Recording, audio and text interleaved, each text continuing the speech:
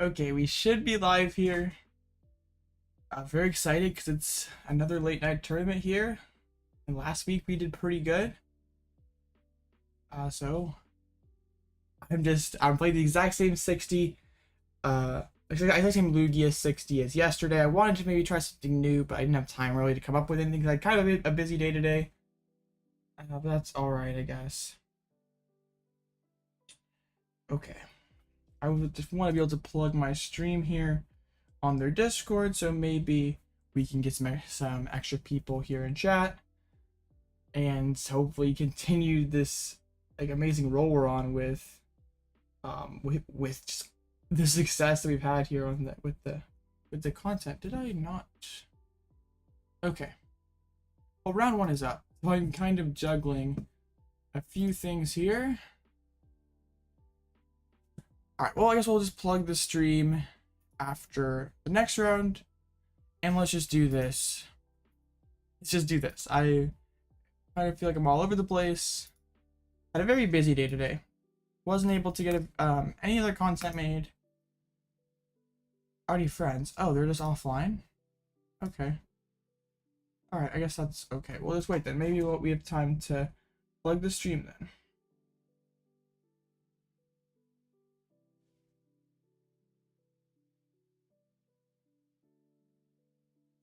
Hopefully I grabbed the right link, otherwise I'm going to be kind of upset. Alright, I think I did that right. Alright, I think I did. Nice. I sent the challenge. I don't even know what I'm up against. Let's see. So we're up against... I lost Tina. I'm pretty okay with this matchup. As long as Path to the Peak doesn't hard screw us over, we should be fine. So let me get chat booted up here. I'm sorry guys, I am all over the place, really. I literally just got down here and alright. Kind of situated now. Like this. Alright. My opponent won the coin flip. He's going first. I really don't mind too much going second. This hand's fine. Honestly, opening Snorlax is pretty cool because they don't really have a great way to deal with it very efficiently. I can slap Gift on it, and maybe even get turned to Thumping Snore even if Past the Peak gets dropped. Opening Sableye. Like, they always want to open Comfy. They didn't get that starter. Bench the Tina. So they must have top decked Giratina. Water on Tina. Just a pass. Alright. Unfortunately, I have to play this Iono. Their hand obviously sucks, but so does mine. So let's just play this Iono. Oh my goodness. Alright, hopefully this hits Tails. We'd love to find Lugia. Alright, at least I found Tails here. Dang. He really... I think that... we didn't really miss. I kind of missed an opportunity to get a stronger setup. Yeah, lost zone hands for sure. Okay, we will pass. Oh, thank you. I appreciate you. I'm happy that people all around the world are enjoying my content. Is there a very big competitive scene in India? I know they don't have like regionals or any like big tournaments there, but do you guys have like league cups or like what's the circuit like there in India?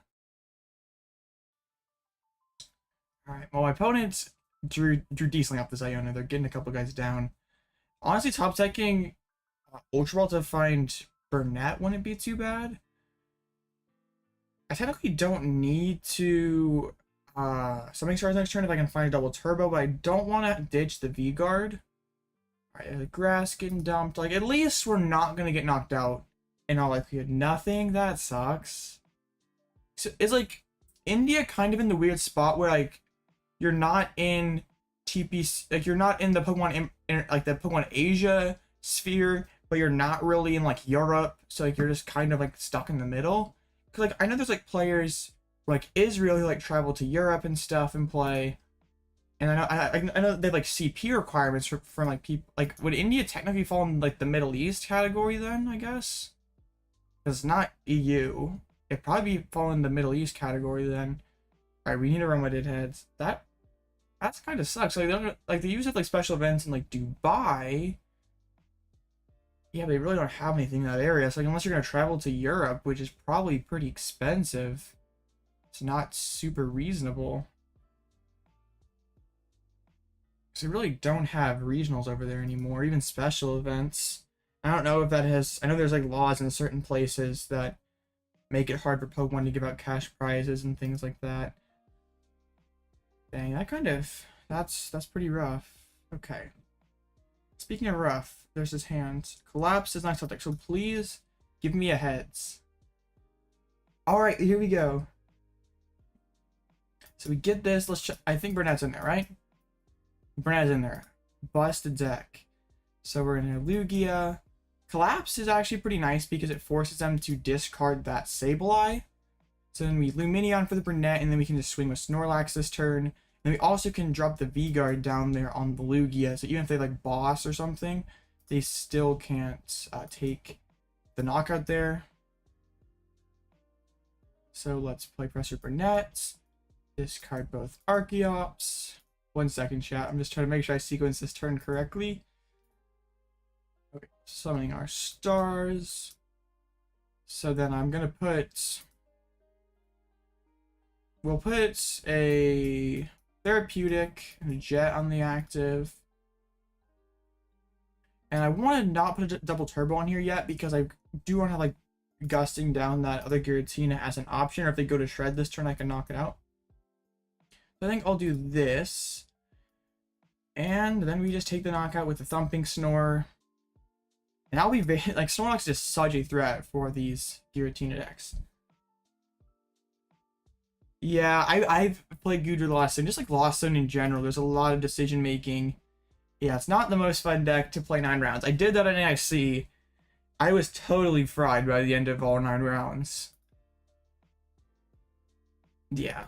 I guess it sucks because like with a deck like Lost Zone that uses so much mental capacity, like if you're going to like do bad, you almost want to just like drop, like do bad really quickly so you can just drop and like save your mental capability for the rest of just like save your mental capability, because like yeah, and it's like going super deep is just yeah I loved Goodra when it was viable. I think it's still like I think it still has like a place with like Charizard. Like I think it's a pretty favorable Charizard.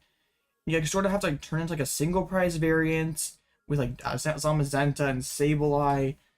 But like that's really hard to like still be Gardevoir, because like if they just go with big Guardy, then you like kind of have to use Drapion to one-shot it. There's just a lot of things that you have to deal with. And even the Giratina matchup's kind of weird because they've like wrote boss to get around 1, then they can Requiem through another. I think there's like people who like say are saying that Giratina is BDIF right now. So this is why we're on the Lugia train over here. Especially colorless, because Snorlax is just too broken in this current meta. Okay, if they just shred, I'm content with that. No, there's Abyss Seeking. Okay, we need to find Jet Energy. If we can Jet and take this knockout, oh, I'm feeling so good. They're just like saying that I don't hate Jet, I guess. Like that's basically their game plan. All right, let's do this. Oh, let's go! Busted deck. All right. I'll just check the Therapeutic on there. Yeah, we definitely do not put double turbo. That'd be a big L. Yeah, here we go. Do I even Iono? Like, if I'm playing Iono, what's this trying to find me? And I'd rather probably do it after they Requiem. Actually, I guess they do a fairly large hand. 8 in the Lost Zone. Alright, let's just slam Iono. Our hand doesn't have a whole lot going on. Let's just like try to put them back, make their, like if they can miss Requiem, this goes from, whoa, why is that card levitating above my discard pile? We try to set things up for a big Wyrdeer knockout next turn. I think we do. I'll just drop the Jet here on the Archeops, and we'll like kind of have that play as an option. I'll Tempest Dive. I'll bump the Collapsed Stadium so I can potentially re-drop it and collapse off my Lumineon. I don't like they get a bench spot really, so what? Or we're ahead here by a lot. And then they have to, okay, we draw quite a few of energies, quite a few of our energies. They just should promote Giratina, so they probably have Chorus in hand then. There's a Nest Ball. One thing that worries me about using Wyrdeer is it consumes a lot of our energies. But we have like, maybe we can just sort of like hold this hand and Wyrdeer for the knockout with a Gift Energy on it. So even if they Iono, we just gotta make sure we have a double turbo and a regular energy to close the game with Snorlax. Alright, they have Chorus, so as long as they can find Mirage Gate and some energy recovery, they can Requiem this turn. Yeah, they play 2 Super Rods. There goes another Giratina. Or the Giratina V-STAR, I guess. But all their grasses are currently committed. That's kind of, it feels bad. Like, they promote the Tina, trying to avoid playing switch cards this turn. And they still had to. So Flower selecting. They still have a couple pieces they need to find yet. I'm assuming they have Gates in hand, because they haven't played a single one yet. With 8 cards left in deck, I'm sure that they have one in hand. It's probably just that Super Rod that's holding them back. Oh my goodness, so they don't have it yet either, so they're going to play a switching card to attack this turn. Let's see, what do they have for switching cards? Two cards and 2 switches. Okay, they just have 1 switch left for physical switching cards. Already hard retreated. If they miss knockout this turn, and like we just need Wyrdeer to win the game, I think we should have this one. There's the gate, but they have no grass in deck. Yeah, that was... I don't know, my opponent just messed up? Yeah, they just sequenced that poorly. Okay, well, we take those. We take those misplays any day. Definitely should have Super Rod first. They still need to play one of their very last switching cards to be able to attack this turn. So they bench the other company and pass. So this makes me feel great. Because I can...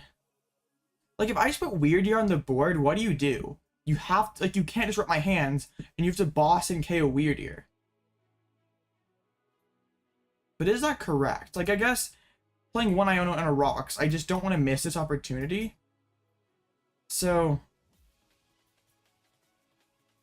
we'll do this. I'll just put it on the board and, like, make them have to deal with it. Like, if they want to boss this turn instead of playing Iono, then that's fine by me. Because then they also have to lost impact and ditch energies. So let's go ahead and do this. I'll drop the double turbo on Wyrdeer. Just, we can retreat if we need to.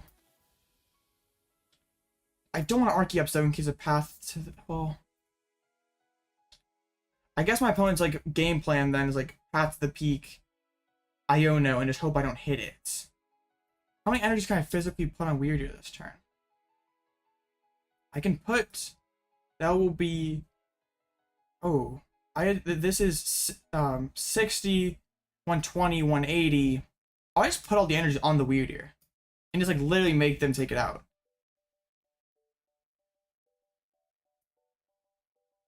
Is this stupid? Maybe. Or I leave these 2 in deck because then that's 2 Primal Turbos and we can win the game next turn with Wyrdeer. And we still have energies in deck to use a second Snorlax if that's what if that's what things require. So I think I have this figured out. Hopefully I didn't throw this game, but now it shouldn't matter whether we hit like path off an Iono or not. We have energies pre-dropped on the Wyrdeer. So how much damage is this? This is 60, 80, or 60, 120, 180, 220, 260. Yeah, we have enough. We just... Yeah, my opponent's just in a very bad spot. This is a late night tournament, Blaziken. Oh, they don't sell Pokemon cards in India? That's kind of crazy. Yeah, well, luckily this is a limitless tournament, so I can see their list. Alright, they will boss KO Wyrdeer. So they boss KO Wyrdeer, but then... Okay. How many boss orders are they playing? There's 1 in the discard pile. Wait, they use Requiem. Now I just promote Lugia, and like, what do you do about that, buddy? They play 2 bosses orders. Yeah, I just promote Lugia and just like, behold, this is boss per game. Alright. So I'm glad I didn't dump all the energies in play. Okay, Tails. We'll grab the other Snorlax out of the deck. I'm not gonna bench it because I want to save that bench spot for a Lumineon or maybe even Pumpkaboo. Alright. I don't think, like, do I commit these energies anywhere? Like, do they honestly matter that much? I'll just go ahead and drop the reversal on Archeops just so it's like maybe can be used, and we'll just hit with Tempest Dive. I could just research and get closer to boss's orders. Because like as it stands, if my opponent goes Path, I can't, but I also want to sort of keep this in the deck. Oh, this is weird. I think I'll just temp.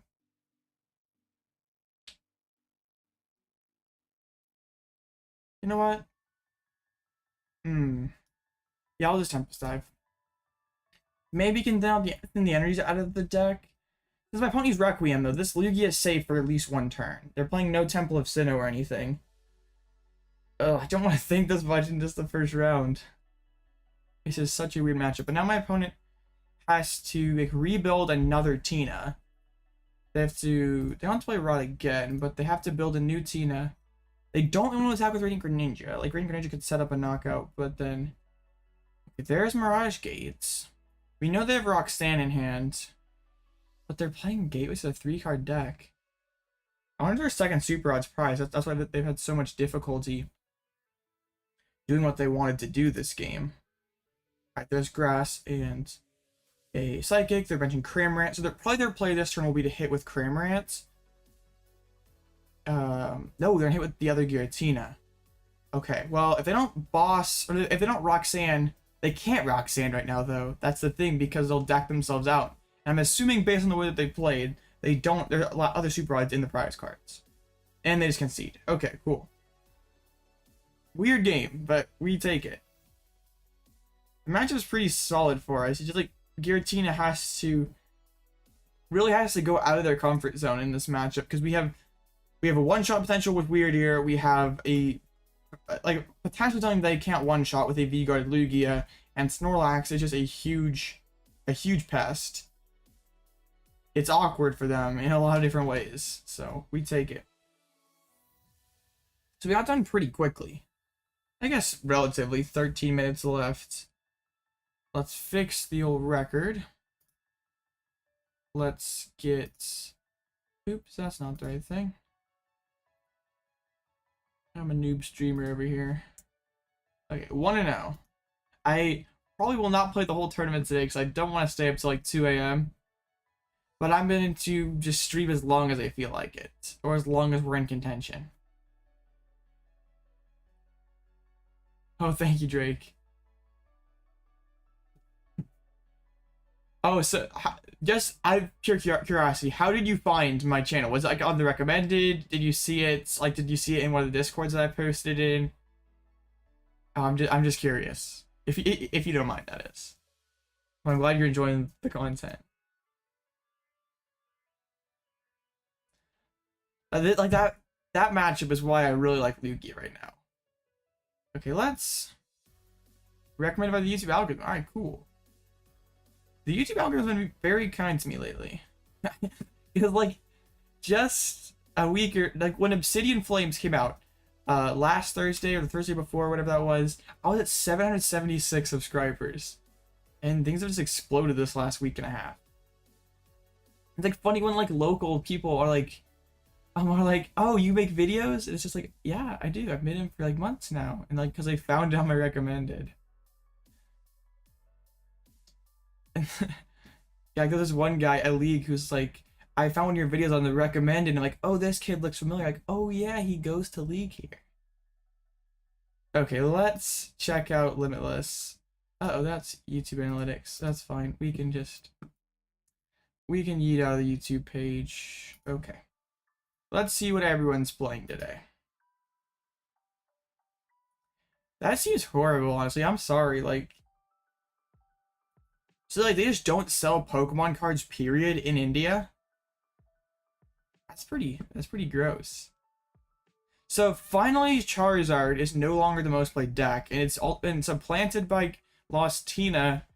It's actually the third most played deck behind Chin Pao. Alright, where is Lugia? Let's see what these Lugias are looking like. Have people caught on to what the sauce is? They're playing the Squawkabilly. Like, this person like literally copied I guess not really. I was gonna say, this person that copied my list from yesterday? Not really. I just want to see, did anyone like kind of narcissistically checking to see if anyone copied me? Alright, doesn't look like it. That'd be funny.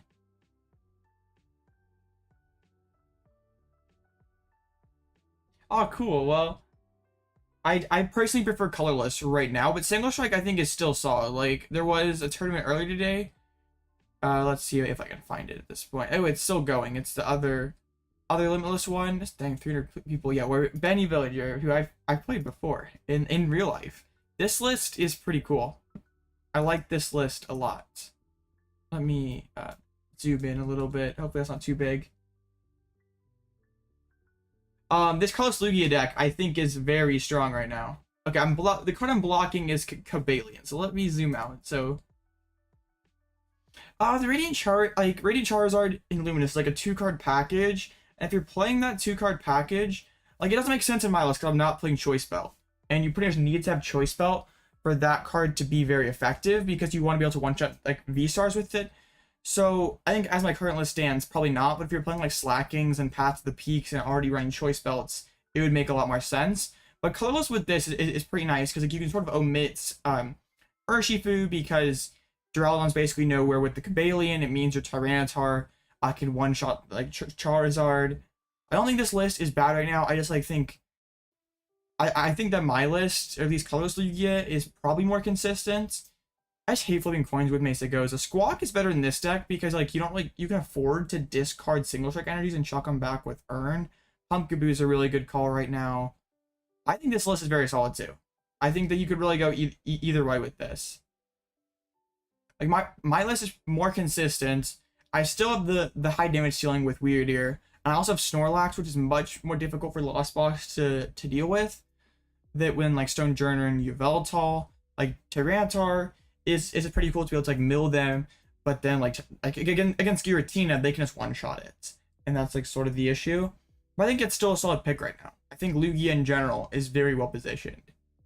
I personally prefer colorless, but if you told me you're going to go play single strike, I wouldn't be too opposed to it. So yeah, I think that both builds are pretty nice right now, and it looks like Benny's 1 seed 11 1 and 2. That's pretty ridiculous. Like just bullying Lost Tina. That's pretty crazy. Like his only loss is Lost Tina, but yeah, beating quite a few of those. Yeah, I like Luxray because it's basically a higher ceiling version of Snorlax, where like yeah, it doesn't have the effect of not being able to be sprinkled on by Sableye, but also it can one-shot things like Palkia. It also one-shot things like Palkia and Pidgeot. I wouldn't be opposed to second Burnet, honestly. It's a pretty broken card, and it always sucks when it's prized. Alright, let's see. I always like to check out other, because there's always some spicy things in here. It's like, let's see, is anyone... Okay, a few others have won. This is what we like to see. Ambipom, oh man. Okay, this person was playing the other day with their Charizard deck. Yeah, Luxray's great in Mirror. Oh, Toedscruel. How would Toedscruel do? It lost to how Toedscruel losing to Charizard? That's rough. And Polygon Vulpix Urshifu taking the dub the first round. Benjamin Merritt always brings some funky stuff. Okay, I think I skipped over some, but this is like, okay, this is like Chin Pao but Barrel. Wait, what? They're playing Frigibax, but not playing Baxcaliburs. What? Okay, yeah, they dropped. They forgot the Baxcaliburs in their deck. Oh no. Hard to play Chin Pao Baxcalibur without the Baxcaliburs. That's kind of funny. Okay, I only we looked at this one. Cleaver V-Star. Oh, not Cleaver V-Star. Leafeon V-Star with Cleaver. I'm cringe. This... Okay, they're just using it for fighting attacker to KO Arceus. I like saw Cleaver, I saw V-Star, and my brain glitched. Okay, this and it's Heavy Scizor, Leafeon. That's spicy. And they're streaming. That'd be a fun stream to watch. Oh my, oh, it's the Sander control deck. Oh, they lost the first round to Urshifu.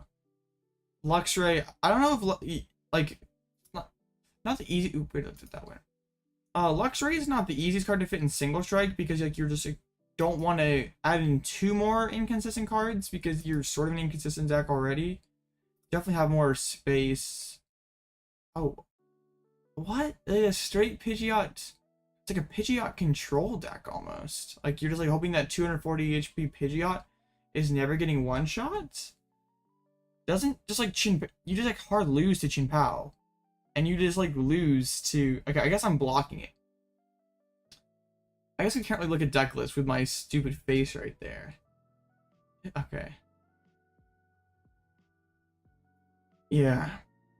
But lots of diversity in this tournament. There's lots of all sorts of different decks. I gotta figure out how to make this screen much easier to look at during stream because it's something I want to do in between rounds. Alright. That's a good idea. Let's see if I can find it again. I think it was the, yeah. I gotta make sure I don't get attacked by any potentially see crazy ads, but this deck is crazy because like you're just basically banking that like Pidgeot is tanky enough, like you can just go like Bravery Charm Pidgeot over and over again. But like I feel like Lost Box just one shots with Raikou or Dragonite plus Vacuum. Chin-Pao just blows you up. What else? Well, what else am I missing? Gardevoir can just Zacian you. I guess you have Spirit Mask, but still. I feel like there's too many big one-shot decks in form for something like this to work. And also like Path to the Peak. I guess you do have Quad Beach Court. It seems crazy. You have no Manaphy, so you can't ever set this package up against Lost Zone or Chin-Pao. You're just absolutely folding to Chin-Pao. You probably are Arcane Charizard where their maximum damage is like 280. Not 280, but 180. I guess you have like Penny and stuff. I don't know. This is crazy. You don't have any like Echoing Horde or Manaphy or anything like that to bench your opponent's Pokemon. So like if they just like see this Mawile here and they know if like if that's your only win condition in the matchup, like you're not going to beat a good player who just like doesn't drop bad Pokemon. I love seeing creativity like this, but I'm just afraid that I think there's too many one-shot decks in format and too much bench control to really make this stuff work. But I like seeing people innovate like this. Like at least it's something new. Did they win their first round? They're still going against Charizard. Also, I'd be very afraid. Yeah, people are definitely overcorrecting for Charizard. Like you see, it's like it's already dipped down from the 3rd most played deck.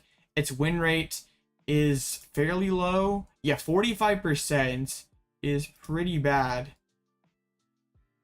Like, I guess not. Like, you see all these like one-off meme decks, but in terms of like actual decks, Duraludon is struggling obviously because of like Chin-Pao and Charizard, and then like once you get past like a lot of the meme stuff, it's kind of scary to see like Gardevoir and Charizard near the bottom of like the viable deck win rate.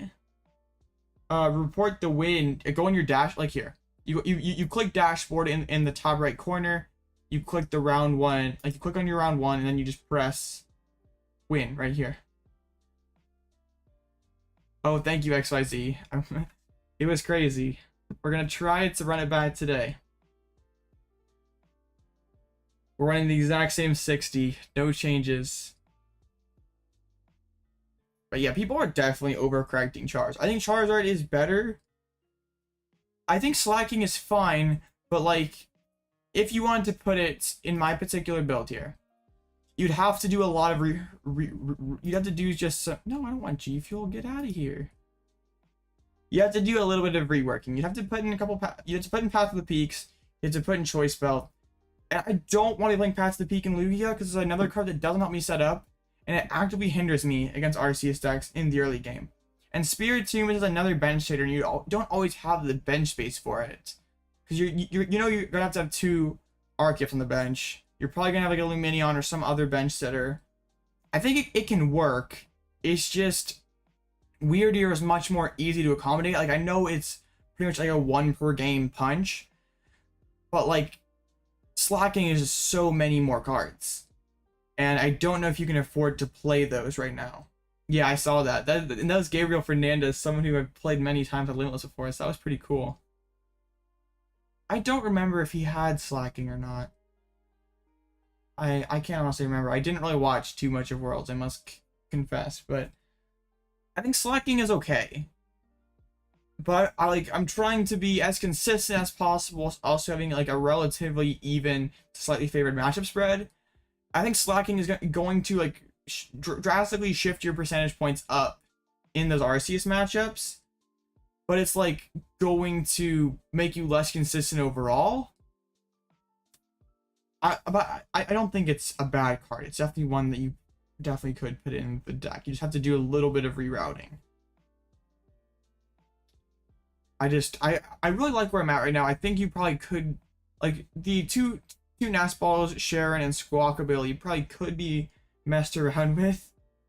Oh, thank you. I don't know. I'm just kind of on a roll in this metagame right now. I don't know why. I seem to have some decent luck in early metagame tournaments. I don't know if it's just because I have a decent judge on like what the early metagame is going to be encountering it, but like I see, yeah, streamer luck. I finally got that streamer luck now. All right, let's go see on the dashboard here. Timeout. All right, so the next match will be coming up soon. Yeah, I'm pretty sure XYZ is right. It's probably the streamer luck. All right, here we go. You guys are gonna see along with me the mirror match. This is the single strike build, so we'll see. Tyranitar is going to be a problem, but they can't really efficiently deal with Snorlax 2 shots, and Luxray is amazing. So let's flip back over to TCGL and let's see how this goes. This will be my first time playing the mirror, because like aside from tournaments, I really have not played too many games with this particular list. I didn't play against another Lugia yesterday. Lugia is not too common right now. I feel like it deserves a higher usage rate than it currently has. Okay. Lugia supremacy.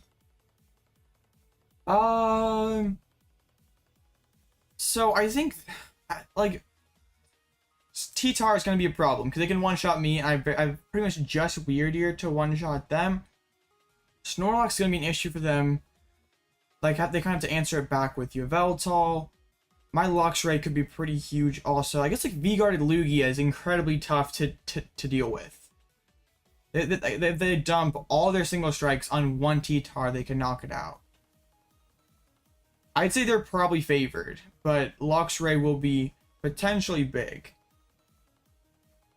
I don't really see Lugia too often anymore, and I think it's better. It's just a kind of a boring deck, and it's kind of inconsistent. So I don't think, like, it's not a deck for everyone. Like, honestly, I don't enjoy playing Lugia that much. It's not a very fun deck to play. It's pretty good. So that's kind of, here we go. We're against Colt here. I probably should have, alright, chat, I'm up for new name suggestions on the Lugia deck here. Server error.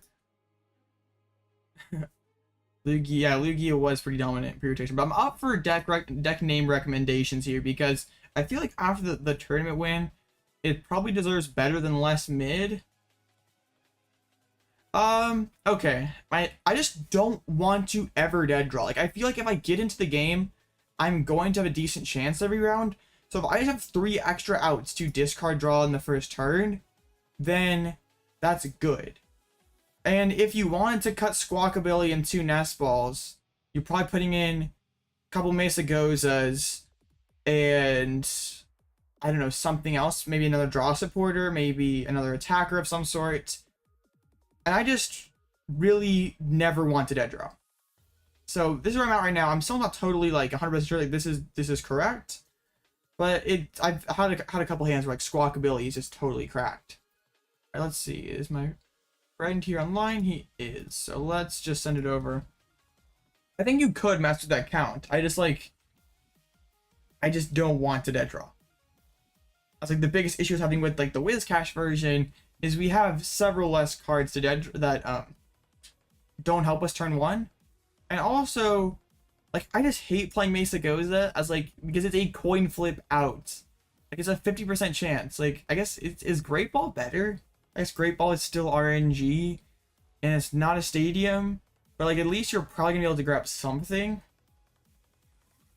Oh, man, that's pretty nasty.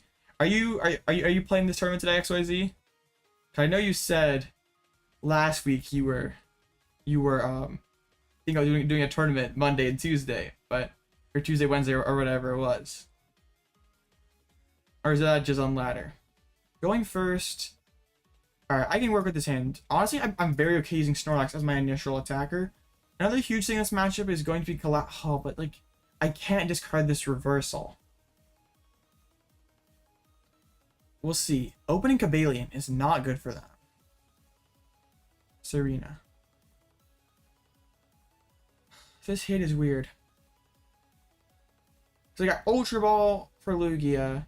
The next turn is Ultra Ball for V-STAR plus Burnet, but then my hand's absolutely dead. Oh dear. I can't Squawk because reversal is cracked. You know what?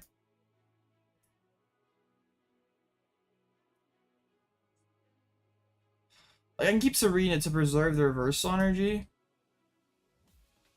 Sure, let's just do that for now. Like, I'll grab the Lugia. It's Burnet in there. Burnet is. Luxray is. Okay. Let's just, like, see what the deck gives us. Because, like, always going Gift Energy Snorlax could be like, Gift Energy is, like, kind of our get out of jail free card here. Let's just kind of do this. What's up, Captain? Get 30 more damage against Drapion busted. Well, oh, Mesa Goza actually could be nice for us here because it means we don't spend this Ultra Ball. Busted Mesa Goza. Hitting tails. That's why I hate this card because it never does what it's supposed to do. Okay, their hand sucks. We have potentially game in hand if this person does not get any more Pokemon down. Yes, we win. Let's go. Let's go. So I guess we were like rewarded for playing cringe, I guess. Okay. We know Burnet's in there. As long as we didn't price 4 Archeops, which we didn't. Dang, I guess that's how you win the mirror match. They just break because they have the less consistent deck. They're playing Mesa Goza. Oh man. For you, like, you guys know who were in chat last week when I was playing Wizcash Lugia. You know how frustrated I was getting over Mesa Goza just not working. Yeah, average single strike Lugia. Pretty much. That's like how the deck feels a lot of the time. That's why I'm playing all the extra ball search cards in my deck, because I don't want to feel like that. Because that's like the worst feeling in the world. Like this. Okay, good. Wanted to make sure Cobalion didn't have more than 160 HP. Alright, so there we go. 2-0 without a whole lot of effort. That game, that was... you never... I guess as a streamer, I never like want to lose by a total... Right, it's a total brick, because it's like, now I gotta sit around here and talk for 25 minutes? But hey, we take it overall. Dang. I can't believe that. You're definitely rewarded for the line that we chose, though, with like keeping the Ultra Ball and the Lumineon. Was kind of risky, but I guess it worked out fine. So let's get the record bumped up to 2-0. And there we go. So 8 in a row dating back to yesterday. Yeah, I just want to make sure I always get Lugia on the first turn, and also like if I need to Squawk. Like, yeah, discarding energies sucks, and you like never want to discard energies, but I'd rather discard like 3 energies than not be able to play Pokemon cards. Like, at least my chance of winning by discarding 3 energies is a lot higher than my chance of winning without like getting 2 Archeops down turn 2. At least that's how I see it. I could be like, I'm still not sure if it's the most consistent, best way to go about it. It's just kind of how what we're doing right now. Got 22 minutes until the next round. instead of Palkia. Okay, you think about playing Lugia? I think that the list that I have right now is pretty solid. Like if you were just like wanting to play Lugia, no, I mean Whiscash Lugia is fun if you want to just like have fun. Like that's kind of what the deck is there for. It's not as competitive as Classic Colorless, but the Whiscash does have a unique place, I would say. It's not quite as consistent and not as good as this build, but I think it's still pretty fun. But I think Chin-Pao Palkia is okay. I think I don't understand truly why Chin-Pao's win rate is so low right now, because I feel like it's better than the win rate might suggest. I don't know if it's like people like still like trying to work out like the counts with Pidgeot and stuff. The issue with Pidgeot is like you're even like unlike Bibarel, your late game is like sort of totally crumbles to Iono Path. Like at least with Bibarel, you could like just refill that hand, start using superiors. We're like really struggling against Iono Path now. So like I'm not a huge Chin-Pao fan. I think it's a solid deck right now. I think that like Arceus Path decks, like if assuming the meta stays the same like how it is right now, I think Arceus Path decks like like Arctina, or just maybe like some Arceus Umbreon, or like just like some maybe like Arceus Pidgeot, or like again Arceus Pidgeot's not a Path deck. I think that's a lot of tricks though, but it is like taking an unfavorable Tina. Like I was like thinking about maybe playing like Arceus Pidgeot with some like different tricks in it to. All right, let's get into a game here. Arceus Mill. How would you work that?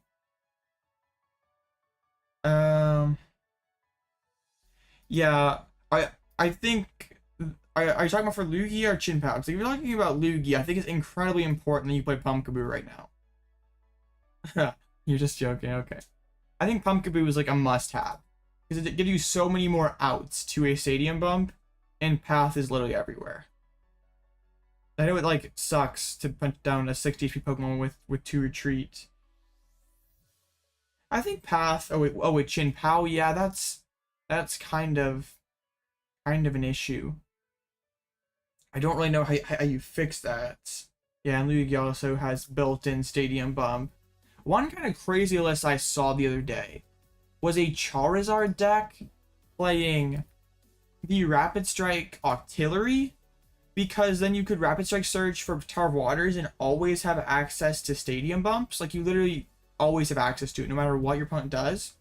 So I almost wonder like if you could like fit that 1/1 line into Chin-Pao. It has the Iridus energy. You could like Karina as a 1-of supporter. You could play Echoing Horn, and you always have access for that stadium bump for Pidgeot, or it's just like too much to work in. Maybe alright, let's see if I can yoink a Pidgeot list and see if I can get it to fit.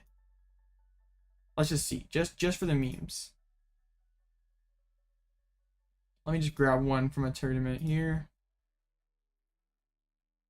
Chin-Pao just, I feel like it is better than like the win rate, but maybe not. Maybe Pidgeot's just too much extra. Okay. Oh, this list is just quad pokey stuff. I don't know if I like that. Okay. Yeah, it does get clunky if you decide to play all of them. Alright, let's exit out of this. Let's import this. Let's just see what we can do with this. This is 1/1 Pidgeot. Like, can we just like... I'm just throwing cards in here, and we'll see what we can get to fit. Because not getting access to Poke stuff stinks. But always having a stadium...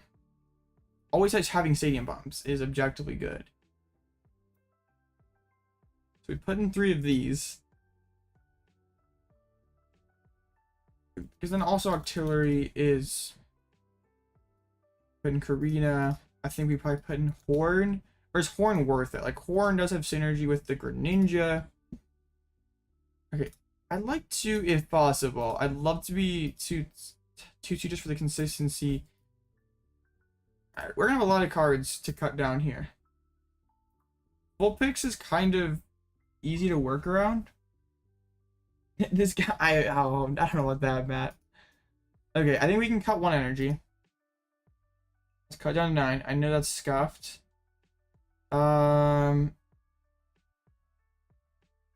This is where, like, maybe if we play this build, we just, like, omit the cross switchers in Cologne. And we're just gonna slap whatever they put in front of us. But, like, Cologne is so good with reading Greninja. And, like, such a win condition in those matchups. But, like, we also can't really afford to be too inconsistent. So let's just do some messing around here. This could be horrible, or this could be genius. And this is, like, kind of how I've discovered a lot of my best and favorite decks, is by just messing around like this. They're like, yeah. Well, if Guardy's playing Spiritomb, also they can Cresselia. It's not foolproof, but it is pretty interesting right now. I probably have to play Manaphy. We have 3 cards too many. I'm afraid this is just not going to fit. Seems so cool, though.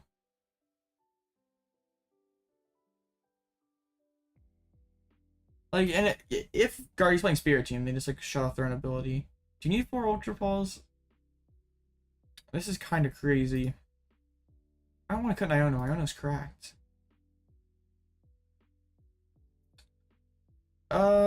Here. We'll just do this for now. Something like this. What's up, JG? Something like this could be pretty interesting. Like, I know it looks like a pile of garbage. It probably could use some refining.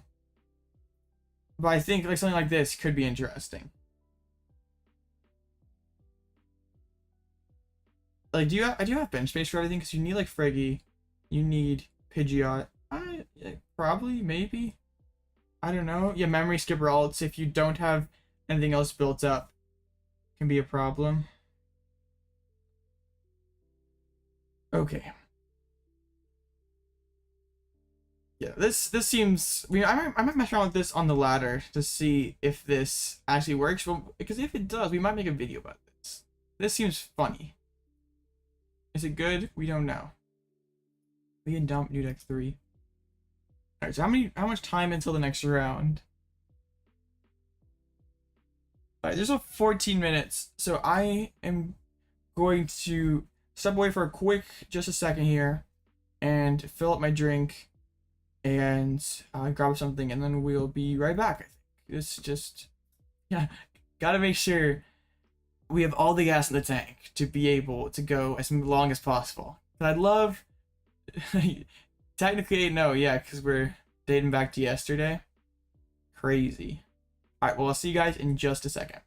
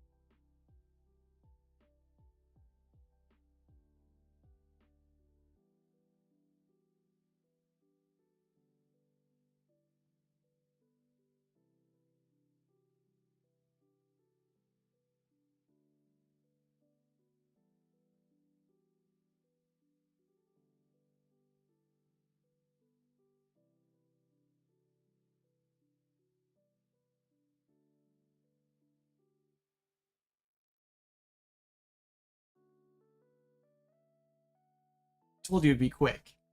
I wasn't lying. Okay, so let's take a look at Limitless then. Okay.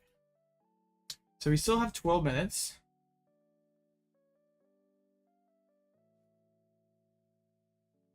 Okay. What I think of T-Tarx, I think it's okay. But I also think that it's probably, like, it's a, in terms of, like, stage 2 decks that you, like, probably pairing alongside Arceus and Pidgeot, I don't think it has, like, the merits over, like, some of the other partners to be, like, truly considered for competitive play, but I think it's okay. Yeah, it hits a decent type. Hey, Leon's on Solrock is pretty funny. Dominating Regieleki and Dialga V. That's funny. We're at table 1. Let's go. Doing big things over here. Now let's check the first round win rates. Okay, Miraidon is just like doing really well. I really can't understand why you threw the first match so you win and get paired until phase 2. Are you still in Miraidon? Yeah, aren't you Miraidon, right? I think that's who you are, if I remember correctly. You're still in Miraidon. What do you think of Miraidon? Because, like, personally, I am not a fan of the deck. I don't think it works that often. And I just think, like, playing Path to the Peaks and Judges is kind of like coping with the fact that you, like, can't beat anything actually, and you just hope to be, like, fast plus Judge Path. So, yeah, on paper, Miraidon's an amazing deck right now, because it's super fast. You have the big ceiling late game option with Raichu. I think that it's like just kind of like lacking though. It's something, yeah. I like really don't like the one of Arven. It's like you never find it when you need it. Like I think Arven's a powerful card in the deck to find Forest Seal, to find Bravery Charm, to find a generator, but like with only the one of count, no Lumineon, do you ever actually find it when you need it? Oh, he's a lot of energies on Regieleki. Miraidon's weird like that. It has some very odd games. I think the deck is okay, but I just think that, like, he's playing Squawk is very weird too, and you just have 4 outs to find it, or 5 outs to find it on the first turn. Yeah, that's kind of crazy. I feel like it would take some solid Judge Path hands just to, like, hats off to Mahone. He's a great player. Yeah, it's not for me. Lost Teen is a very solid one. Chin Pao. Yeah, Lost Teen is a pretty good deck right now. Yeah, Miraidon definitely falls off in the late game. And if your opponent can keep pace with you, especially with single prizers, like, your main attribute is your speed, and you're like hoping your speed plus Path to the Peak is enough to get you over the line.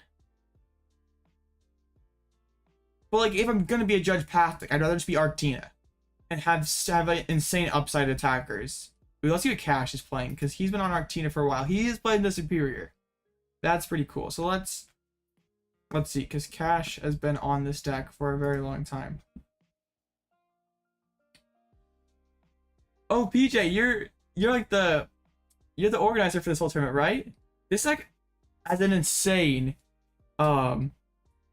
insane Lost Tina matchup. Like, I think it has close, I wouldn't say an auto win, but it feels incredibly favored with Snorlax and the V-Guard Lugias. That's why I like this build more than Single Strike, because it feels insanely favored against what people are calling the BDIF right now. Yeah, Miraidon's biggest attribute is how fast and aggressive it goes. And if you can somehow weather the storm in the early turn, then you're probably gonna beat Miraidon, unless like they can like save all the energy for Raichu and like blow up an Arceus or something. Yeah. Okay. I know you've been playing lots of Lost Tina though, PJ. I know you and Zach have been on that deck, at least for cups and stuff. What's funny is, like, you guys posted that, like, no water Greninja deck. I thought that was so funny because I played that for NAIC and, like, wow, they're just coming around to it. That's kind of hilarious.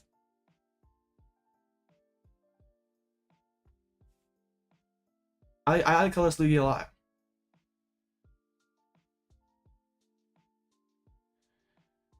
Okay. So 7 minutes left. Any Chi-Yu? Probably not. We can look. I've gotten a couple requests though lately to play other people's decks. So I think sometime either this week or this weekend, I'm just gonna have a big viewer battle, a viewer deck / viewer battle live stream. Yeah, I can show you the list that I played for NAIC. It was gas, but yeah. I'll find the list here. Just a second. Let me find it real quick. It was pretty insane.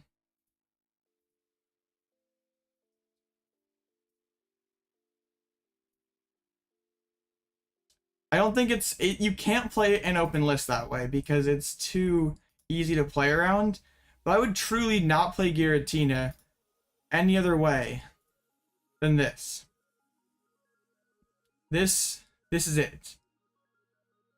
New deck 4. Oh, it was just a Chien-Pao deck I was messing around with.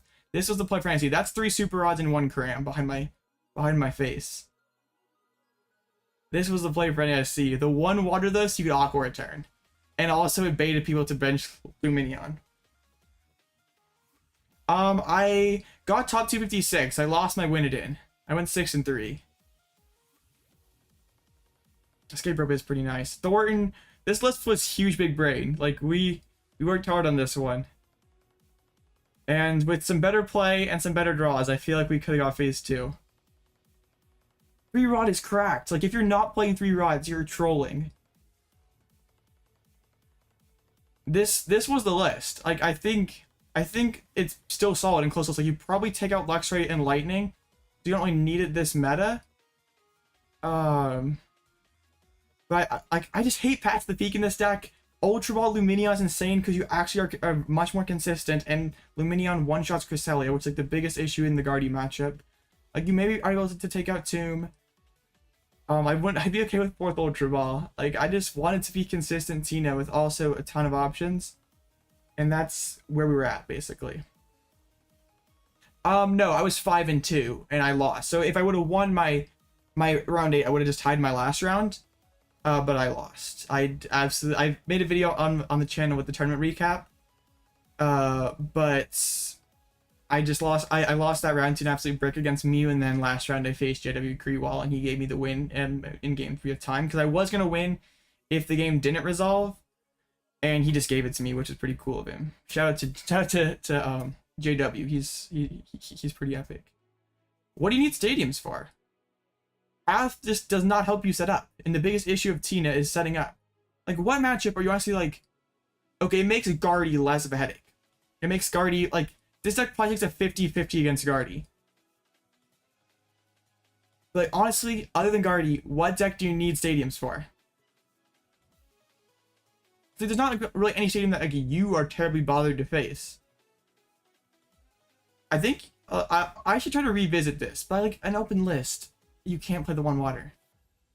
It was funny though, just seeing people like drop the main. It feels like instinctively, because that's what their brain is programmed to do.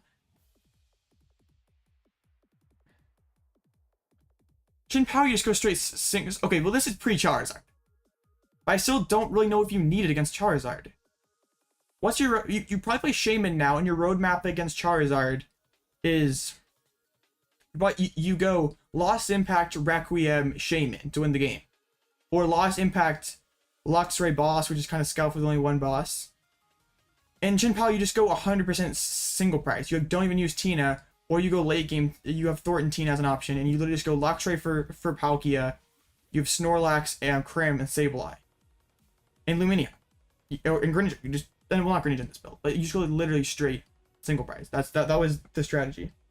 Well, like that's luck. We didn't want to depend on luck. We wanted to actually win games legit. Well, not legit, but we just wanted to have the most consistent build possible. Yeah, it is what it is. This is, I do want to eventually revisit this. It's just hard to unlimitless tournaments without like people knowing you're playing the one water. It's just like so much easier to play around. But like, I don't know how people play Tina without Ultra Balls and without Lumineon. That card got so, like, I probably dead draw like at least 3 or 4 games at NAIC without this card, and now without those cards. Like, you rarely mind the discard with Ultra Ball. Having more access to Tina and Lumineon is insane. And Thornton was just crazy. Thornton was just awesome. What? Okay, this was pre-Charizard. So, Path is probably better post-Charizard, but I think you still don't need it. And, like, you just, like, sort of do your thing. Like, you don't really care what's on the other side of the board again, so you're just gonna do your Tina thing every single game. And also, I think, like, with the Path build, it sort of dumbs down the list, so where, like, Path becomes a win condition versus you managing your attackers in situation correctly is your win condition. You have to use your resources a lot more perfectly, and it's a lot more, like, threading the needle with that stuff than just, like, spamming Path and just hope that wins you games. If that makes any sense. Our thought process with Iono was, like, if you're using Iono early on, you're probably losing because that's not a chorus. And against Guardy, you all, like, Guardy is the card, like, it's such a back and forth and close matchup that, like, you want to see as many cards in the late game as possible, so that's where we went with Rocks instead of Iono. Like, we were just going to play chorus every single turn, like, in the early game. Because missing chorus is such an out.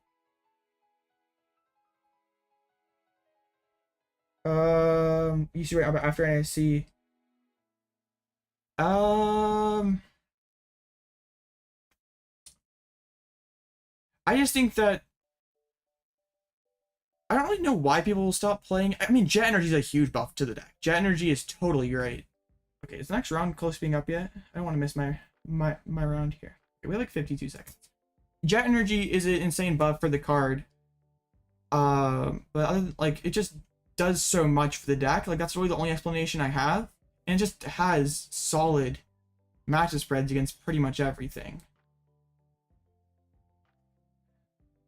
I might just be making 0 cents right now. I don't know. I'm tired. It's like just so hot. And like, it just, I'd be okay not going outside for like a week. All right, there we go. Oh, okay. Let's fix this here. So we are up against Evan Campbell, who I play against quite a bit. He's like a Selgor Mew. This should be spicy. I'm excited to face this. Because I've seen this before. Alright. People understand. That's okay. Roxanne is harder to use, but generally in the late game, in those close matches, we want to be seeing more cards. That was the idea. At least with Lost Tina, using Iono in the early turns almost always meant that the game was not going well for you. And if you're using Iono to sort of bail you out, you probably are considering an early. I wish, PJ. I'm not going to Pennsylvania. I just like, yeah. I wish I could travel more, but it's not currently an option. But it's something I'd love to do, is to travel more and be able to seriously chase my invite, but probably only a couple regionals next season. That's gonna make sense for me. And maybe that's enough to get my invite, because if you win a regional, then that's it. But hopefully I can get to a couple next year. I'm just gonna do the best with the time and capital I have.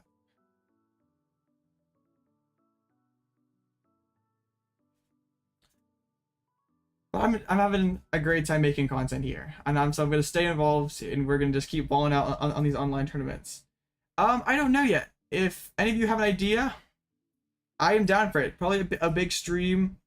I thought reaching out to some people for, like, I don't know if like anyone would be like want to like partner with me, so like I give away some stuff. I don't know. I try not to be like too. I don't know, like pushy is the right word, but I just like don't really.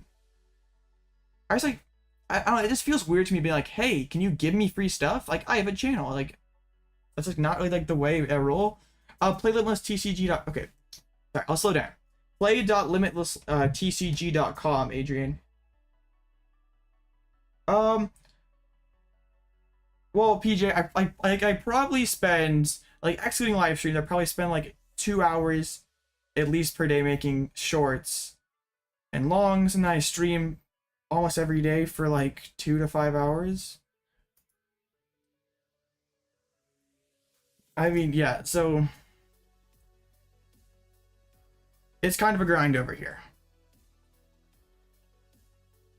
I've tried to upload daily, It's usually not possible, at least with how busy I sometimes am, but I try to make it work.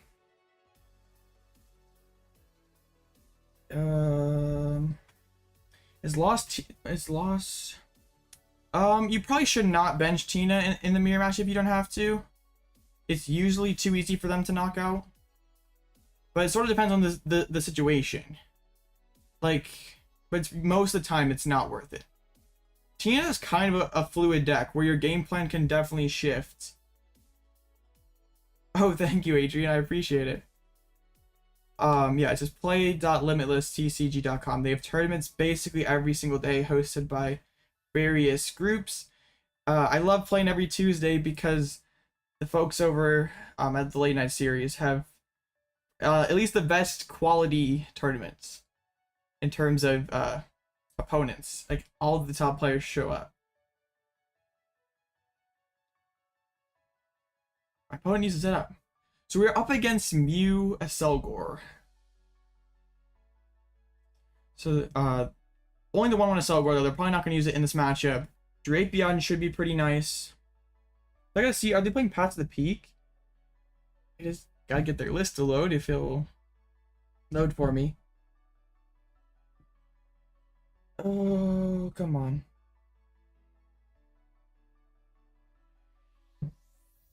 Oh, his internet went out. I'm gonna have to call a judge.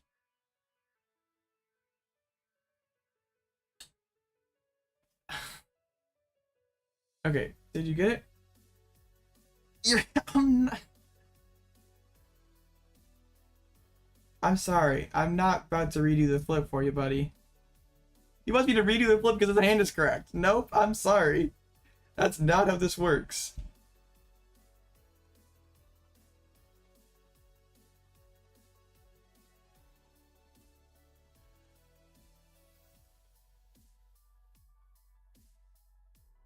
Sorry, guys. It looks like my opponent's having some issues.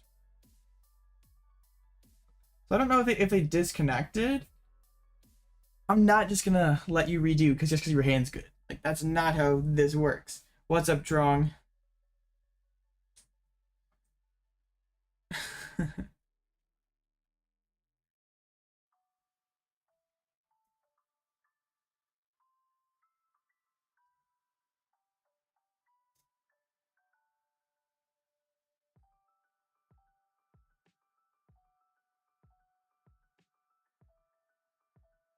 Okay.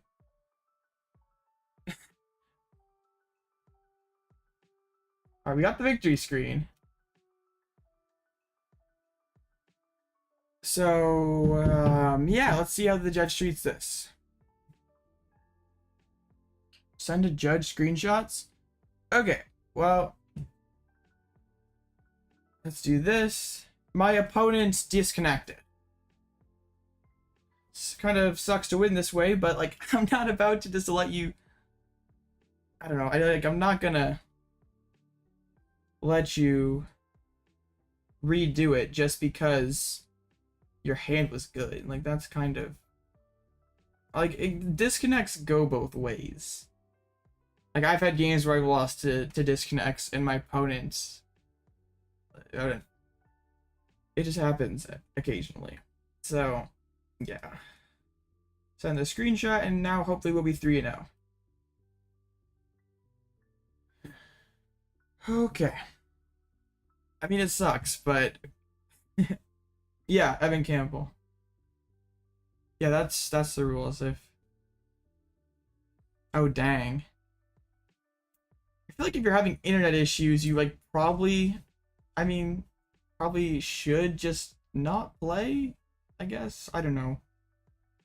Yeah, disconnects stink, but like, it does occasionally happen. Like, I had a game in Top Cut a couple streams ago where we disconnected. Yeah, I did want to sort of see the Mew deck in action. Alright, I'm not gonna click off the screen until we get. So I already have the screenshot. So I think that's all I need here. Oh shoot, I clicked off it. Well, I have the screenshot end of stream, so I think I should be fine.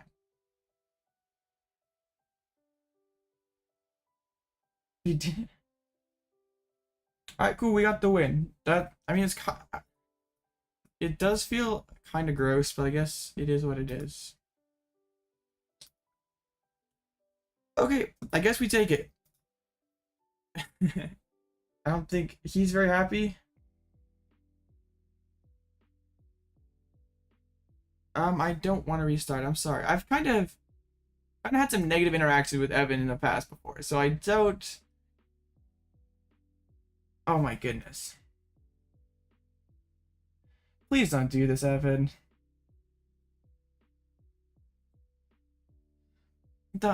Okay. Just don't be a poor sport, people. Easy. It's not that hard. He's like saying I'm cheesing a win because I didn't respond. Yeah, I've before he's gotten upset because I've gotten lucky in some matches against him.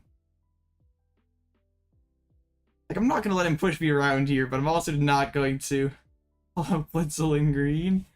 I don't know what that means, but sure.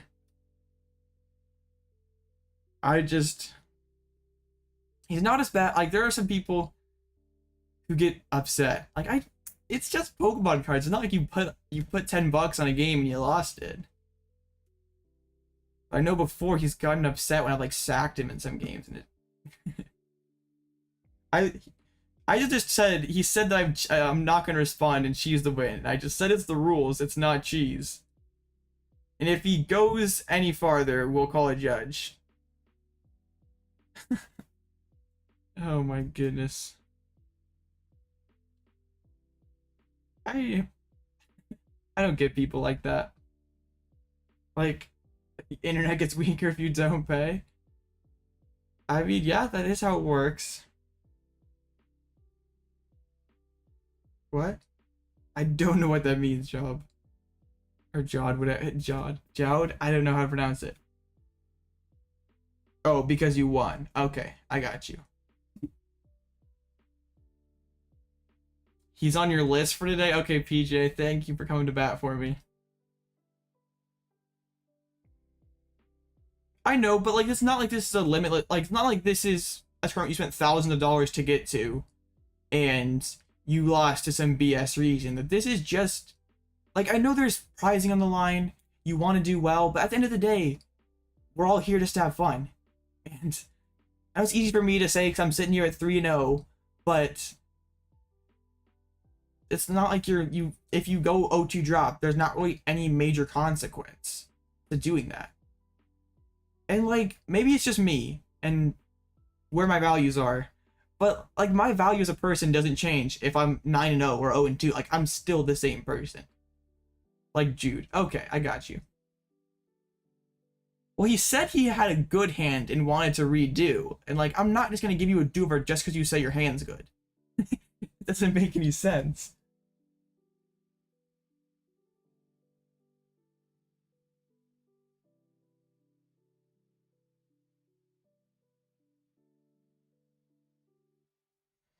Okay.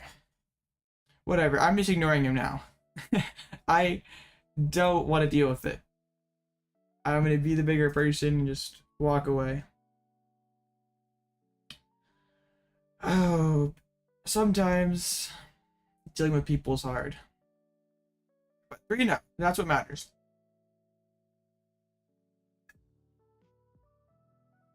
Okay. So let's get over to Limitless and let's just take a look at what's 2-0. Let's look at the win rates again. Let's do this. We will quickly leave this so we don't. Okay. Ooh, what's Hedrick playing? He's playing Lost Box. Oh, with the Pidgeot? No Kyogre. It's like just like straight turbo. Alright. The triple vacuum double force Sealstone. Interesting. So let's look at the metagame here. Regidrago. Is this Gita Drago? It's not. Interesting. I think Regidrago has a lot of cool things in its toolbox that it can work with. Just like setting up is sort of hard with like just Leafeon. It does make your early game very fragile. That's interesting. We did cover Gita Drago on the channel a couple weeks ago, or not a couple weeks ago, it's been a week ago at this point. It feels like it's been that long. Gotten caught with some sketchy stuff before. Yeah, Hedrick seems like he's always on Lost Box, but didn't he play Lugia or Guardy at NASC? Oh, is Ting Lu 3-0? Oh, it is. They're 2-0. Let's see, what is... Ooh, I gotta check this out. Whoa. Luminous Energy is interesting because it means you can attack with Alakazam? I guess is the thought behind it. Because you never can attack or Aqua Return. I don't like know really like how is that better than just playing Fighting Energies and Gutsy Pickaxe? Oh, like it makes Lake active. Huh. That's kind of interesting. What is the bubble for top 8? Well, Drapion is because you don't want to lose to Guardy, and it gives you a V-Star power in the deck, and that's like, especially if you're ability locking, combining it with paralysis is pretty nice, and it like makes 190 more damage, or not 190, but 150 turns it into 190 into 230. It like makes you have a higher damage output. I still have concerns that Ting Lu is too inconsistent. It's just kind of a mess, but it's always cool to see. To see someone doing something different. What do you mean, Jude?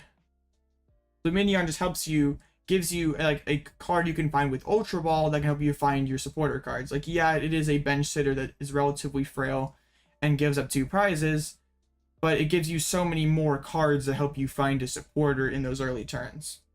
I agree, Rubik. It does suck that like it doesn't shut up the abilities of the X's.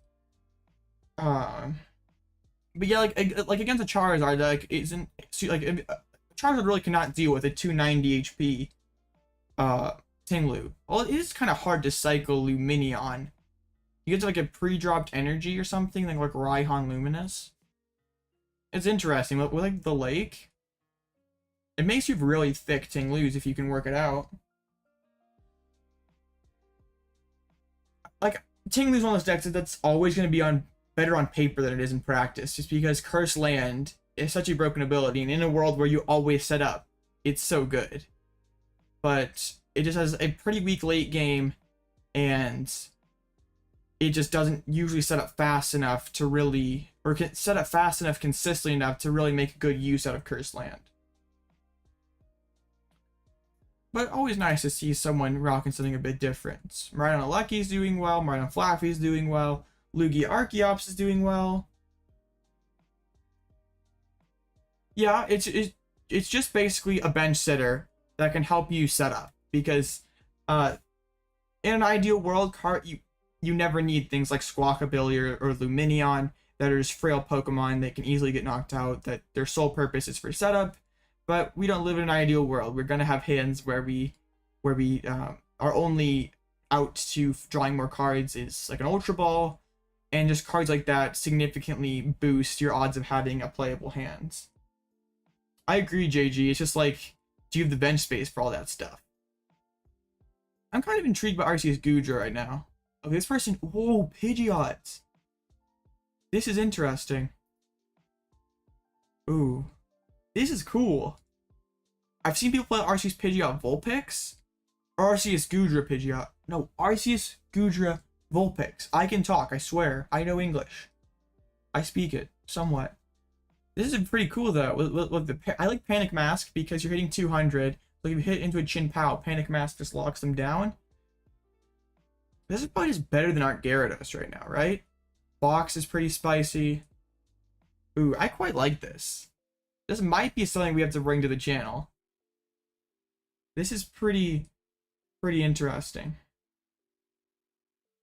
Okay. Yeah, this is pretty neat. I have way too many Limitless tabs open now. I can't even really see what I'm doing. I have like 40 Limitless tabs with different deck lists pulled up. I'm a mess, I know. That's pretty interesting. We might have to mess around with that, because like Goodra's very good into Charizard. Okay. Zorobox at 50-50. Ooh, Reggie's. Reggie's just like picks up another bad matchup in Charizard. Like I don't know how you can. Someone did have a nice run with Snorlax the other day, but not doing super well today. Zoroark at 4 and 4. That's a couple of 2-0 Zoros. It does very well in the RC, but also beating Miraidon and Shin Pao, and we'll have this other one. Oh, bye, and then into RCS. But yeah, you really hard struggle into that Lost Zone deck. We have 12 minutes left in this round. So what's the play, chat? Oh, no problem, Jude. That's what this channel sort of exists for, to help like try to use my experiences and the knowledge that I've acquired to help people do well or just improve. So let's see if there's any Lunarok decks. Probably not, because it's not just like not the best deck out there. Yeah, no Lunarok decks in this tournament. I think Lunarok, it's like a solid beginner deck. It's pretty cheap. It's pretty easy. It just like sort of lacks the damage output to keep up with these higher HP decks, especially the single prizers that can take multiple prizes in one turn or reach higher numbers. It's like hard for Lunarok to really keep up with that, or like just to merit consideration over something like that. But it is cheap. It is easy. So I think there's no shame in starting out with that deck. Like everyone has to start somewhere, and like it's okay. Like you're probably never it's like never a deck you're gonna see at the top of a tournament, but it's just a fine thing to start out with. Okay, it is interesting to see Tina's high usage rate and also a relatively high win rate. Gardevoir is still struggling because Gardevoir is one of the lower win rate decks on Limitless right now. Let's see, any crazy cards. Mimikyu EX, I guess for Vulpix. Pidgeot.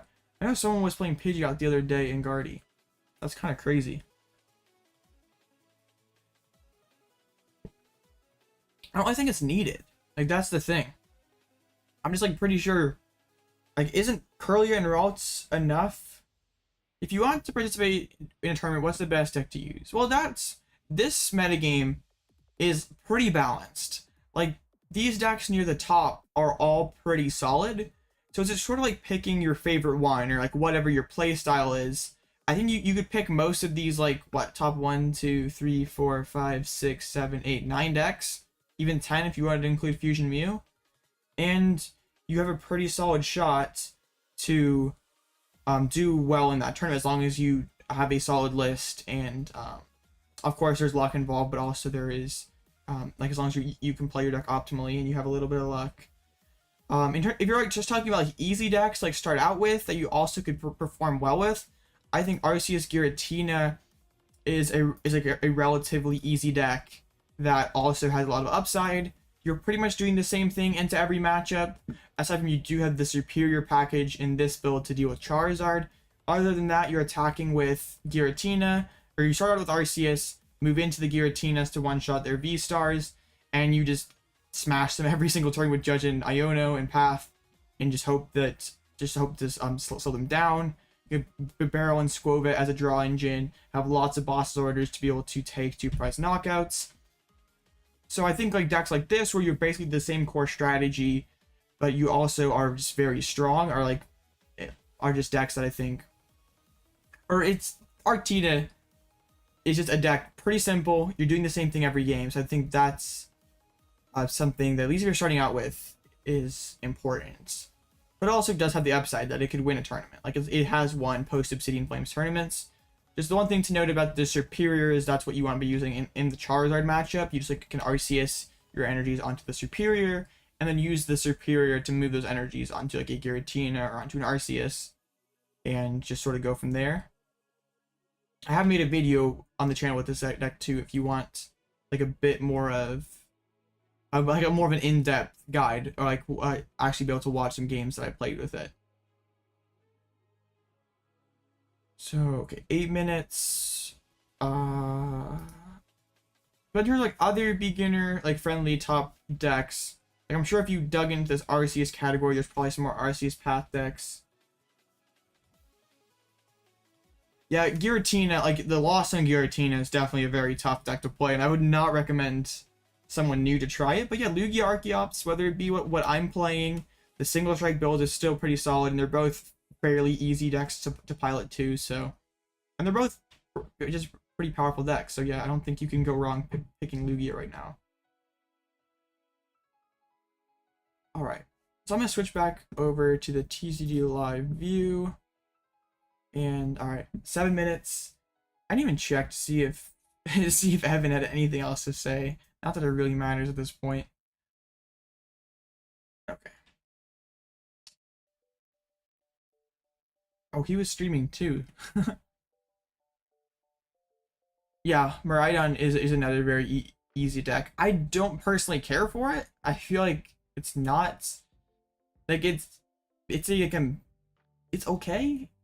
It wouldn't be my first choice if you're like just asking for if you're like, here, give me a simple deck with upside. I probably would not give you Miraidon. I think, yeah, it's pretty easy, but I think in terms of overall power level, there are some decks that are just as simple that have higher power levels. Okay. But Miraidon is fine. If that's the deck that you wanted to play, then it's a fine deck. Like if you like the Pokemon Miraidon, you like electric types, or it's just cards that you have, then I think, like, because they did give out free Miraidon, so you probably, if you've been playing for a bit, have those. Oh, no problem, Jude. Any more questions, just feel free to ask them. That's what I'm here for. So, Mew Selgar, I saw you playing that deck in that, what was the first late night or like a different tournament, Rubik? That was pretty cool. I was kind of thinking about maybe trying something like some sort of Mew deck today, but yeah, Mew is a tougher deck to play, at least a sequence. It's a deck that's like picking up Mew. You can like pick up and grasp Mew's core plan pretty easily, but in terms of like play it at an elite level, you really have to be a very experienced player. Meme deck of the week. I don't think a Selgar is a meme deck. Oh, the Tournament of Doom. Okay, I knew you were playing something recently. Yeah, I think Miraidon is sort of dependent on not only itself drawing super hot, but it also is somewhat dependent on like either your opponent stumbling with Judge Path, or your opponent setting up slightly slowly, so like your deck just simply outspeeds them. I don't think it's probably not reliable enough in best of 3 to like. I like honestly shocked Mahone was able to have as deep of a run as he was at Worlds. I think he lost his win into top 8. What did you end up placing, Rubik? I just like saw that you were like 5-1 or something. Oh no, like the between the night series from today, you got top 8. That's where I saw it. How have you liked the Selgar? Do you feel like it significantly improves the Charizard matchup? It's like one thing I kind of thought about doing was like playing like Mew with like super heavy box, and maybe like trying to play like Raihan and his Shaman to close out the game. I have like, that's the secret project deck over here. That's Mew. It's far from perfect yet, but this is what it is. It's DT Mew. It's not at all close. It has too many cards and still some things I gotta work out. But yeah, it's my secret project deck right now.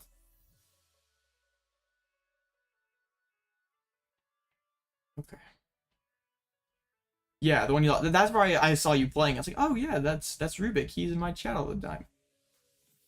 And I know you, I think it was last stream you were talking about Mew Selgar. I kind of thought you were joking, but I honestly forgot about a Selgar, that it was a grass attacker that could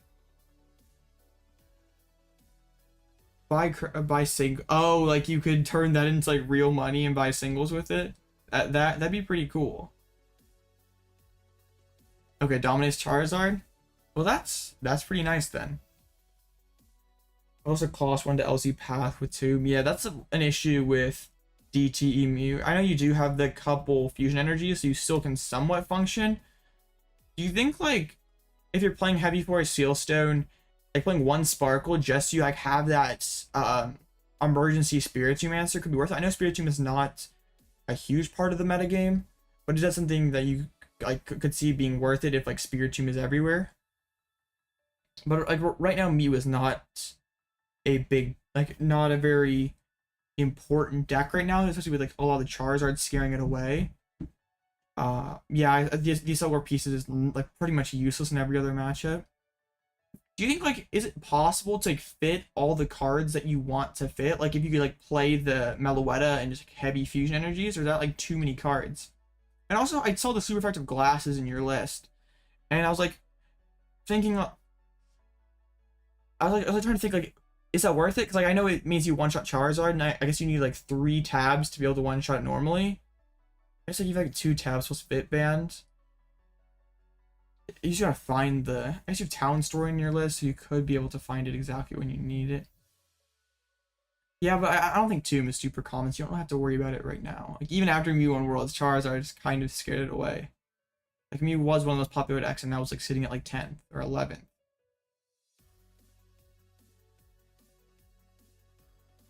Oh, shoot, yeah, it's 120. For some reason, that was 100. Yeah. Man, why is my face so itchy? I don't know why. Like I'm to resist the urge of just clawing my face out. Or streams can never be easy around here. So, like, you think, what do you think about instead of the instead of the instead of the super active glasses? What do you think of, like, a justified gloves? Because then that also could be put on a Mew to be able to one-shot, like, an Umbreon in another matchup. Even could be used to knock out a Drapion. Or, it just means the Slowguard needs 1 tab instead. Just a thought, because it's a bit more versatile of a card. Yeah, the glasses are just an easy 1-card answer. But, like, the justified gloves would be more versatile, because, like, Mew's never going to ever need. It's, like, useful in exactly 1 matchup. Whereas the gloves could have at least some other versatility. And were you playing Silene in your list or cover tablets? I know Silene's kind of a weird card because it just could do nothing, or it could be, like, super strong and put back in 2 tabs. Alright, we got 30 seconds until the next round. Super long layover because of a disconnect. Alright, hopefully we can get, because these last 2 rounds we really haven't got an actual game. Like this round 2, our opponent dead drew. Is it 2-card answer? Oh, because you need gloves and tab. I guess even a Silene. It's interesting. Like, that's why I think, like, how do you play the Lugia? I've been playing it and I only keep taking L's. So are you playing the colorless build, or are you playing single strike? I mean, I will admit that I've gotten pretty lucky these last, like, the last tournament. I had some optimal luck. This tournament, I've had some good luck. I don't really, like, know how to, like, there's not really any, like, next level strategy to Lugia. I think start streaming. yeah, you gotta get that streamer luck. XYZ is not lying. It's not really.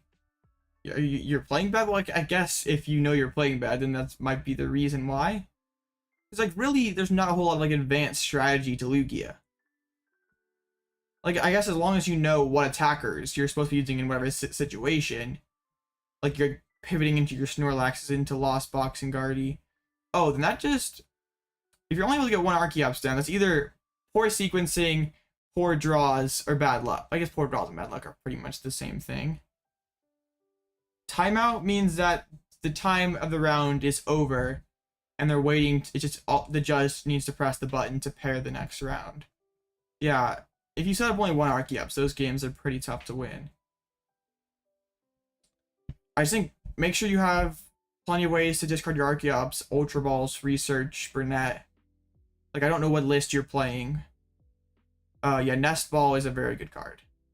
I'm playing 4 of them in my list just because I want to be able to make sure I set up, and, like, Squawkabilly is just another way to dump Archeops on that turn 1. Okay. So yeah, it's been timed out here for 2 minutes. Weird. So I wonder if there's, like, a judge call or a dispute or something. Interesting. You never know. Sometimes someone who was slow playing or somebody was having an issue in their game, and you're playing the one that won Seniors Division at Worlds. Okay, I don't exactly remember what that list was using. Yeah, it must be a judge call. What's up, Trong? I'm not familiar with the list. I probably could go and find it. It was a game loss. He disconnected, so that's really just a game loss. He was upset because his hand was good and I didn't respond back, but I had proof that I won. I had the victory screen. Yeah, Coastal Lugia did win Seniors. I'm just not familiar with the list. I know there was like a slacking in there. I said earlier in the stream, I'm not a huge fan of slacking because it's like a lot of extra cards that don't necessarily help you get into the game. I think the biggest issue with Lugia is just setting up, getting those 2 Archeops down, turn 2. And if I can do that every game, I feel like I'm probably going to win. And if I don't, I feel like I'm probably not going to win if I don't have a very high chance of winning. Okay, we finally have the next round here. Okay, I was kind of late there. Ooh, I didn't miss the round, but I was too busy talking and not paying attention to my Limitless dashboard. Okay, so we're against Albert P186. Okay.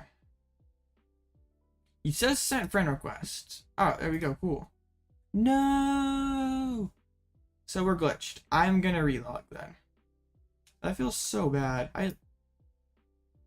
It's like my least favorite glitch on this whole entire game. I don't know how they like. I would still think it's like been an issue since like day 1, and they still have not made friend battles like actually good. Okay, come on. Why? I feel like I'm lagging a little bit. All right, there we go. Relogging in, reload. Hopefully then we can get going after that. Hopefully my computer doesn't explode. That'd be very bad. It would make a funny YouTube short, but it would not be good. So here we go. Albert is online, and let's just send it over. I didn't even see what they were playing. We are against Sablezard. You don't see that very often.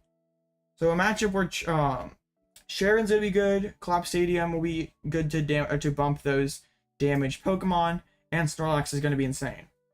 Because like unlike it's like really nothing to efficiently deal with Snorlax. So I think if we Snorlax early and often, it's gonna be hard for them to win. Sorry, chat, my having a little bit of difficulty. You always feel like you're low on energy. Well, I don't really know how to figure like how many energies are you playing? 'Cause like I think I'm playing 15, 16. I guess just like sort of be careful. Like don't be too crazy with your energy drop. Like try to be somewhat conservative. Just like I like maybe could do like a guide on like how to manage Lugia. I don't know. It's like I don't feel like it's a terribly difficult deck to play, but I guess there are a few more principles that you sort of need to abide by. I know it's super infuriating, Rubik. Jude, the Wizcast stream went pretty well. We got top 4 in that tournament. Well, and then the next tournament we did pretty poorly. Okay, well I can definitely look into that. Like especially if we do well tonight, I probably can package that into a solid video. Do it for the shorts. Okay, why is my opponent not getting in here? Like I've literally sent it over. My computer is hot, but like I don't think it's on my end. This game just makes my fans go crazy on my computer. Like I'm always afraid it's gonna like end up killing stream or something. This is so weird. Why is it this way? Server error. And now he's offline. No, Albert. Okay, well, this is not working. Maybe it's an issue on his end then? I don't really know. say it every stream, but it's so infuriating how difficult it is to get matches playing in this game. Like, why is it this hard?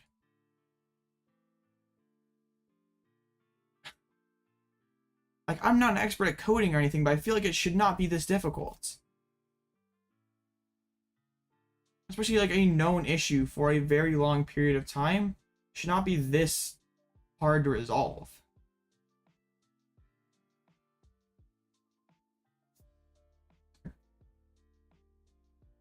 Oops, I accidentally caps lock on.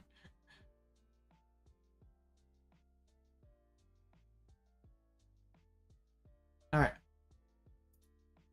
Here we go. Let's just do that. And hopefully... okay, looks like we're fixed now. At least the cancel button's gone, so hopefully that means my opponent got in. What? Out? What do you mean expired?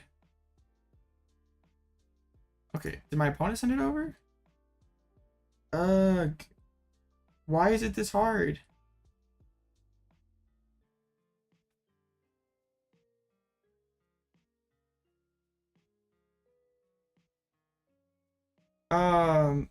Yeah, Elias, this is the same deck I posted on my community tab yesterday. Okay, I don't understand what's wrong here. The cancel button is gone, but like they, goodness, I hope that means that like, hopefully that means I did not get into the game on their end. I'm just frozen over here.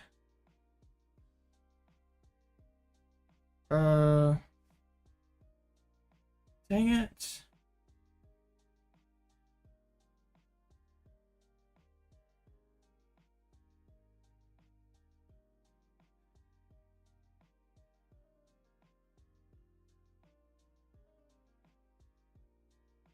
I don't want to reset in case, man. What if I just like disconnect the game after my opponent disconnects? That'd be hilarious.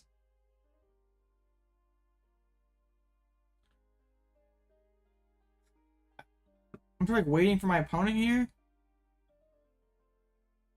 I'm like scared to disconnect. I'm scared to close the game because I'm afraid. Like the Pokeball is still loading here. I'm gonna reset. Whatever. If I get a game loss, it is what it is. Like my opponent hasn't said anything. Dang it! Why is live so hard?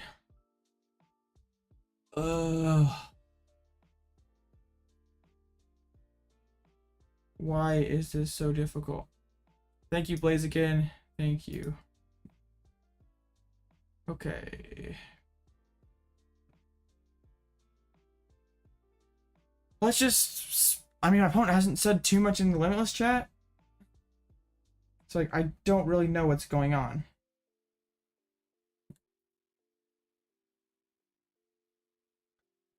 Like, they didn't say that... we're in... Okay. Okay. I guess they sent the challenge, and I got stuck. Okay, cool. This is fine. No, if I can... I'm sorry, chat. I've been trying to fix my game here. I haven't really been paying attention too much what's going on there, so hopefully I didn't burn the whole thing down.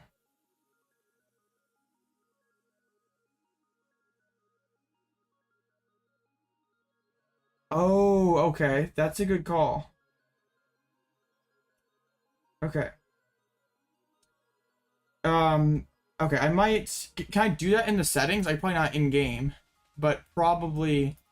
Okay, I might do that afterwards then, because that might be why... Because I'm streaming in 30 FPS. I'm against Lost Box. Thank you for subbing. I appreciate everyone who's come in here and subscribed lately. It's pretty crazy the amount of support that the channel has received lately. Really have nothing to be upset over, which is how insane the support has been. Yeah, so maybe that's why everything's so crazy, because it's like trying to go in 60 FPS. And it's like a lot for my computer to handle, and while it's streaming too. And if I'm streaming on 30 FPS, it probably would just be fine to do it how I'm doing it. Luckily, by opening Squawk, like in this particular Lost Box build, Squawk is not as much, not that much of a liability. It still is, but like at least in the early game, it isn't too bad. There goes a Cramorant. You make good content. Well, thank you. I try here. I appreciate that there's people who enjoy the content. I feel like it's like just, oh, we're up to 9:30. Let's go. But I feel like for a while, I was like making good content, and maybe I know I've gotten better at packaging my videos with title and thumbnail and making them like easier to click on. I feel like I have some gems that are back there. Oops, I didn't mean to do that.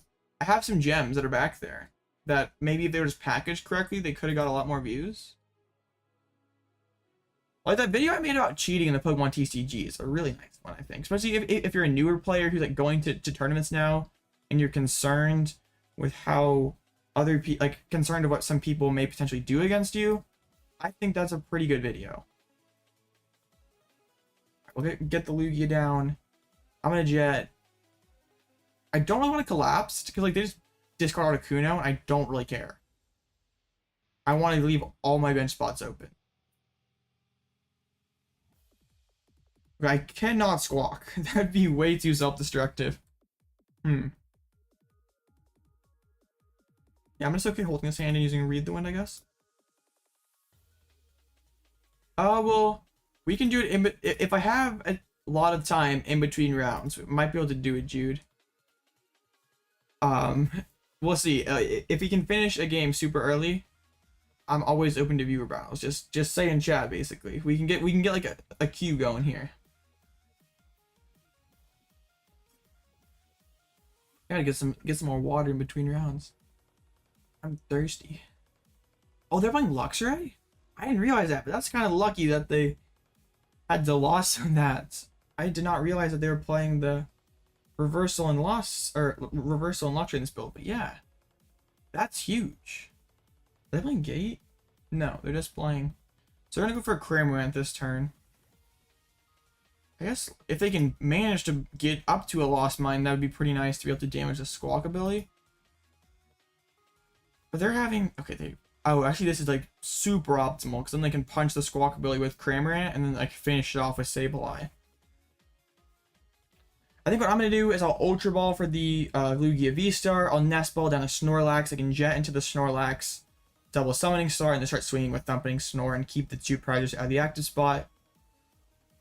I think that will be my path to victory, is going to be Snorlax, just because it's so hard for my opponent to deal with that guy. It is very unfortunate that we opened Squawkabilly. Okay, let's Aroma. I guess using Cheren this turn is not the worst thing in the world. Okay, is Cheren in deck? It is. We have Double X also. That could be an intriguing option. Let's Ultra Ball. I don't think I'll be needing Wyrdeer at all. Let's grab Lugia V-STAR. So we have double Lugia, or we have double, I think we have 3 Archeops down, so we have more than enough on that front. We can get the Lugia. We can Nest Ball down another, or we can get Snorlax down. We can then Summoning Stars down both of our Archeops. Then we can Primal Turbo, and yeah, I think I'm going to play Cheren's Care this turn, just so my opponent is another turn behind. I'll throw the Gift, and we'll throw Therapeutic. I know I have to bench Lumineon, which is sort of sucks, but it just makes my opponent have to do a little more work to be able to take those 2 prizes. And even one turn can make a huge difference in this Sablezard matchup. And I still have Collapsed Stadium in there to be able to discard that Lumineon. I'll just check the reversal on it. Well, actually could be okay, but I don't think I'll really need it. And Jet means I have a lot more options open. So Primal Turbo, I'll just put that and that onto my Lugia. So Lugia is a valid attacker. And then we'll just thump with Snorlax. Now, if my opponent wants to use Lost Mine, I'm okay with it. And hopefully we can find Collapsed Stadium to discard that Lumineon. Alright, sorry, Jet. I gotta hyper focus on those first few turns so I don't mess up the sequencing. hopefully, hopefully like that sort of shows like what you're trying to do early on with Lugia. Hopefully just like watching like through my gameplay, you get a little more clarity on how to play this deck. And hopefully I do a good enough job commentating and like talking over my thought process so it makes sense. I don't know, YouTube just crashed. Hopefully that was not my stream that died, but my other screen over there, YouTube crashed. It looks like that was just... Oh, you don't have to have a meta deck that's to play against me. I don't care. Yeah, that therapeutic energy is busted. So there is a lost mine. Oh, you're not bad. It's okay. Everyone has to start somewhere. They're trying to dump all the damage counters on Lumineon. I could just knock out Radiant Charizard. Oh my goodness, that's an insane top deck. Sorry if I was loud there, but I don't know if it's Squawk though, because that's like another 2 prizers that I have to put down. But like just denying the damage is so good. I think I'd bench Squawk because I don't really want to Iono yet. Yeah, we just do this, and they're a turn behind. Oh shoot, I can, if I'm streaming early, it'll probably be on the weekend, so maybe this Saturday or Sunday. Probably Sunday because I have league on Saturday, but maybe on Sunday I can do a stream earlier in the morning where we have more viewer battles and stuff like that. So I could knock out Charizard here. I don't hate that.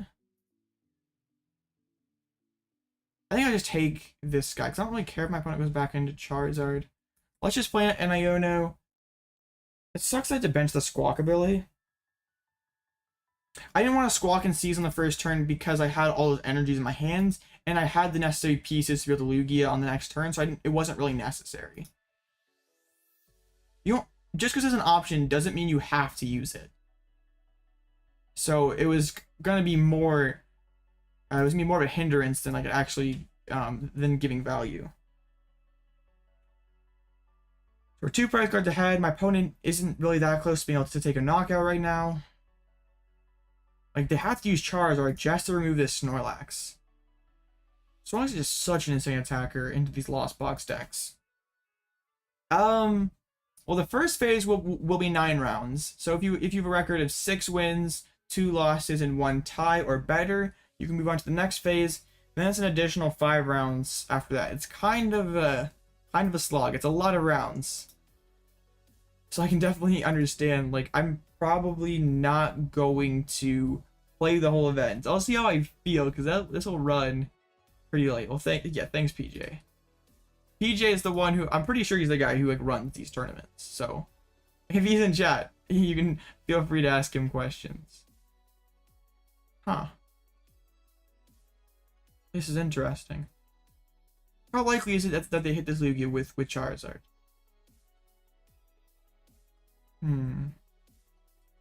We'll do this, actually. Even using Speed Wing isn't horrible. I think we probably just end up retreating. They're probably going to dump... Oh, they put 3 there and probably the rest on Squawk, so it's set up for Radiant Charizard. Okay. We'll be able to go up 3 prize cards here. My opponent will be able to... Yeah. Okay. Yeah, the Shuffle Squad also puts out some great content on YouTube, so check them out too. They definitely I don't know, you post pretty much every single day, right? And they have a lot of great players and content creators over there. So if you're not subscribed to them already, which you probably are, but if you're not, do it. They make some nice content. Ultra Ball. Yeah, we thin things out here. We don't need Lugia. I think we just discarded both Lugias. Yeah. Let's go ahead and grab Luxray. It's potential. Well, we already dropped the reversal, so it's not potentially an option. I'll take the knockout Thumping Snore. Okay, so we're probably gonna get knocked out get our Squawkabilly knocked out by Sableye. How many boss's orders are in this deck? There are no boss. So they like can never reach this Lugia on the bench or any 2 prizes that I leave on the bench. So as long as I keep swinging with Snorlax and avoid swinging with Lugia, they probably don't have enough time to win this game. Like, they're probably too far behind. Because they knock out Squawkabilly this turn, go down to 4 prizes. I take out Sableye and go down to 2 prizes. So I need to take a 2 prize knockout the next 2 turns. And I don't see any boss's orders in that deck list. That's crazy. I feel like you have to be playing boss. I feel like Path is an active hindrance sometimes, and I don't think you really miss Slacking's damage output that much. This list without Slacking is more of a 2-shot build. We do have the potential big hit with Wyrdeer, but I don't think it's needed, and in fact, it actively hinders you sometimes because they are cards that you put into your deck that don't help you set up.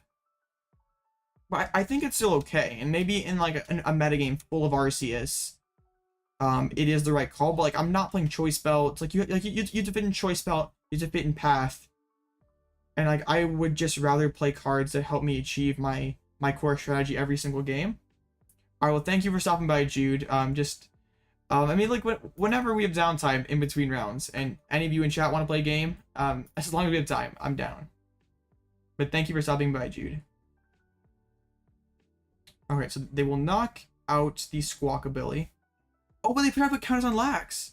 What? They didn't read the ability. That's crazy. Man, 3-0, you don't know what Snorlax does. That's kind of silly.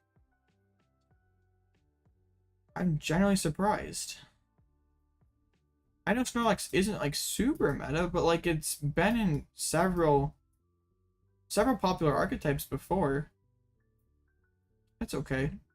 So we'll just Iono, and that should... My opponent's probably too far behind now. Like, especially if I keep these single prizes in the active spot. They play no boss orders to chase down this Lugia. And even if they did, I could just have... They need to take 2 prize knock... Or, yeah, they need to take 2 prize knockouts on back-to-back turns, and I only have 1 2-prizer on the board. And they have no boss, so... We should have this one. Yeah, I'm kind of the same way. Like, the deck is just so fragile in the early turns, and you can pretty much play off the board the rest of the game. Just getting to that point is sometimes tough. So I want to have as many cards as possible that help me achieve that. Okay, so they promote the Comfy. Fire on Charizard. Like, they can use Combustion Blast this turn, but then they're just taking 1 prize card, then I knock it out and go down to 1 prize, and they can't take 3 prizes in 1 turn ever.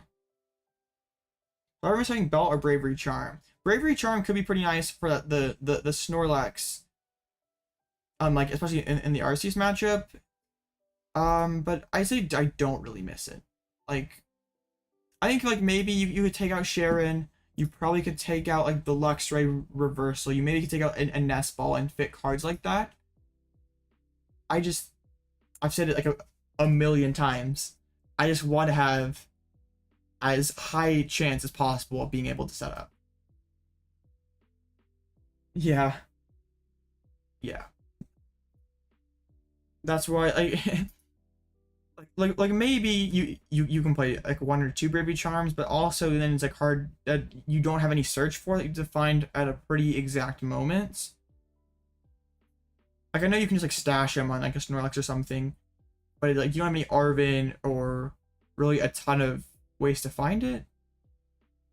So it's like not a super consistent card.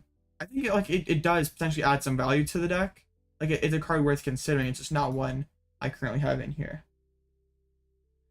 It's definitely something I've thought about. I like Luxray because usually at worst, it's basically a 3rd Snorlax, but it also has the ceiling of being able to one-shot a Palkia or a Pidgeot. So I think overall, and also it's great in Mirror Match. So I think that the upside overall makes it a worthwhile card, but I could definitely see you cutting both cards out and like adding in a Gift Energy and a Snorlax. I don't think that would be bad inclusion either, because then your Lost Box matchup gets even better.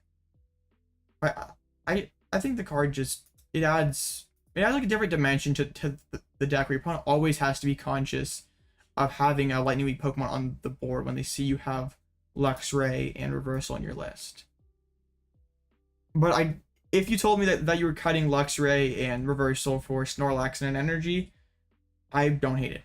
I think that it's one of the things that's like on the top of my mind with my current list. Oh, thank you. I don't mind any questions. Like, that's why I'm streaming my game. So hopefully my commentary and gameplay can bring some more clarity on how to play your deck better. That's why I'm out here doing this. Yeah, my opponent can take the knockout with Charizard, but we just take the knockout with Lugia. And we win. So we move up to 4-0. Kind of crazy. So we've won 10 games in a row, going back to yesterday. This list is ridiculous. I can't believe that we're doing this well. It's crazy. Like, I literally just tried to make it consistent, and here we are. Like, I kind of like thought it would just be kind of like a joke, playing 4 Nest Balls and Squawk. Like, it would just be like overkill sometimes. Like, after you draw... Yeah, that name probably needs to get changed. I feel like after the first turn, Nest Ball's a pretty dead card. Like, you don't need it super badly. But it's just... It's been working. Yeah, the name needs to get changed. We called it that, like, yeah. Because, like, the first one... Wait, my hair color changed. I have no longer brown hair. I have, like, a dirty blonde hair color now. Why is live this way? I don't get it. Alright, well, we gotta fix that. Obviously, I do not have that light colored hair. My goodness, live, you're embarrassing me here. There we go. That's much better. Alright, 4-0. Okay, well, let's fix the record down here. Go home live, you're sure. I don't know how that's even like a possibility that like the game's just like, oh, your hair is now blue, or not blue, but like your hair is like before they also changed the glasses of your character, like the blue sunglasses, and like that's why like for a while I like didn't have glasses on my avatar. Like, seems like that glitch is gone now. It's just like, how does the game like, oh, your hair's now lighter? Like, it just doesn't make any sense. But this game period doesn't make a lot of sense. How many rounds I'm playing? Yes. And as long as I feel like it. The only thing I don't like about Great Ball is, yeah, it gives you access to more of your evolutions, lets you be able to pop off things like Lumineon and Pumpkaboo, but it is RNG, and that's like why I took Mesa Goes out, because I hate flipping coins. Great Ball is basically the same way. It is definitely has a higher floor, because you can go and find those. You can like, at worst, it's usually a thin, like sometimes it will fail, but sometimes it'll just thin a card out of the deck. It was something that I thought about, like maybe instead of the Squawk and 2 more Nest Balls, we like play like 3 Great Balls. But at that exact point, is Mesa Goes just better to have more stadium bumps? Like, it's definitely a good question, and I don't know the answer to it. I don't know the answer to it. All right, there you go. How about that? Lugia, but not mid. That's probably closer to the truth. So we have one match remaining in 2 minutes. Yeah.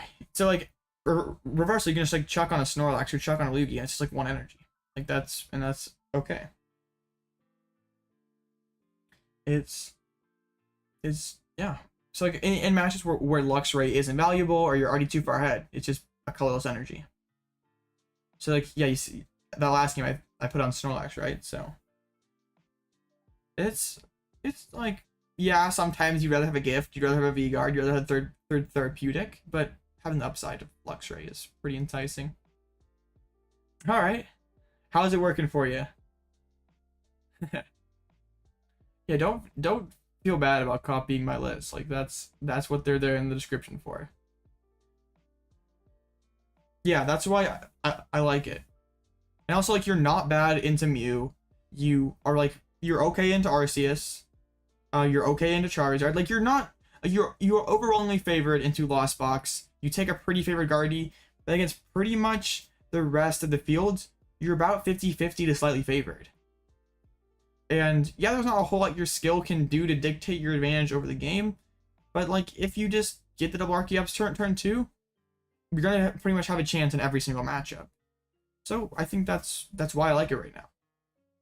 And there are probably a couple cards you can master, like Serena could be third boss, Cheren could be something else.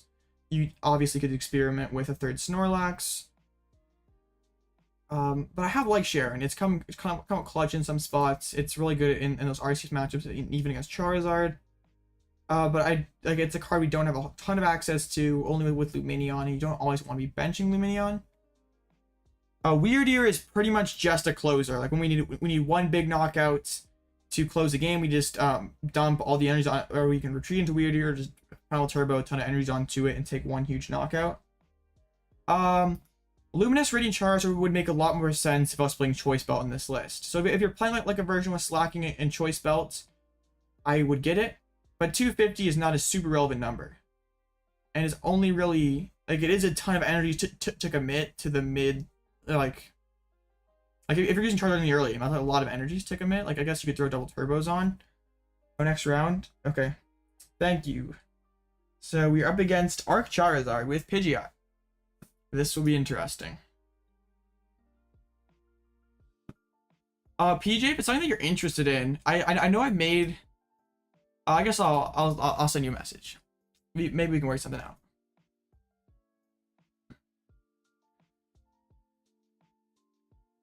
Okay. So we're against Charizard this round. Did I send a friend request? I got kind of distracted there. Got sidetracked. Too busy talking about my deck. Oh, we're already friends. Hold up. Hold up here.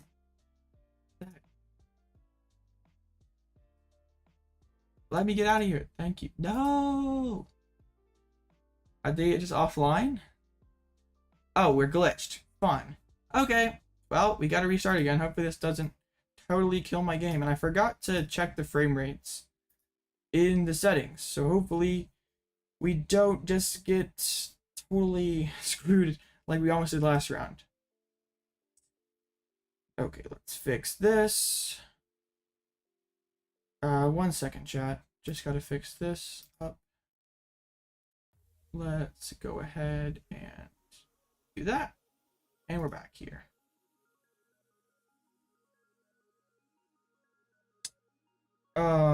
Play lines into Chin Pao. Well, Lugia V SIT is a solid attacker in the early game because you can one-shot their Chin Pao EX. And then, like, if they try to race ahead by knocking out Lumineons or taking out other 2-prizers, we can go ahead with Luxray and one-shot Palkia or Pidgeot. And then if they... and, like, Wyrdeer can be a solid closer after that. I'm really sorry if I... Oh, I hope these answers are solid, because, like, I'm trying to do a couple things here, so hopefully things make sense. No! I literally just relogged in! No! Why? Live. Yeah, they must have reset too. They're like, this is not working. I'm gonna reset. But little did they know, I was resetting. They're totally punished for not stream sniping. If they were sniping my stream, they would know that I was resetting. Like, come on, do better here, Adam. You should know to stream snipe me. Kidding, of course.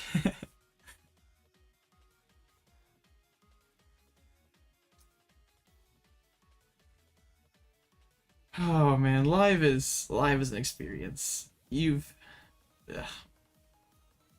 Okay, there we go. This is just weird. This is funny. Yeah, we moved to 5-0, chat. Last late night a week ago, we started 7-0 with the Gyarados, so we're kind of off to another explosive start here.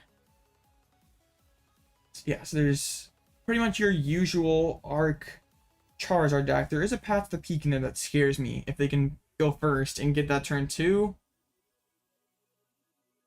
But we'll be going first. That is massive. All we need is Lugia. Lugia and a couple Archeops. That's pretty much all we need. This is awful. This is simply horrible. I'll just talk about getting to the game and we get hands like this. It's just Lugia things. Come on, Ultra off the top.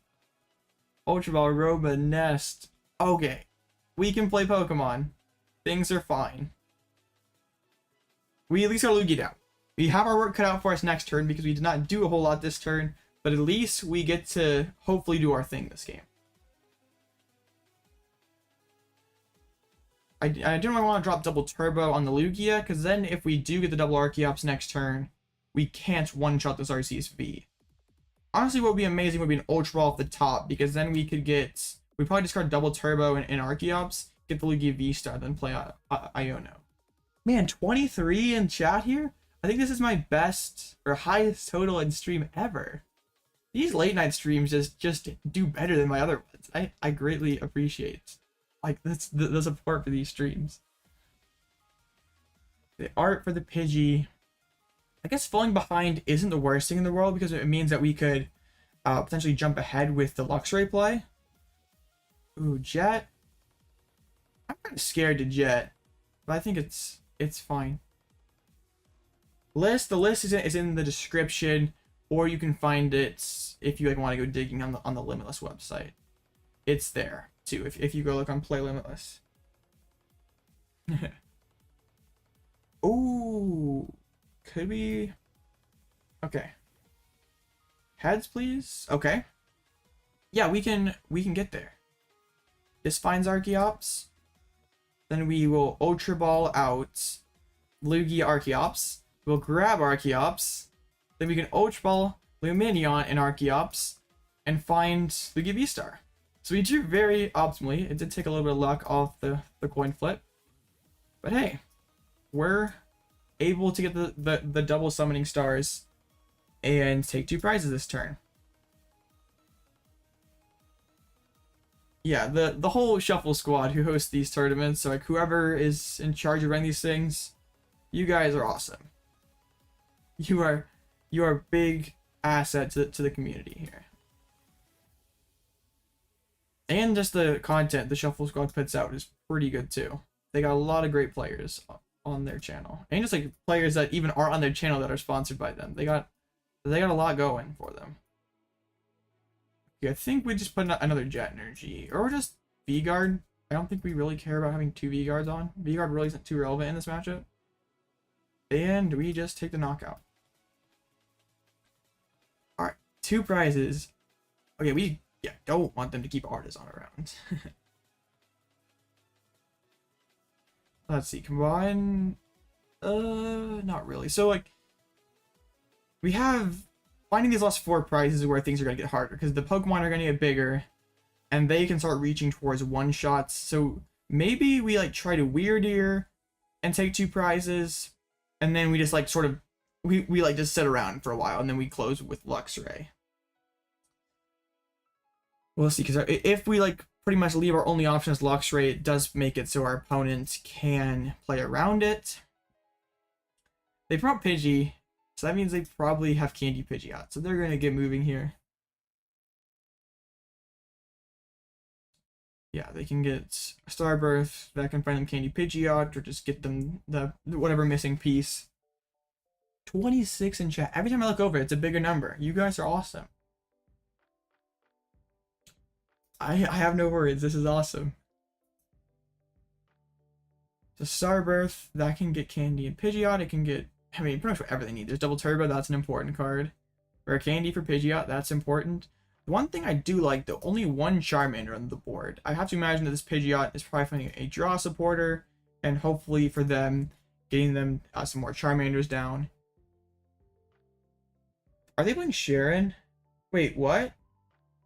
Still waiting on the game on ladder to start? It sounds like you probably should relog in then. Oh, they're going to go for this route. This is interesting because like they're taking, or sort of playing the long game where it makes winning with Wyrdeer harder.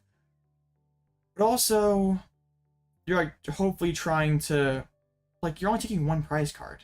It's pretty, you spend a lot of your bosses early to do this. I mean, like Pidgeot means that this other Archeops is going down next turn. So we're gonna hit this. Honestly, getting a Squawk does nothing for us. I think we just press his research. Is having second Lugia V-Star fine? Yeah, I think this is okay. We can build up a second attacker.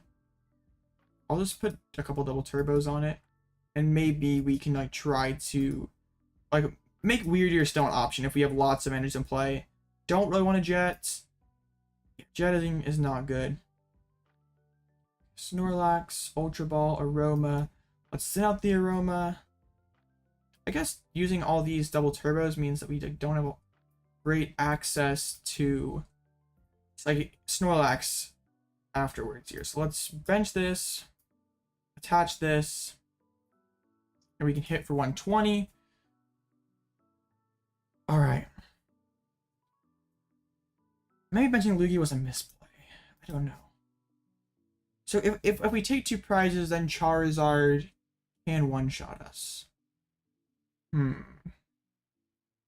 So then the question is, do we like avoid hitting Arceus, or we just put a ton of energies in play and go for the Wyrdeer for the game? Because there's 1, 2, 3, 4. That's 60, 120, 180, 220. Okay. Iono is pretty solid. Like, I don't really want to drop this reversal energy. Like, I sort of don't want to play Iono. Huh. Yeah, benching this guy was probably a misplay. So this is 1, 2, 60, 120, 180, 220. Timer, you're mean.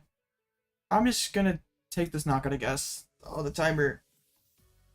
Probably should have played Iono now, but we have like everything in hand. Like, are we just gonna be able to finish this game? That's gonna be the burning question here. Like, Charizard can take the one shot, and I kind of like would like to collapse off my. Like, yeah, going after the Archeops early was definitely a smart play because it makes Wyrdeer not an option. Oh, dang. We might lose this one, honestly. I don't have Echoing Horn. I guess try restarting your game if it's not working.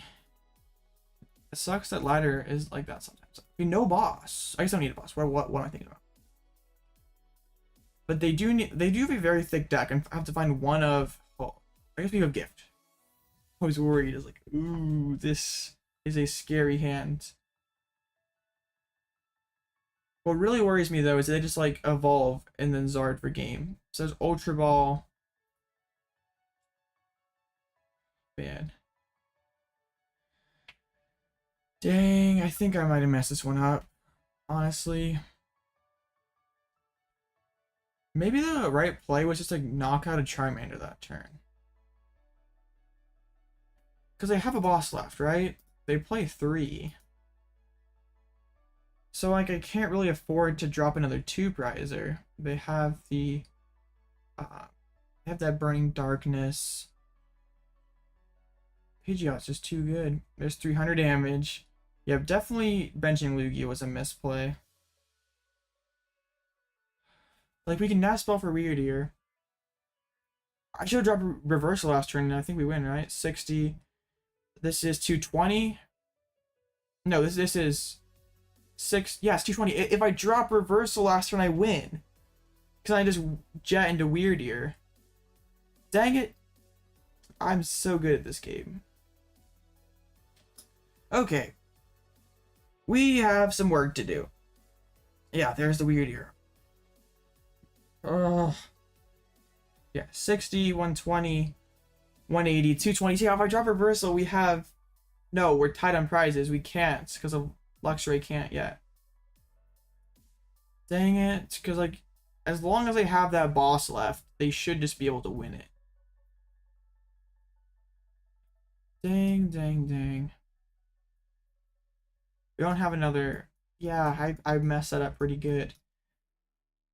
We're tied on prizes. Am I missing something? Like, this is 60, 120, 180, 220, 260. There's no base damage on this guy. So I'm like pretty sure I lose. right? I don't think there's much I can do unless they're like last boss is prized. I'm pretty sure that's all I can hope for at this point. If I drop reversal last turn, we can win with the Wyrdeer. But not quite this game, so I'll just... I guess we'll just drop this. Yeah, I really messed this up. Yo, thank you, Smart TCG, thank you. I didn't realize... Yeah. Oh, I messed it up. We had game if I didn't misplay. I'm sorry, guys. I threw it. What's up, Gabe? How's it going? Oh, man, that sucks. I guess if boss is prized, we maybe can work something out. Thank you, Gabe, though. I appreciate it. I saw you were streaming this afternoon. I was kind of busy, so I couldn't drop in, but... How is the Pittsburgh testing going? Do you have any... Like, what's your thoughts on the new stuff? 30 in chat. Ridiculous. This is by far my best stream ever. Quick search, that should be boss. That should be game. But like, don't... I guess maybe they were just memeing, but like, they could have done that right away. I saw Gabe a couple times at NAIC, but I did not stop and say hi. Maybe I should have. Was that a misplay? Oh, they don't have it. They prize boss. Whoa. I mean, we can't do anything. We can't do anything. Oh, man. Oh, man. Yeah. PGODX is broken. That was literally my video yesterday saying about how wrong. Wait, what? What are they doing? I'm so confused here. I don't think it matters. I guess if I can... Oh my goodness. What is happening? So if I can... Come on, top deck boss. No. No. What is happening? Okay, I guess we just do this. I really don't even know what's going on. There's boss. Do I just pass? Like, what's their switching situation? They have like one switch, one rope. Do we hope that rope is their last prize, I guess, and just pass? And then next turn we try to... Okay. This is the out we have to play towards, I think. We grab Wyrdeer. We throw in the after spell with all the energies. And then we just top deck energy and win the game. I think that's the only option we have left. And we just assume that rope is prized. Or they can't set up another Charizard for some reason. Yeah, it's scuffed, but it's what we have. We messed up. It's what we have to do. Because, yeah, we just pass, and we always top deck energy, chat. Yeah, 260. We pass. No, it's fine. Yeah, this meta is pretty wide open. I'm liking Lugia right now, but I feel like there's a lot of different ways you can go. I think it's fine to start a Pokemon channel if you're not, maybe not the best player. Like, I'm certainly not, and that's okay. I feel like as long as you have, just like make sure you're providing value in your content, whether that be through entertainment or gameplay or something, and like, yeah, I think as long, yeah, we do lose. We had to play to our outs. It's okay. We did it. We messed up, but we'll not do that again, and we'll. Hey, losing to misplay sucks. Oh, rip the 9-0 dream. Oh man. Funny. Dang. We'll see. I've never done a collab with anyone before. Could be funny. But only a lot of big channels want to collab with like 900 subs over here. I don't.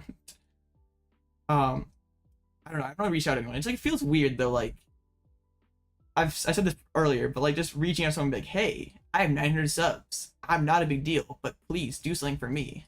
Like, I'm not entitled to anything. Oh man, close, but not quite. That matchup is pretty close. We drew optimally, but there still isn't, like, they played it well by going for the Archeops. It's like, if I take those early 2 prizes, I can 2-shot that Arceus, and the only way I really close the game is Wyrdeer, and they recognized it and played it well. If we drop the reverse, so we win. Try win late nights. Oh. Oh. Gabe is a heck of a player. One of the best in North America. One of the best in the world.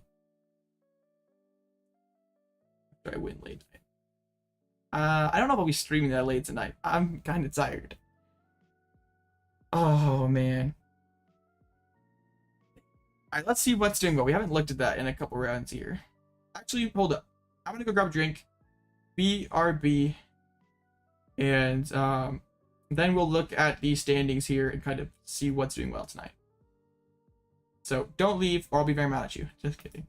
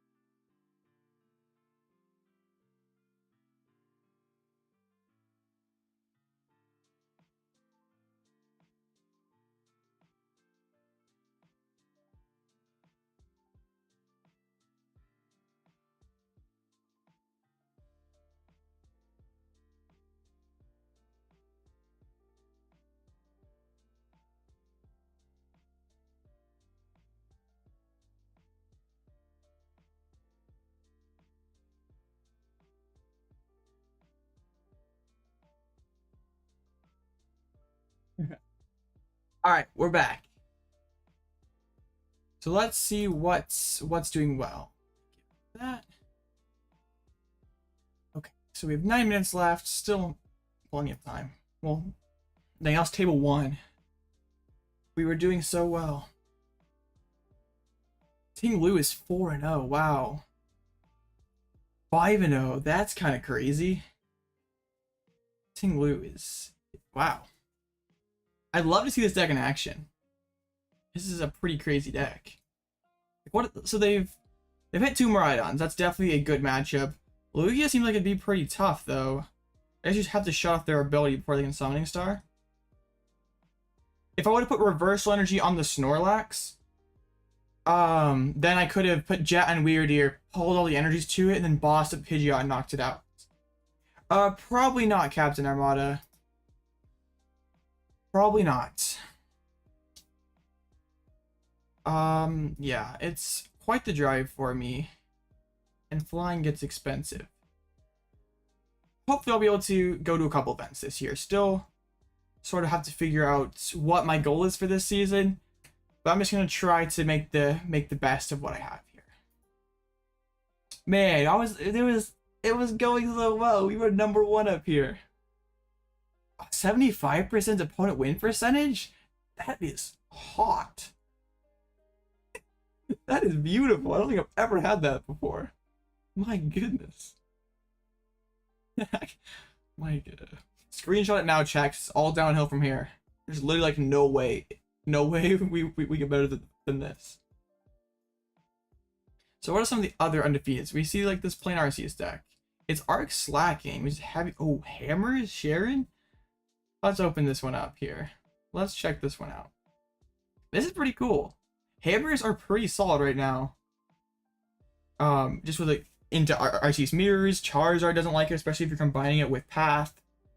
Yeah, I think this is pretty nice. Like, I maybe like to see some boxes in here, like against Guardy, if they can, like Guardian Chin Pow, if they can work through the Path of the Peaks and still achieve their strategy. You're gonna be feeling pretty bad. Like, I guess you're just like saying like Judge, Path, Disruption is good enough to win games. So I think it's a pretty solid, a pretty okay take right now. I think I probably should be playing Water. If you're just playing a vanilla energy, you probably should be playing Water Energy to take advantage of any like Lake Acuity that ever pops up. Or you play a million different types and close list to throw people off. You just like play like Grass, Water, like Lightning, and just like try to make people I guess play optimally, because they're like trying to play around whatever you could possibly be packing in there. I guess in open lists it would just play Water Energy, so maybe take advantage of Lake. Like, there really isn't any advantage to Dark Energy I can think of. Like, I guess in closed lists people might think like, oh, Umbreon, but like it doesn't really work in open list. So like Tinglu's doing well. There's a Goodra at 3-1. Let's see what this Goodra's faced. Goodra's now 3-2. Oh, and hitting 2 Arc Goodras. There's probably only like 2 Arc Goodras in the whole tournament. That's kind of unfortunate. That matchup seems like it'd be okay though. It probably just whoever Rolling Irons first wins. Okay, we have still 4 minutes left in the round. Let's see what match we have left. A couple of the 4-0s. It's a Lugia, like colorless Lugia. Okay, this person. Let's take a look at this other colorless Lugia list and kind of like contrast it against mine. So, they're like 4-4 Lugia, which I do not hate. I would definitely okay with 11k subs. I mean, if you want to, but you don't have to. Like, especially if your audience is not Pokemon players, definitely don't have to. But I mean, any support is always appreciated. 4-4 Lugia is nice. I love Burnet. Serena is probably like the thing with Serena is it's great against Lost Box, and an open list it just makes it so your opponent never goes for the Shuriken into Lost Mine play. Like, I feel like it might not be necessary in closed lists though, because people sort of like Serena's assumed at this point. So like people like generally are not gonna do that play because like it's a lot of resources to expend if it's just gonna get wiped away by Elegant Heal. It's certainly interesting though. Like, I like 3 Collapse because you like always want to have access to it to knock off those Lumineons. I think this list is fine. Like, it has a few different cards than what I'm using, but I like Path of the Peak. I don't really know what Path is doing here. Like, Path is not alongside a Slacking. It's like, what's its point here? Are you like trying to like Path Iono in the late game, but then you have to have exactly Path in that moment? But I would just rather this card be something that helps you set up. Like maybe, I think this list is okay. Just like play a different card than Path. Let's see, did they win? Nope, that round's still going. They're up against a regular turbo list, playing a Shaman V though. Shaman V is an interesting card. Okay, we have 4 or 5 matches left and still 2 minutes. Sure, Rubik, no problem. Go right ahead. As long as it's not something gross. I'm okay with it. And if it's gross, I'll delete it. It's that simple. Let's Lugia though. High win rate is what we like to see. Yeah, because like me and Maya here, we're just carrying Colossus Lugia. These other people are just kind of along for the ride. Nah, okay. Yeah, as long as it's appropriate. Okay, is this Mew? Like, this is the Mew, it's like Mew Selgor? Yeah, the one on a Selgor. Hasn't hit any Charizard, though. Oh yeah, this person is not quite playing your deck. They're not playing the Super Active Glasses. Wait, what was that other deck that was 3-in-1? Oh, it's like the Leafeon thing. Leafeon Scizor Cleaver thing. Well, I guess you can, I didn't realize, I kind of overlooked this originally. But you can put Cleaver on Scyther and be a fighting attacker. That's kind of cool, actually. I missed that originally. I just sort of assumed Zoroark when I saw those two Pokemon. I guess I'm blocking this, huh? Let me fix that. I'm sorry, guys. There. This deck is pretty interesting, actually. You have Raihan and Reversal the Power Cleaver. You have a wide array of attacking options. Like, I don't know how reliable a Leafeon really is. Like, Ivysaur is good, but in terms of attacking with it, like, into a Charizard, you sort of need 2 turns to power it up, and something that they can chase down. Thank you, JBR. Cheren is very situational, and it's probably going to be a Lugia V-Star to, like especially in those Arceus matchups, like, clean all that damage off it, deny the prizes. I've also used it against the Lost Box to pick up, like, Squawkabilly, to pick up even Archeops to deny the prizes. Like, especially if you already have all the energies you need in play, just picking up the Archeops to make it so they can take one less prize is totally fine. But it's mainly for Lugia, but it's probably the most situational card in the deck, and probably is the most cuttable card if you want to try to fit something else. Like, if you wanted to cut Cheren for 3rd Collapsed, I wouldn't hate it. Or you wanted to put in 2nd Burnet, that'd be fine too. 3rd Snorlax even. You definitely don't have to do that. If you want to, go right ahead, but don't feel like you have to. Let me close these limitless tabs. All these deck lists I just forget to close, so. Okay. Timeout here, so let's go. I'm so excited. This stream has been amazing. As long as we can play better than last round. That was such a close game. I played correctly. We win it, but it is what it is. Can't dwell on our mistakes. Just gotta move on. So how many 5-0s are there? 7. Okay. Ooh, Zach C from Korea. I wonder who that is. I wonder who that is. Okay, timeout. Come on. Must be a judge call or something. There was like one of those 4-0 tables that timed out. So maybe someone was slow playing there. You never hope to see that, but sometimes it does happen. I'm like, why is my face so itchy? I don't want to claw it out. Oh, I'm such a noob. I'm such a noob. Okay. Still timed out. No. No. So yeah, probably just another judge call like it was a couple rounds ago. Yeah, they reset one of the tables. It was tied, and oh, I guess now it's not tied anymore. There we go. Round is up. We're up against Giratina again. We love to see this. One of our best matchups. So let's just go ahead and get going here. Right. I'm okay hitting these Giratinas all day. As long as their path to the peaks want to behave and not mess me up too bad. I'm okay hitting these Lost Tinas. Okay, there is Jake. But we got glitched again. And our pony here's in Togepi rank. So I'm gonna reset, I guess.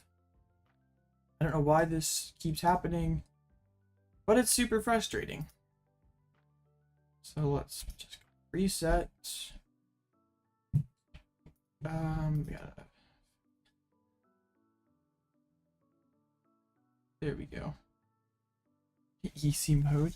I hope so. Tina's been pretty, like, I don't think I've lost to Tina yet. We've had some weird games where, like, Path to the Peak. It's peaceful mode. 7 wins to have a shot. Yeah, and then we gotta just make the second. Well, no. Because there's a second phase after that. it's kind of crazy. Like, I probably will not stay up and play all 14 rounds. I'm not feeling that tired right now, but like it's not even 9 o'clock yet. I'm sure I will be feeling very bad when it gets like when it gets later. This is a good matchup because a Lugia with a V-Guard energy is hard to deal with, and then Snorlax is a total nightmare. Remove friends, like all of them, or it's just some of them. Like Snorlax, there's really no way my opponent can go about it well, because they can like Lost Impact, that's like super resource intensive to take 1 prize. They can Shred, that's an easy 2 prizes for me to take right back. Or they can 2-shot Cramorant, or 2-shot with Cramorant, but then they're going behind in the prize race. Okay, I'll remove some friends. I'll do that in between rounds. I did not know that, so thank you for telling me. I guess I just never bothered. Okay, this game's... Because like, even if our opponents... Was I going first? I think so. It's like, even if our opponent draws Path... Yeah, we're going first. This hand's awesome. Yeah, we just do this. I don't even need to bench back up Lugia. We literally just pass. Right? Yeah. So yeah, then the next turn, this is Burnet. And then we just Summoning Star. I guess we're like sort of playing blind because we don't know if Burnet is prized or not. And that's kind of scary. Oh my goodness. There's like a cicada screeching really loudly outside my window over there, and it freaking scared me. How the mic's not picking that up? That's kind of annoying actually now. Oh my goodness. Shouldn't that stupid bug know we are streaming over here? They should have known better for sure. So they got double VIP pass. They're cooking over here. Or actually 1 VIP pass. Just a ton of Pokemon. Yeah, I never heard of that thing either. Wow. Using a lot of ropes. Double rope. How many switching cards? Wow, they lose 3 switching cards already. Just some. Okay, I'll do that in between rounds. Thank you for informing me. They only have 1 switching card left. They're an Abyss Seeking. Oh my goodness. I guess like saying like Abyss Seeking Path is pretty good. But little do they know, I have everything in hand. Please, Burnet, if you're prized, that's rude. That's very rude. Alright. Collapsed Stadium. I'm sure that's going to discard a Comfy. Please, Burnet, do not be prized. Yes. Okay. Phew. Alright, let me make sure we didn't prize 3 Archeops. That would be like worse. Okay, we only prize 1 Archeops. We have any V-Guards? Or we have other Collapsed. Got V-Guards. We're good. We got it all going over here. So we'll get double Archeops down. So do I need to be worried about Requiem next turn? Yeah, probably. Benching back a Lugia is kind of gross, but sure, why not? we're misplaying over here today. So Archeops. Benching second Lugia is fine. We'll just put the V-Guard and a Gift, and then we'll put like a Jet as my other energy. Or we'll put Reversal. Reversal is pretty pointless in this matchup. Like, Luxray is an okay attacker, but usually if we're attacking with Luxray, things are going pretty wrong. Like, there's a lot messed up with our board state. That Abyss Seeking play, I guess their hand was probably pretty bad, and that's like the only option they felt that they had, and they were like hoping that Path denied the attack this turn. We can just keep Collapse in play. It probably hurts them. Like, we don't really need the bench spot ourselves, and maybe it makes their life difficult next turn. Alright, Drapion Luxray, they don't really provide much of anything. Wow. You have friends. That's mean. Honestly, I think Rope is okay. It's situational. Like, you have to have Switch to move the Tina. It does feel bad sometimes. There's times where Rope is actually hinders you more than helps you. But like, also you can't always, it's like a pseudo Gust card, and you, like, most of the early game, you cannot be playing boss's orders. Your social skills are in the loss zone. Yeah, me too. It's okay. They've had some very painful loss zones. Like, if they're gonna start going in with Lost Impact, that's gonna be valuable energies getting lost zoned right away. And like, all the switching cards are gone. They can down of all this Tina. Okay, they did. But it's like hitting for 250. Why playing Lugia? I think Lugia has a pretty solid... Oh, they're playing Temple? I missed that. No, yeah, the one Temple of Sinnoh in there. Ah, that's pretty good. Well, bad for us, but good for them. No, we don't even get the Gift Energy pop. Oof. That's... Man, Temple is like such a situational card. Like, you rarely ever actually draw it when you need it, but I mean, good for them. They got it right in the perfect moment. I'd love to be able to Snorlax this turn. That'd be my preferred attacker. So I think what I'm going to do is I'll use the first Primal Turbo to put the double Turbo on the active spot, just to thin that one card out. And hopefully we can find Lax on the other side of this Iono. And, oh, I forgot Temple of Sinnoh, though. Oh, crap. How not to play Lugia. Dang it, dang it. Oh, I messed this up. Okay, wait. This needs to hit Tails for Pumpkaboo. Please, Tails? I'm literally throwing so bad. Okay. The deck is being very nice to me, though. Pumpkaboo's prize. The deck is being horrible to me. Dang it. Oh, why am I so bad at this game? Oh, take it. Punish so bad. Oh, what do we even do now? Okay, we Snorlax on the bench. Dang it. What am I even doing? Okay. Vigo doesn't do anything. We'll just put Gifts and Therapeutic on this Snorlax. Ugh. It's all down. I told you guys, all downhill. Hold the Lumineon, hold the Lugia. Take it, take it. I'm throwing now. We found Lax, but that's not good because we can't attack. Couldn't retreat. 10. So hopefully this Iono should brick them out. Oh, they are, as long as they find a Psychic Energy. And they lost on a gate, so surely they have a Psychic Energy at this point. Oh, I can't believe... No, it's totally... I can't blame anyone other than myself. It's fine. Dang it. Well, it's... Like, even if I attach 2 energy with the Lugia, like, I at least like Tempest Dive. Requiem. We're not out of this game yet. So I have to swing with Snorlax this turn and play Iono. That's what we have to do. And we have to get another Lugia down. Wait, I'm gonna bench Lugia. Let's see. I probably should have played Nest Ball, got the other Lugia out of the deck to thin it. It's okay. This is how not to play Lugia. This is the how-to guide to not play Lugia. We're gonna pull all the energy out of the deck, dump them on Lugia. I guess what is kind of bad. It's like we can't even like collapse off all our 2 prizers. So our opponent can just win with Energy Boss. I know that's a lot for just... Okay. Literally, I just put them all on the board. Wyrdeer is going to be my... Well, no, because Tempest Diving that guy could be pretty good. So we'll put 1 Jet for now. We'll just double up with Jet. Who cares? Who cares? This is how not to play Lugia. We are 100% throwing this game. Luminous Sign. We'll get the Iono. And hopefully they don't have boss energy. That'd be a heck of a 2-card rip, but it's definitely possible. They haven't played a boss yet, have they? Nope, no boss. The good news for us is like they've expended a lot of energies and gates. Okay, this is just where we're at. We thumping Snore. We didn't bump the stadium, so we could just be stuck ourselves. Snorlax does not wake up. No, Elias, you can stay here. It doesn't matter.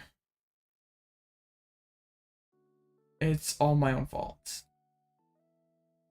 Like, they don't have any switching cards. Like, this Tina is stuck, so if they miss energy, that's good. But, like, this Snorlax is, a hard retreat. That feels very bad for them when they have 3 gates gone.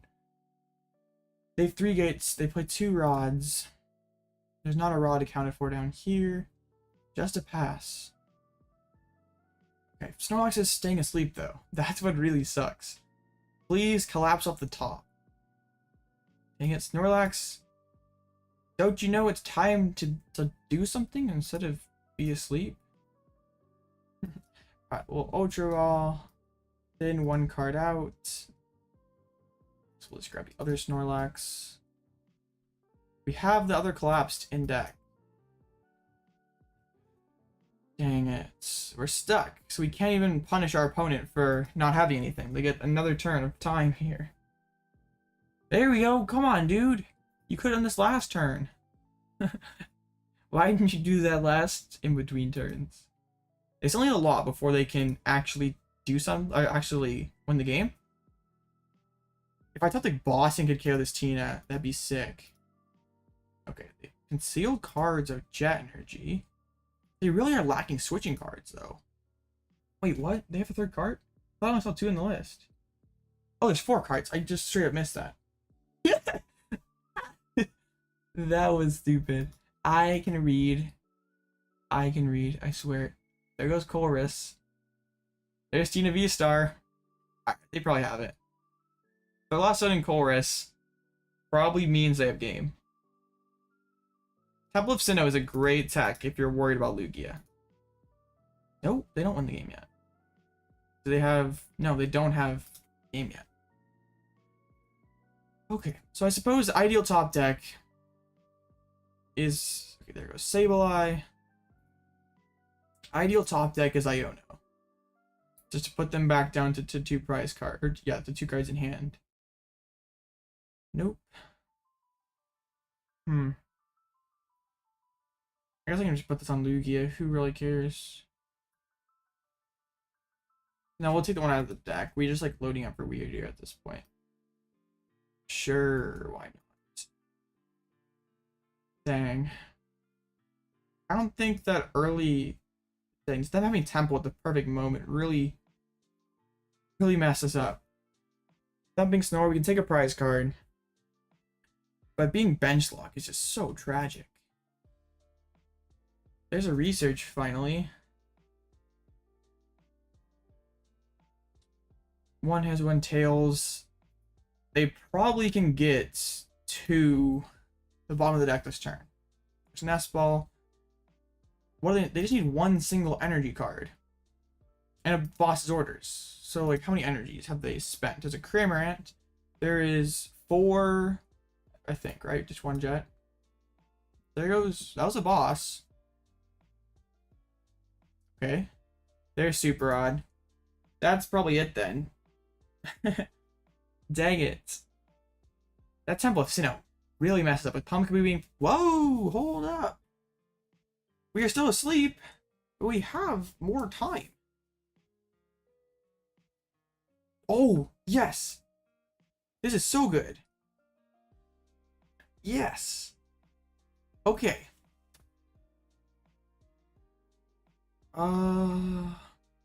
Okay, we just attach this to the active so we can have the retreat as an option. Right? Yes. Sure. Why not? Research, get closer to boss. We have everything we need now. So can my opponent find the pieces to win the game next turn? Or is there ever... Oh, like we don't have the bench spot for Wyrdeer. It's like, yeah. They have 1 card left. Like that's...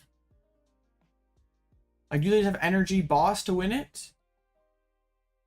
Oh, this is nerve-wracking. Like, we lost in a boss. Wait, we just pass.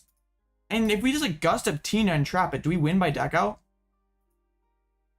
Ooh, but they have jets left, don't they? There's 1 jet there. Timer, you're mean. They have no jets left. You know what? Let's just do this.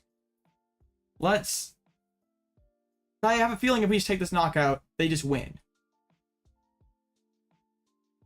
Grass down there.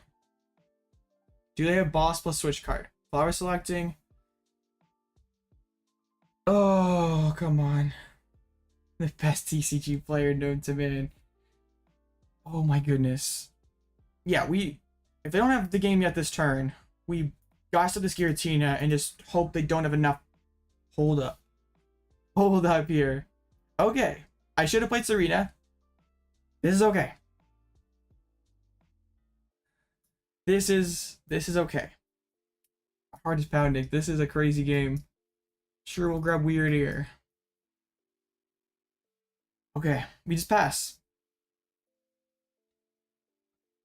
We just chill here. Do they have enough in the tank to win the game? There's one Psychic Energy. So they play 4 Psychics. Why is this not the... Oh, we don't have like Iono to follow this up. So they have... 1, 2... I think they have too many energies, honestly. Yeah, they have 1 Psychic, 1 Grass. We just gotta hope. Okay, we gotta find Iono this turn. Wait. No, we can't one shot. I was gonna say, like, hold up, we just want like a 1 shot. But like, no, this is not damaged. Okay, we got to find Iono, I think. No Iono. Alright. If I got like Iono plus take knockout, then maybe they don't have it for a turn, but like they probably have energy boss now. There's the energy. Ah, the retreat. That means there's Tina. Boss's orders. Bring a Lugia. Lugia. Well, shoot. We tried. We played Door Outs again. That Temple of Sinnoh just messed us up for way too long. We had to Iono the next turn. Like that was, we had to Iono them down to 2, take the knockout, and then hopefully close the game after that if they couldn't find their pieces. Dang, another close one. Man, all these viewers came here, and I'm not living up to the expectations. I was playing a lot better when there was like 12 people here.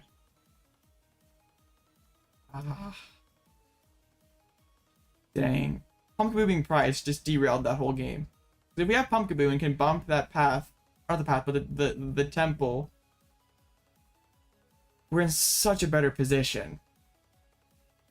Oh man. Oh well. Not much we could do about it. Okay. So word on the street is that removing friends is good. So let's just go down here and start deleting people. We'll just removing people. Yeah, it's okay. Like I don't necessarily intend streaming the whole late night either. So like as long as we have good games where people like hopefully my mistakes teach people like how to play the deck better and not make them we'll keep Trust Your Pilot since he's a streamer. Hopefully my mistakes help people play better. And we're still having a good time. That's what the most important part is. We have a ton of people here. Absolutely insane. Let's just delete most of these people. We'll only keep the real legends on the list. Oh, I guess Guzzlord. That is one. That is someone I know.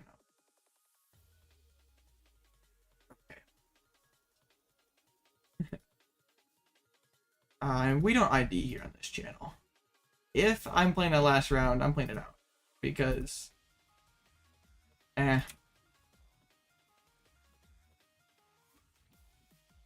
Well... Yeah. Oop, that was fancy deck. Oh well. Well, it didn't really matter, because even if I put 2 energies on there, I didn't draw another attachment off the other side of the Iono, so it's not like I could have, like, if I put 2 energies on there, I still can't retreat and attack with Snorlax. Like, I'm still stuck in Lugia. I guess if I put 2 energies on, and then put 2 more on, I can at least hit. Yeah, you're right, Yeah, I definitely could have done that. That would have been the right play. I was just, like, sort of... I overthought it, I think. I should have like sort of taken a second and just like evaluated it and been like, then we probably are fine. All right, hopefully this helps us out. There's like 5 friends on there now. Ooh. Oh man, right? I think it's funny, like right when we get to Yeah, you're right. If we can, after the Gust trap play for 1 turn and they commit 1 energy, if we can Iono, because we know they have boss in hand, if we can Iono and put them to 2, since we know they're basically out of switches, if we can just like do that to like, hopefully buy 1 more turn. All right, well, see you, Captain.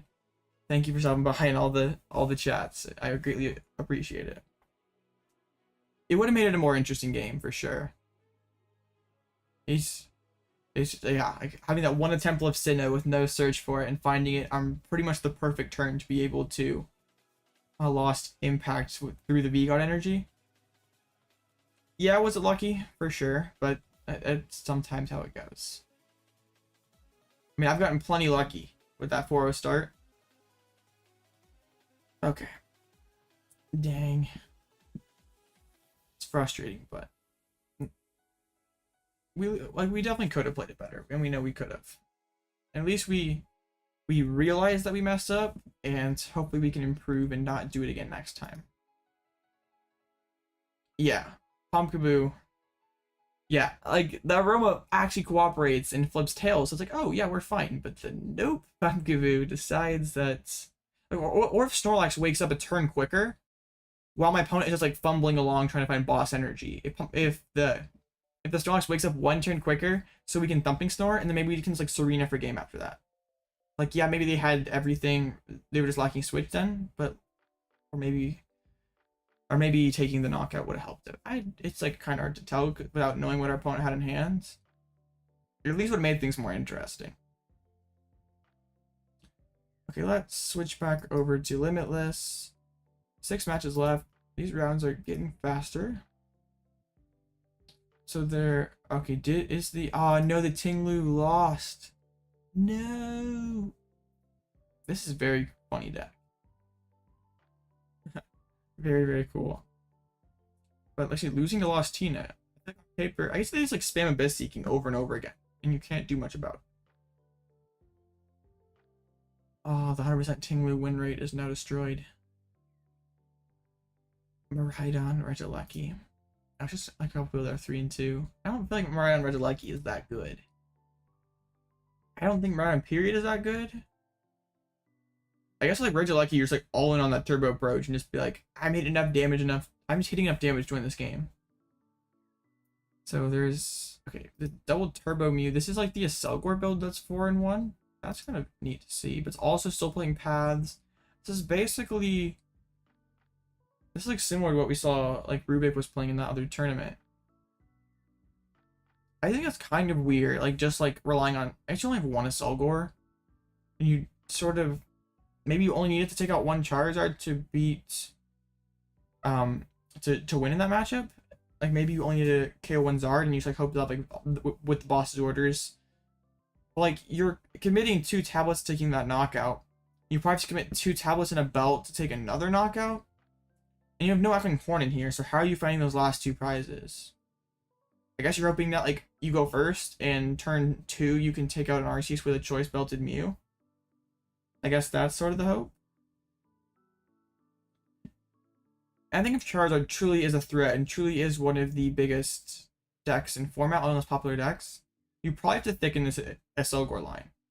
Because when I play like Boxer Disaster or something, like I don't think you have enough tabs to physically win unless your opponent like overbenches or something. Like you need an Echoing Horn, you need Silene, you need like a Glasses or another tool card or something. And I feel a lot better about things. Like, is Path the correct approach right now? I don't know the answer. Like, it is still good against Guardy, and like Iono Path, Judge Path is always going to be a strong option. And it is going to slow the Charizard player down. Hopefully, yeah, Echoing Horn. Horn seems like a very good way to close out the Charizard matchup. Yeah, I like the concept, and it's cool to see like a card that was like bulk actually being played.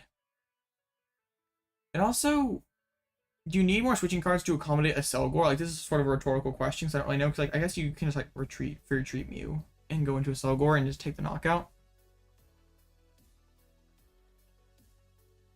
Well, yeah, I think like Path is just like Path, you hope that Path is slowing them down. You like actually don't have a super, like you don't actually have the cards in your deck to win the game. You just have like a hope that this card does something. And Path doesn't always do something. Yeah, you pretty much hope that you, like, if you go second with this build and they get turn 2 Trinity Nova and leave no Arceus V on the board, you probably lose. Because, like, you had to spend 2 tabs plus Belt to knock out Arceus, then they come back, take 3 prizes off of you. And, like, that's assuming that they didn't take 2 prizes on their first turn with Arceus. And then you can come back with a Selgor, spend 2 tablets, when you're out of tablets, and your only way of winning is with, like, belts. Like, it's that they overbench with Arceus. Honestly, the Charizard matchup doesn't even seem that great with a Selgor, unless you're going first. Unless I'm missing something. And also, like, if they go first, and you drop it, like, they know you're just playing 1-1 Shelmet, and they go first, like, don't they just, like, boss and KO Shelmet? Like, as long as this guy, there's like no recovery in this list. It's like once the Shelmet's gone, Charizard's pretty much free for the rest of the game. That's why I think Box of Disaster is an interesting card in Mew, and that's like sort of like I'm trying to like work out like a Box of Disaster DTE Mew list where like you go for that early 2 prize knockout into the Arceus, and like no matter what, like whatever hits you back is going to have 100 damage on it. So like whether you're cleaning up with a Selgor or another Mew, you still, like, you don't need to spend any tablets, and you have like, maximum resources to close out that game because you only spent 1 tablet on the to take that first knockout. But yeah, I would be a lot more comfortable if Delphox seems pretty problematic, but especially if like you open Genesect and they can like kill like Genesect and Shelmet. I'd like to have 2/2 a Selgor if it's possible. Maybe that's the next deck we should feature on the channel here. We should try to get this deck working.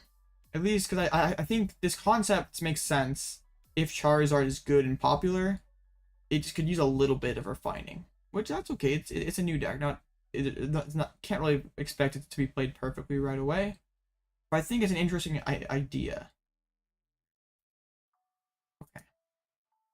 2 matches to go and a minute left. Oh, one is Riot Town.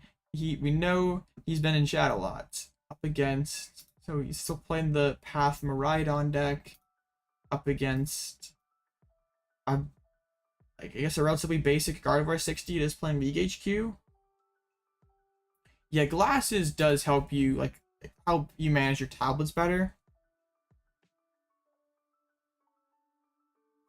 It's a very cool idea. We'll have to mess around with it. That, like, tomorrow, my upload for tomorrow that I hope to get out is, like, I want to go over some of these recent big tournaments and go over some of the lists that did well. And then maybe on, like, Thursday or something, we play some Mew with Selgor. We gotta win out here if we want to have a chance to make not day 2, but the second phase. Yeah, Justified Gloves is a bit more versatile. But like you do just spend 1 tablet, but also is good against Drapion and good against like Umbreon, against like other dark threats. Meme Day Thursday. I don't think it's a meme.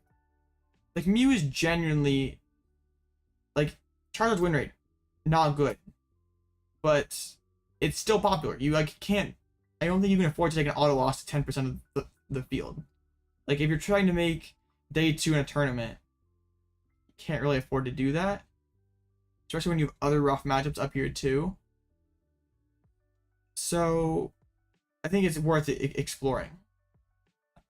Man, for a while, Rubik, you were saying about how bad Mew was. I'm glad. Okay, Urshi and Teleon, this should be a pretty good matchup. Spiritomb is what we have to be worried about. Tomb shutting off our Lumineon early. I think Mew without a Selgor is in a rough spot.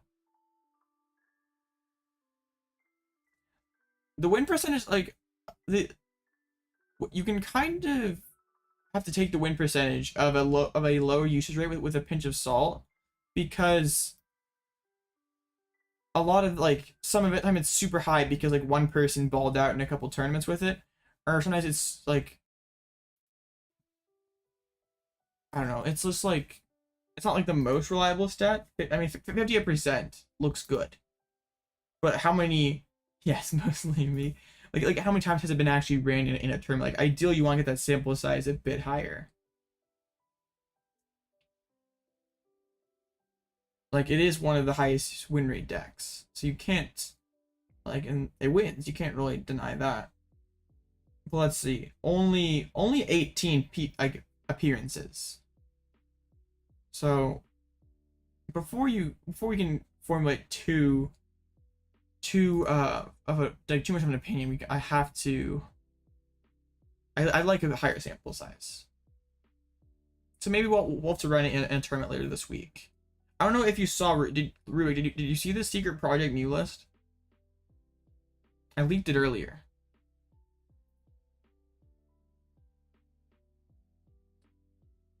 How did you end up doing it in the tournament at Zoom? I totally missed that one. I'll probably go and missed it. Oh, you missed the. Here, it's kind of wild. It needs some refining yet. It has too many cards, but kind of my crazy idea to keep Mew around. Like your idea against Charizard is you go Mew with box early to take your first 2 prizes, then you can like Luxray to take 2 off Pidgeot, close out the game with Shaman. It's got some work. It needs to be done. 6 out of 124. That's pretty good. It needs refined. But I literally built this afternoon. I was like trying to work on it. Not yet. But we're waiting on my opponent to check in or show up. I don't think they've checked in yet. Yeah, 3 minutes and 3 minutes left, and they haven't checked in yet. How about you, Matt? Are you still going? I saw that you were like 4-1 or something. Somehow doing well with Miraidon. I guess when we changed the name of this deck, we've lost both games since then. So I'm not a superstitious person, but can't really like statistics talk. You can't like numbers don't lie. You got cooked. Oh no, XYZ. What happened? What were you playing?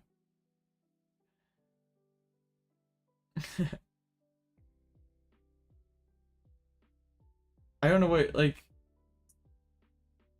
Come on. I've been lied to. I was just kidding because my opponent hasn't checked in yet. I was gonna say that you lied to me that the Lugia 3 out of 3-3. Well, I'm trying to avoid doing that. Were you playing single strike? Or were you playing colorless? Wow, an ID already. It's kind of crazy. Were you on single strike or colorless?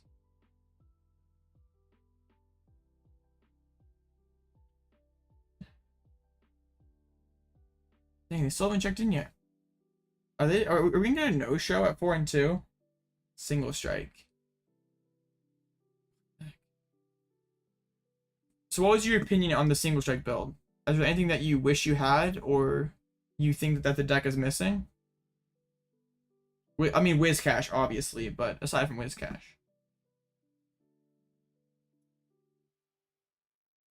Okay, well, looks like we might be getting a free win this round. A minute left, and my opponent has not checked in yet. Very weird at 4-2. Okay, they finally checked in. What was I saying here? So they've checked in. Wizcash. Yeah, every deck could use some more Wizcash in their life.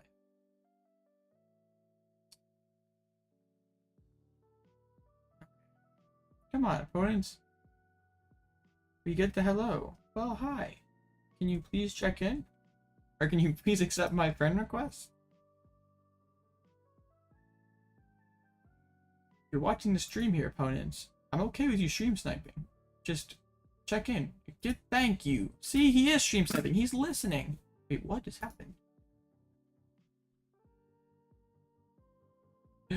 Oh, man. Oh, last late night. I played like a month ago. That's pretty good. Late night. It's hard to cut these late nights. Not only is it a ton of rounds and it goes really late, but there's a lot of great players that play in these. Yeah, I like Close Lugia too. I feel like if we played this better, we probably could be 6-0. But it's all right. We make these mistakes on stream, so we don't in real life. 1 minute to send it in. Yeah, that's tough. That's tough. So yes, that makes sometimes feel like if you're like scrambling last second, kind of stressed over that, you don't tend to play as well. At least with me. I was just trying to get around last second because I was like trying to get something to eat and like prepare before the streaming. So we're up against, what are we up against again? Oh yeah, Urshifu. How about neither? I guess Weird is more likely to be useful. Yeah, Rapid Strike is a pretty good matchup going first, as the hand is very rough. Like, this Squawk, it would be so painful. But you know what? That's why it's in the list. We're not, like, okay, Luxray's prize anyway. I'm not about to just, like, sit here for a second and just, like, hope my opponent, like, I hope I top deck and out. We're being proactive today. Squawk and Seize sort of is back where we started.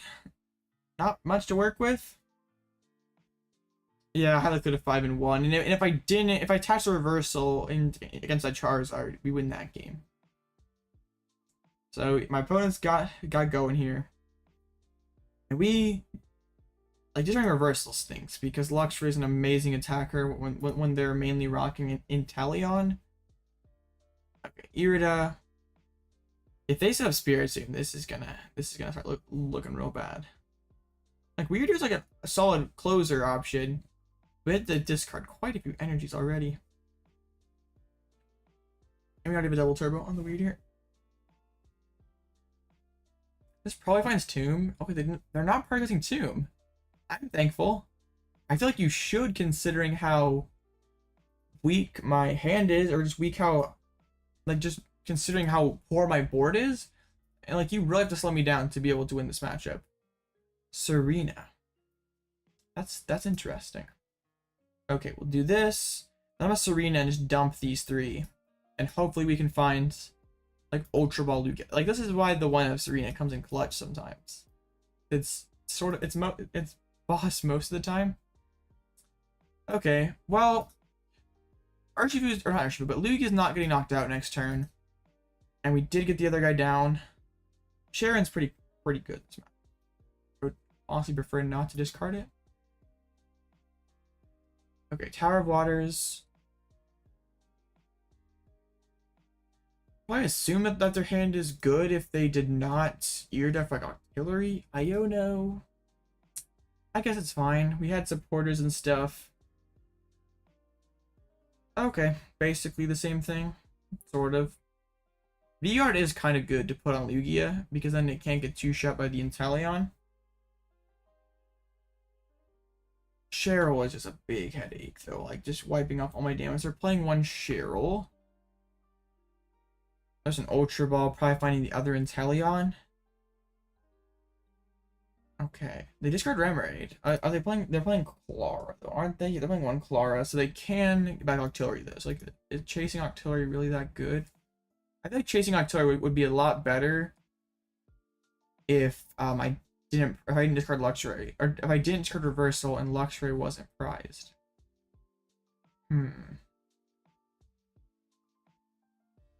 Is a play this turn just to Gust and knock out Urshifu, and then the turn after that we go Wyrdeer one-shot Inteleon.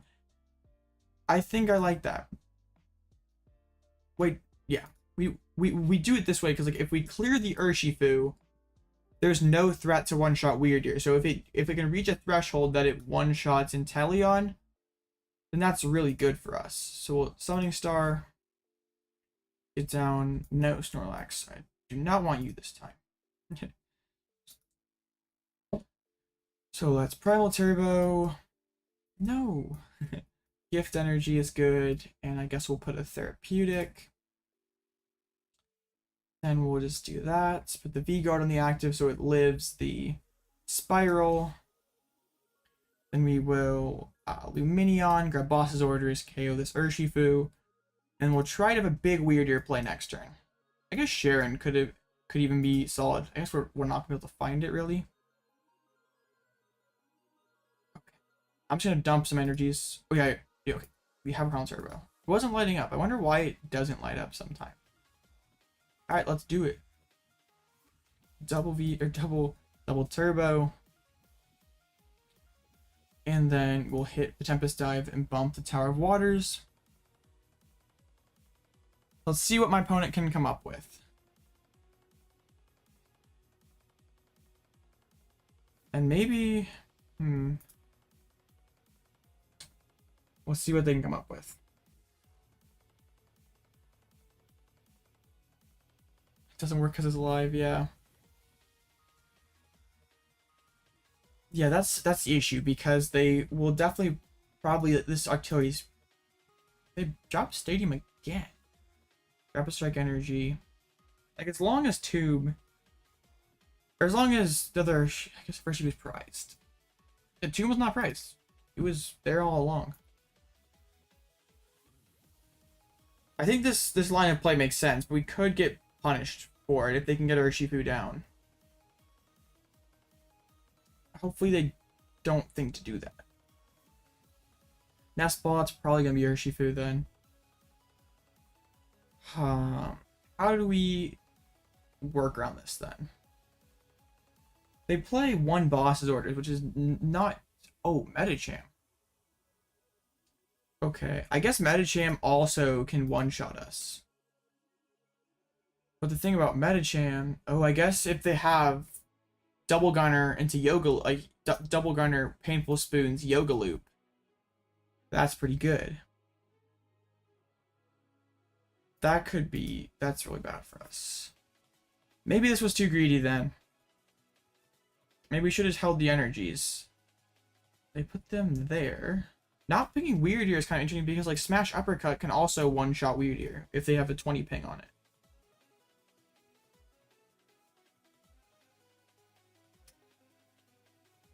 Tuma's misplay. What do you mean, what's your line? I'm like, my plan was to Gust KO Urshifu, and then the hope was just to have, like, a huge Wyrdeer that they can't one-shot. But that might have been sort of greedy. But, like, if I just hit with Lugia, they just, like, hide back in another one.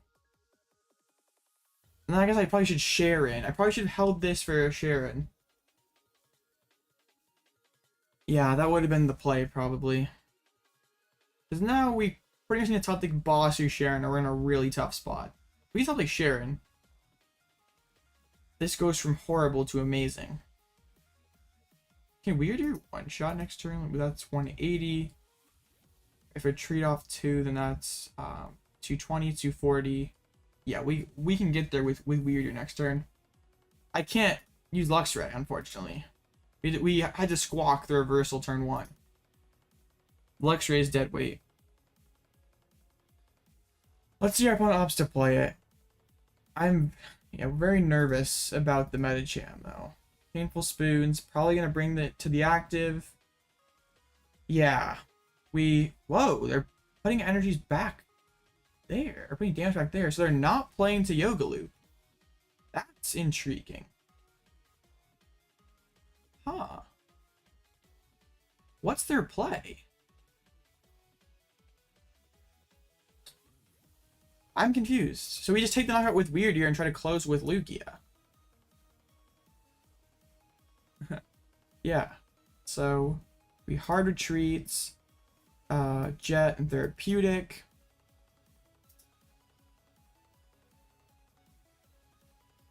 Frontier Road. So this, do we have enough energies left though? That's the question. How much is this? This is 300. We need one more energy then. Oh, or we might not have enough. How many energies total though? Okay, Snorlax has to close this game then. Lax has to be it. Yeah, Lax's game. This is okay.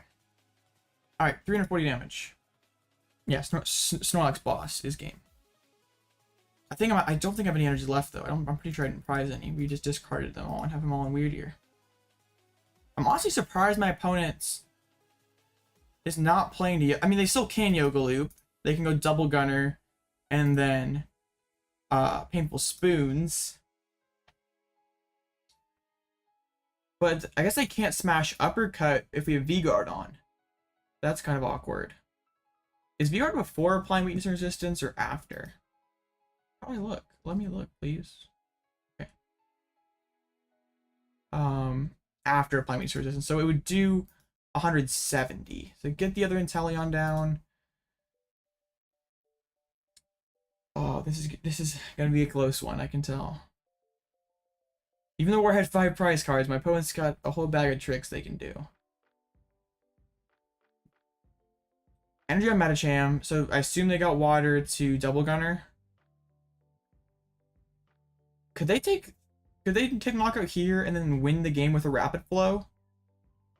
No, they can't take 4 prizes with, well, they could. They could knock out Wyrdeer and Squawk. Oh, maybe we need to hit Collapse to collapse Lugia. That would have been sick. We already are down 1 collapsed. Dang. Might not win this one then. Ultra Ball. It's a very interesting position though. My opponent has a couple different ways they can go. The V-Guard does keep Wyrdeer. Oh, they dump an Urshifu. And Energy. Their hand is full of good cards. Lumineon. Is that gonna be probably Iono to 1? Probably an Iono to 1. Oh man, chat, that's gonna be a very close one. Lara. Oh, to get the energies back to Yoga Loop. Only 1 energy back though is tough. Well, you got a Yoga Loop play. That's your only shot to win this game. But they have no bench space for an Urshifu. Are they playing Thornton? That'd be correct. But there's no Thornton in there. So double gunner. So then they have to use the. They have to move with the Alakazam, probably moving off the Archeops onto the Lugia. Like 1 counter, or yeah, just 1 counter off the Archeops probably. They don't need both, and then the Yoga Loop. Now let's see what they can do this turn, because like Smash Uppercut is only hitting 170, so they can't take out this Wyrdeer, thankfully, because of the V-Guard. So what do they follow this up into? Because like Wyrdeer's one-shotting everything that they have and anything that they possibly could have. And with no Urshifu on the board, they don't have like crazy insane 4 prize play, right? Because like they can't KO Squawk with just snipes. I think we're fine. Okay, they move 2 here. V-Guard saves me though. V-Guard's 170. It makes Smash up at 170. I think we're fine. Are they playing Belt? No, there's no Belt in there. Okay, good. I think we're fine. Game is locked. Huh. I think so. Considering that this bench spot was, if this was an Urshifu, I'd be pretty worried. And Iono doesn't matter because we have the 1 shot on the board. We don't care about Iono. We just tank the hit. Oh, Urshifu was prized.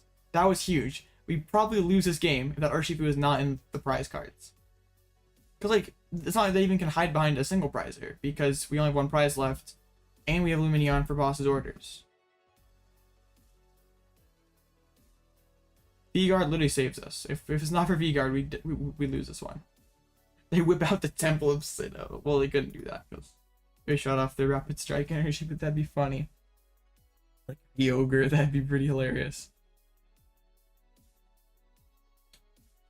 Yeah, I think if Urshifu is not prized, we probably lose this game.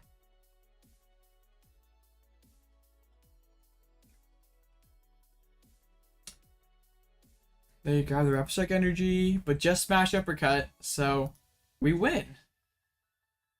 Wyrdeer about to do a ton of damage. Side Shield Bash for 340.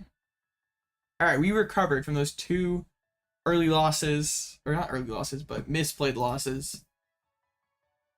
Yeah, did I not deserve to win that game? Probably. If my opponent doesn't prize Urshifu, we probably lose. But hey, that last round, if we don't prize Pumpkaboo, we probably win.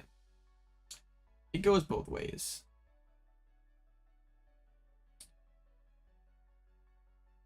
Okay, 5-2. And we win 2 in a row and move up to 7-2. Man, I don't know if I can play all 14 rounds. Probably not. I don't feel like staying up to like 1. That seems like not the play. Okay. Yeah, I get back after the bad prizes previously. Yeah, being able to KO the Urshifu early was very optimal because they prized their other one. And they didn't have any like Thornton or anything like that to be able to like pull one out of nowhere. Crazy game. Keep that. Oh no, Matt, are you also 5-2?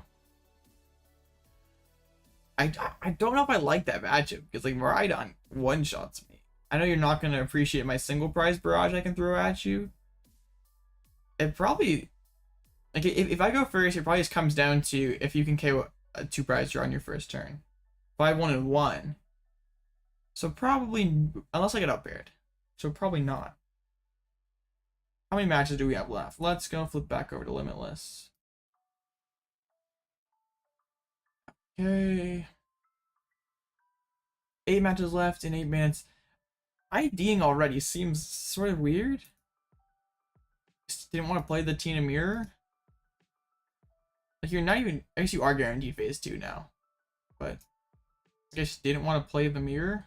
Any cool cards in these Tina lists? Super basic. Lots more lines, but I guess just gears are really the only, like playing a split of switch, rope, and cart. Yeah, pretty boring Tina lists overall. Oh, let's see if our Ting Lu player did No! Why are you a 5-1 drop? Oh, he didn't want to spill the sauce. Tragic. We wanted to see Ting Lu go all the way. 2 more games. Oh man. Snorlax stall. Oh, whoa. 5-1. Okay, we gotta take a look at this. We got to do this. What is Snorlax stall cooking over here? I just feel like you lose to a competent player who just like doesn't drop anything. Like I guess you have Horn and Manaphy. So that is something in that Guardy matchup. And the thing with Charizard is they don't play ton switching cards. If you can aggressively Misfortune Sisters, you can probably mill them out. How are you ever beating Arctina? You're probably not. I guess like Trap Squovit, but you're not playing Pod Helmet. Yeah, Ting Lu, believe it or not. I'm blocking Pokemon Catcher in case, and Penny, if you guys were wondering. You can like sort of like Penny Loop then, I guess. We don't have a Yochir, so it's kind of tough. Spicy deck. Like to see some stalling and controlling decks doing well. What is Gardevoir doing? It makes... I really in our... What? I don't feel like a whole lot beats Arctina, honestly. I think it's a pretty good deck. Like in this matchup, you're just like Crabominable. Who's running Arctina? Or who's running the Snorlax? Arctina's got an above average win rate here. There's a cash is 5-1. Oh, we lost to Chimpao. Only loss was to the Acelgor Mew. Crazy. Well, only lost prior to this one. Running the stall deck? Like someone with a super generic name. Like unknown player, I think. Yeah, unknown player. We don't know, technically. What do you do like against Lost, like Giratina Lost Zone? How is that a good matchup? I'm trying to think. Like what is your like I understand Guardy. I can understand Chimpao if you can trap something. Like what is the play? What is the play? I don't know. Oh, that was That was our round 1 opponent, I forgot. I guess you try like trap Comfy, but they play tons of switching cards, so you're just like milling with Misfortune Sisters. You're just like really aggro mill, I guess. Yeah, it definitely is a high skill deck. But it's doing well. Honestly, I would not like to face this really. I guess we do have jet energies. It's like switch between our Pokemon. We have collapsed to discard. We just like don't overbench. Try our hardest to keep everything on our board as an actual attacker, and we should be fine as long as we don't spread our energies too thin. So only keep the energies on board that we need to attack with. This would be a very interesting deck to play against. Like, we can like spam Speedwing, like if they try to trap an Archeops, but they do like Penny that they can spam. Would be pretty interesting. 6 matches, 4 minutes. Alright.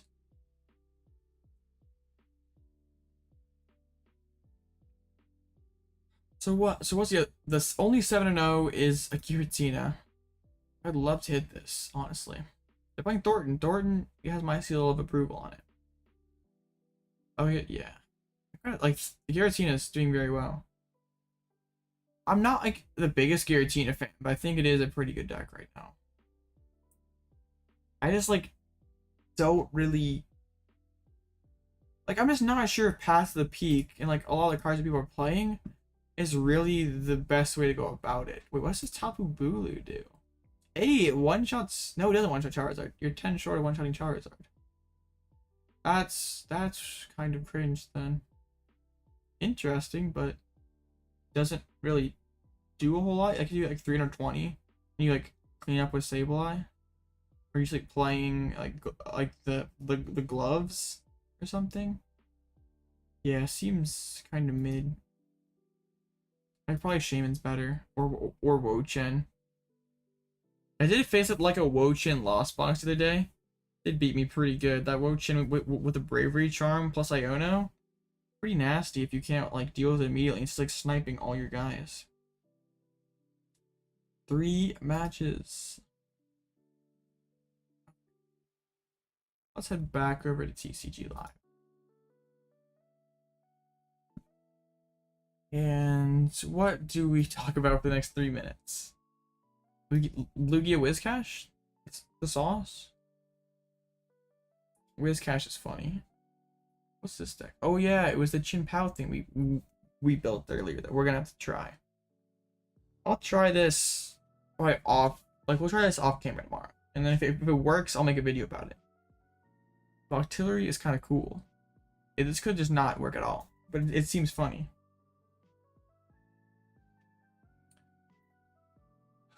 So sorry, we don't have a lot to talk about here. I looked at the deck several times. Yeah, I'm getting tired too. Probably just gonna play 9 rounds. Let's take one round at a time and see if we even make it to the next phase. It might just drop. I don't really want to stay up this late on a weeknight.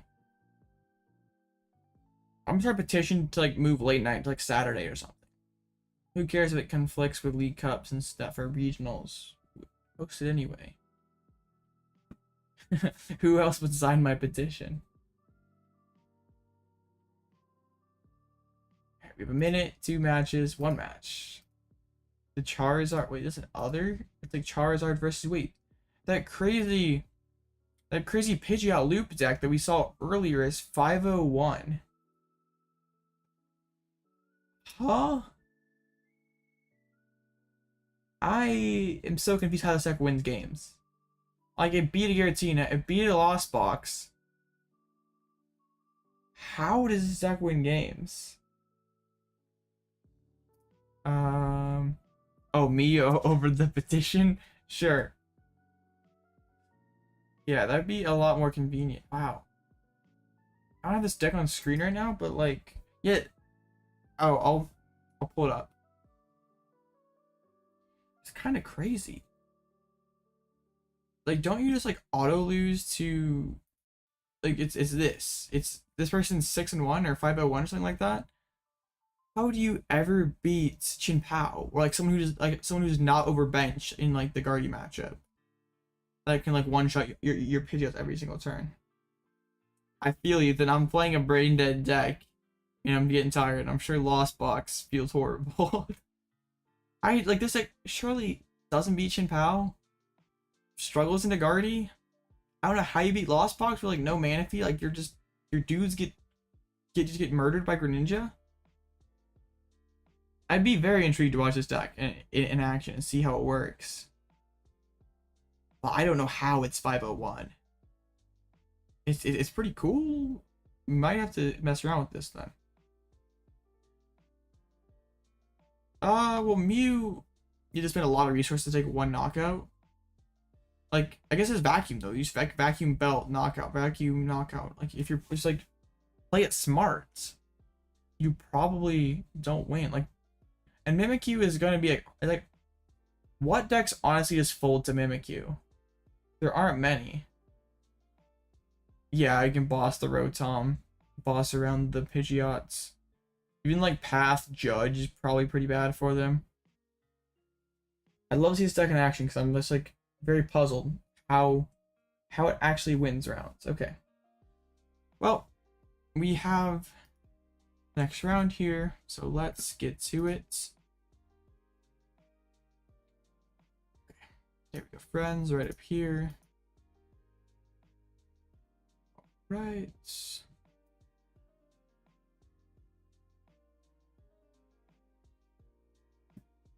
Okay, what do we have against this round? What wants to be friends? Sure. No, they're offline. We're up against Charizard, but no Arceus. It's just straight Charizard with like the Forest Sealstone stuff.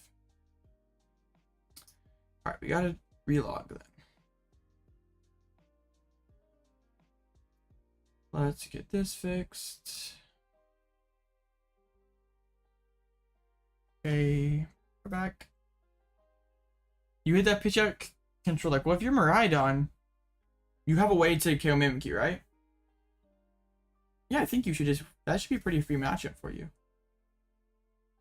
You should just knock out with like one-shot things with Miraidon, and as long as you don't bench stuff into the Mawile, which you have switching cards anyway, and also if you just don't, but make sure you have an option to KO Mimikyu.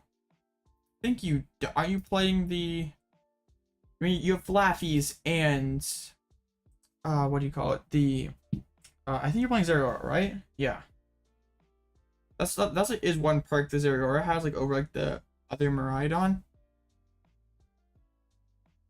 I don't think he's playing Zapdos. Let's see how this goes against I think this is Forest Sealstone Charizard. Yeah, one Forest Sealstone, Vengeful Punch. Going first, Epic. Heavy, it's one Basin. But interesting to see how this sets up compared to the Arceus build. Like, you don't have the yikes. We have one of those Lugia hands. No Ball Search. We have like literally 12 Ball Search cards. And we have none of them. Well, the good old-fashioned draw pass. You love to see it. Man, I can't lose yet. But this is so rough.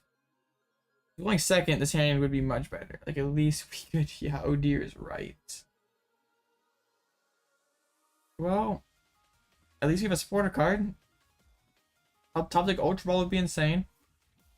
Wait, playing Babero? I thought they were playing Pidgeot. Oh, they're playing Pidgeot and Babero. Wow. Fire on active. Oof. Arven. Man, they had a pretty good hand. They had like all their basics with like out having to do much anything. Like they didn't even have to Arven for Battle VIP. I think this Arven gets Forest Seal and Candy, and that's Pidgeot next turn. Busted deck, honestly. 2 Arven. Alright, so Seal and pass. Ultra Ball? Relax means I don't lose. I guess I will play Iono. Sucks throwing back in double Archeops. Oh my gosh, this is awful. Okay. Literally seen, what, like 15 cards and not a single ball search card yet? This is a low roll if I've ever seen one. Oh my goodness. Man, I guess it was bound to happen eventually, considering the deck I'm playing. You eventually do get those hands. But not seeing a single ball search card is so tough.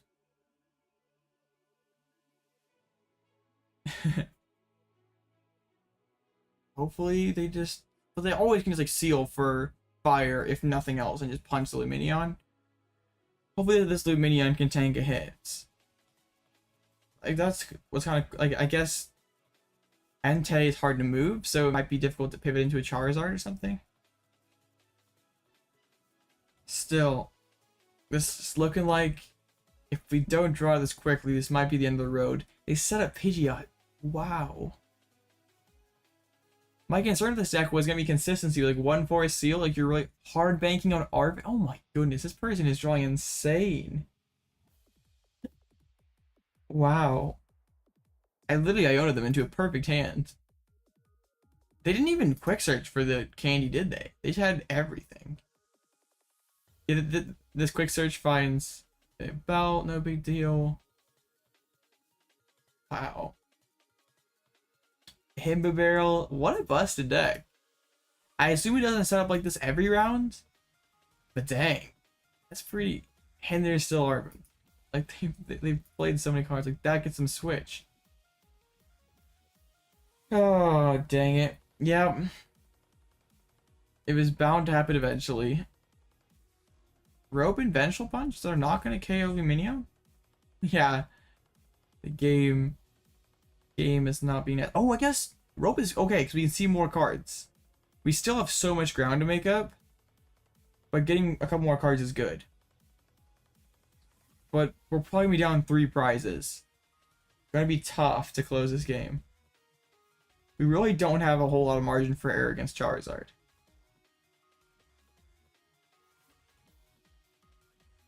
Wait, they hadn't even used, like they literally couldn't, they drew so well they can literally just pocket the quick search card. Like that's how well they're doing. I mean Lugia, it's something. Like can we get Jet so I can like read the wind without Aroma? Okay, I guess that's Lumineon technically. Nope, or not.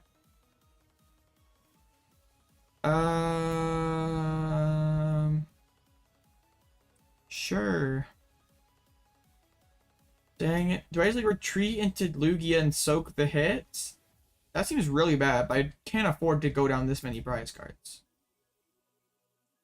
This seems really horrible though. I guess if they just have, they can just like load up Brady Charizard. They're not playing double turbo though. If they like Basin, if they have attach Basin and the full Infernal Rain, they can take the knockout. I guess if they have that, then we just like sort of move on and just accept that this player's better than us. Man, they could not have asked for like a better first start. Like they didn't need to VIP pass. They drew double candy, or at least one candy off of Iono. Like they basically could they could have still found the knockout last turn without even finding Pidgeot. Like that's how insane everything was. Okay, Rain Charizard is not going to be knocking us out at least. We pretty much have to top deck something amazing though. They're going to boss Lumineon. Okay. And hit for 180. This is very bad. Come on, Ultra Ball. At least let me play Pokemon. Okay. Let's Guspa Barrel and read the wind. Maybe, hey, maybe this is our outs. Perhaps they left themselves. They've spent all this fire energy on the board. They spent a rope.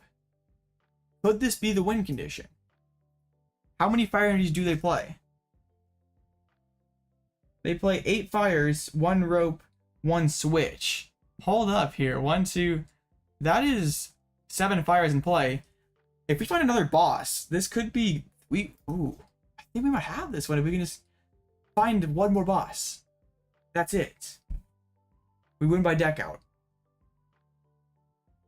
No, not there yet. Industrious. I guess for them, a nice play is to retreat, to put the energy in the discard pile to rod back into the deck so that I can't trap a barrel. Let's see if they see that play. No. They're just building up Radiant Zard. Alright, I have one more turn to figure this out. Lumineon off the top, Ultra off the top. Okay, Aroba? Please, Tails. It'd be insane. No, deck, why?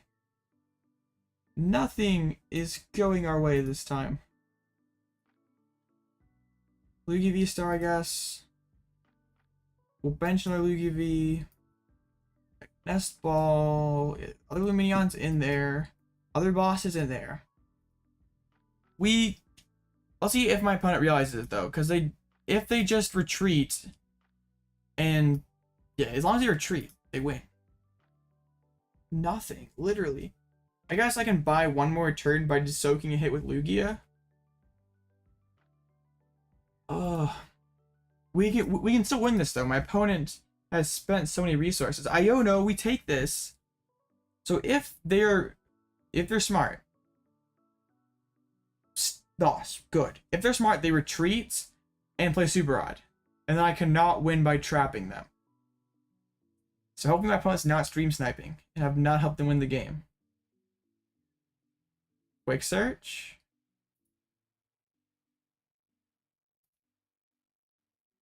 Come on. It's gonna be for Super Rod, then we can see the retreat. If they retreat Super Rod, that's it. We lose. Burning Darkness. I think this is game then. I'm pretty sure they don't have anything left. 1 switch, 1 rope, 8 fire energies. There's literally all 8 of them are in play. So we do this. I think this is it. Like, I think we won this. We just like, I think we have this.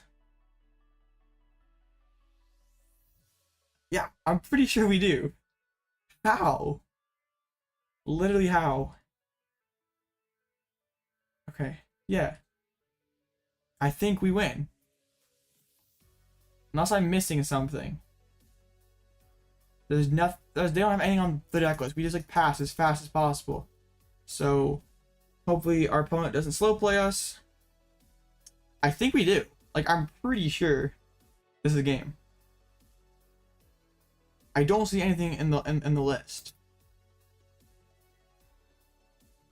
Wow. Like, it might be a tie though. We just like pass, smash the end turn button. Because they just like draw their whole deck, play Iono, draw their whole deck, play Iono. And they only draw 1 card. Too bad I don't have like Lost Mine. I can just like start sniping everything down there. Dang. Yeah, that's what I'm really worried about. Evolve Lugia? It doesn't matter. They have no switches. Like, literally. It does not matter. Yeah, Wizgash would be clutch. I don't have anything that like proactively can make so they could deck out. So like, hopefully I just keep the card. I don't waste the time. They literally have no switches left and no energies left. Yeah, they're stuck. They just can maybe have enough time to draw out for the tie. Like, luckily we're streaming. No, they have 2 Iono left, but they're just going to draw till they have the rest of their deck and then play Iono to maximize their total number of cards. At least we're streaming, so if our opponent slow plays, we have it captured here. I hope we don't get to that point. People sometimes, how much time left on Limitless? We have 17 minutes, a lot of time. But if they start like really using as much clock as possible, then that's where we get sketched out. But they literally would have just retreated and played Super Rod. This game would be over. They pass.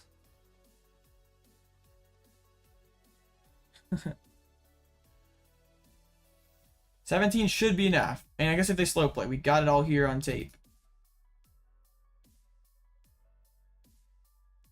Yeah, I'm literally only taking like 1 second. It's just up to them. Like, are they gonna be rude and try to do that? They probably don't know I'm streaming though, because otherwise they would have retreated and rod like I told them to do. All right, we just pass 2 more turns of this, so they'll have to pass like 24 more turns. They'll have 26 cards in deck. Then they'll have 26 cards total, but they'll play an Iono and draw 1, so they'll be -1 card. Yeah, they're not being silly so far, but sometimes people get desperate. Maybe they'll misclick and press the barrel. That'd be sick. Very riveting gameplay. Can't really do too much more exciting than this. Uh-oh, come on, opponent. You have no options. Don't be this guy. Even 5 seconds, that adds up if you get every single turn. When you literally have 1 option. I think you could do it. Yes, for sure. You could show the discard pile, or just have talking. And yeah, I think it has potential. He definitely goes for the tie, but it's illegal to slow play. You're not allowed to draw it out on purpose. You have to play at a normal pace. Otherwise, that's against the rules. And I'm afraid that's what my opponent is doing now. Speed it up. Yeah, you can do like you do like a time lapse or something. Yeah. You actually wanna make some shorts from XYZ. That's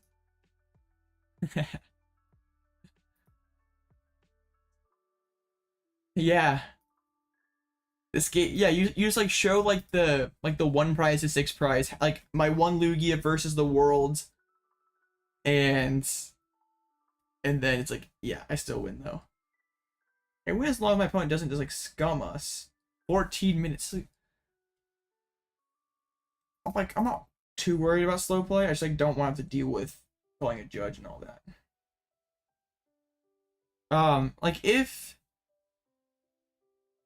Like if you were to like make a short, is that something like you're just like doing like just as it's just something for fun? Like, is that something that you like want me to post on my channel? Because like, if it's good, I have no problem posting on my channel, even if someone else made it or someone else did the editing. They can't, boss. I have no bench Pokemon. I mean, it can't be too much worse than what I do. I have very minimally edited shorts. I do some stuff, but like not really like super exciting or what? No, for real. Oh, come on, opponents. You have literally no actions you can take. Oh. You literally... Yeah. I'm sure you could... Yeah, like they're taking like 10 seconds. It's like probably technically not slow playing. You do like the SpongeBob thing, like the 40 years later, and then it's like the deck's out. And then they deck out. Then you play the Iono, and then it's like you do the SpongeBob thing again. I don't know. I don't know how like memes and GIFs like that mess with copyright. Like technically, like would it fall under fair use? Because it's not like you're just like re-uploading the GIF, but also it's like it's from like a copyrighted movie or show or something. We have 12 minutes. Hey, is PJ still in chat here? Are you one of the 24 people in chat, PJ? Or did he leave? I think they're trying to milk the clock. They're not being super blatant about it. Like, they're not taking their maximum allotted time every single turn, but they definitely are taking more than they should be. Alright, I will. I'll try magic. So this is definitely, it's getting bad here. Alright, I'll just keep doing my thing. I'm going to try to work this up on the side here.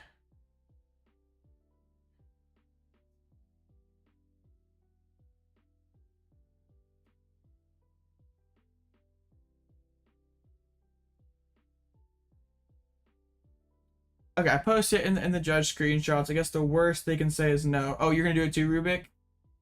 I appreciate it. Yeah, I posted it. So, like, the worst they can say is, like, no, not slow playing. But, like, this has gotten really bad. This is really bad.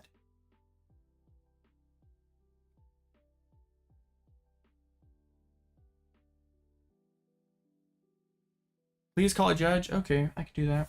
I literally posted my stream here.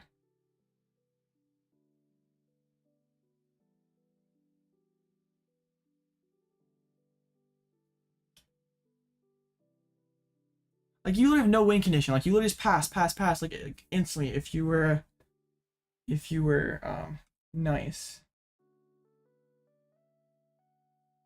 I send the judge request now. Like, whatever. They've literally been slow playing for the last couple turns. Maybe they'll see it and speed up because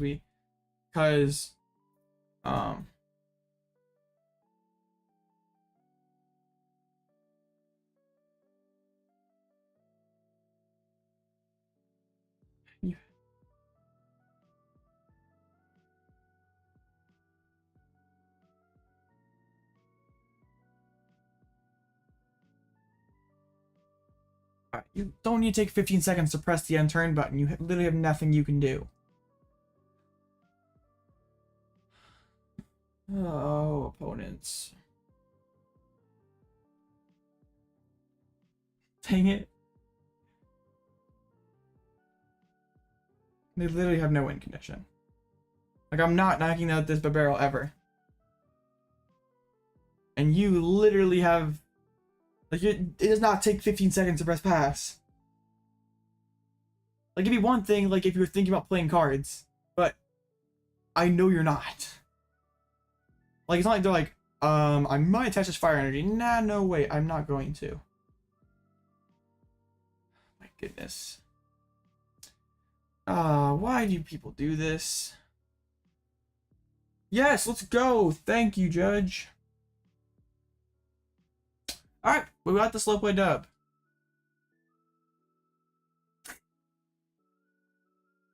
Alright, well, I'm not gonna scoop in case this guy tries to protest it.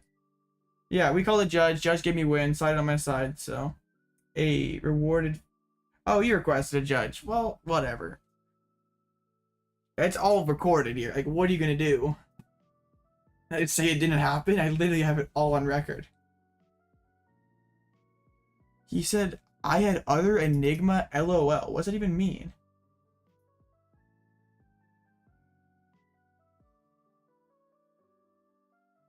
Yeah, his argument for slow playing is literally he's playing playing his allotted timer every single turn. Well, it doesn't take you 15 seconds to decide to pass every single turn when you have zero win condition. Oh man, I think this is gonna get ugly. Alright. This is as close as the OG Simpson game. Well,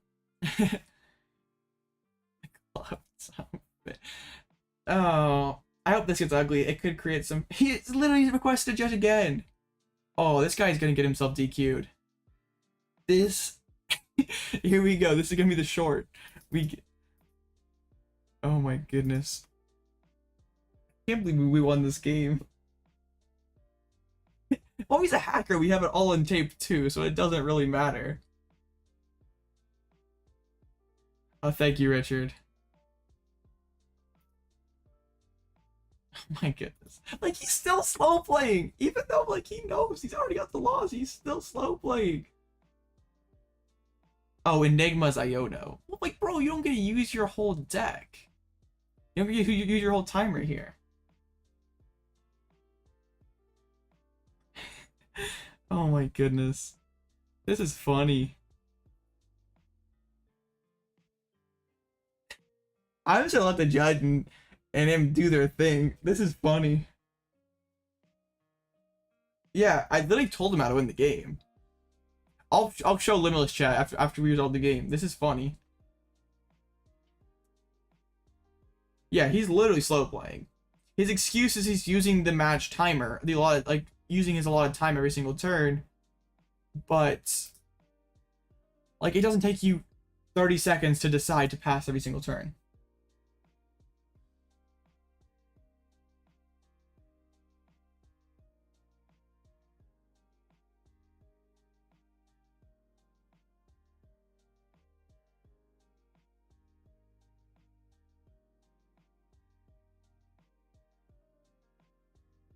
Oh dear.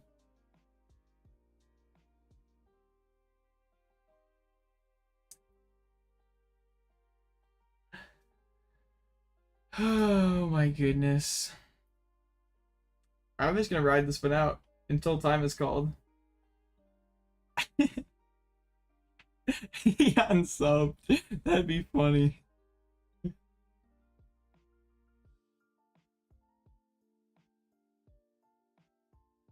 I hope you request the judge again. That'd be so funny.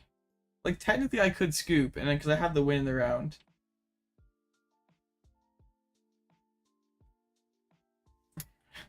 Yeah, like by the time the next round's paired, I'll just scoop it. We'll just ride this out. It's just someone trolling people.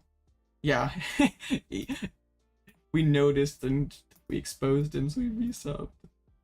If you're watching, hi. Thanks for giving me the win by slow play. I appreciate it.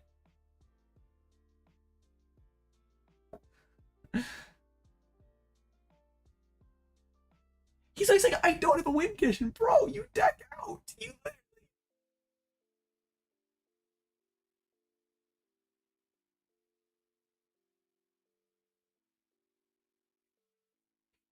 What is this guy talking about?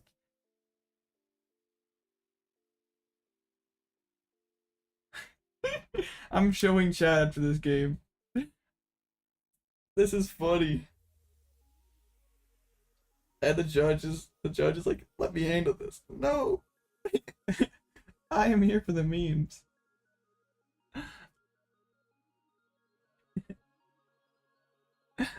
He's literally requested a judge like 5 times. Oh my goodness. I hope he requests a judge again. I want him. This would be funny if he like gets himself DQ'd. He says it's not fair when like he's the one breaking the rules.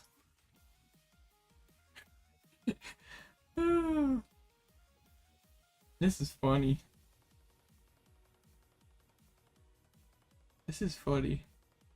Alright, now he's actually playing. He's like, oh yeah, I can undo my slow playing by playing fast now.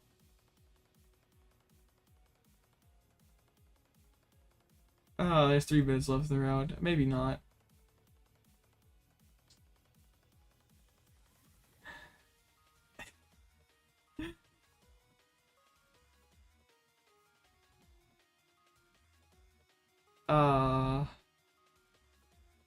This is funny. I hope when the round timer ends, he calls a judge and says that it was a tie.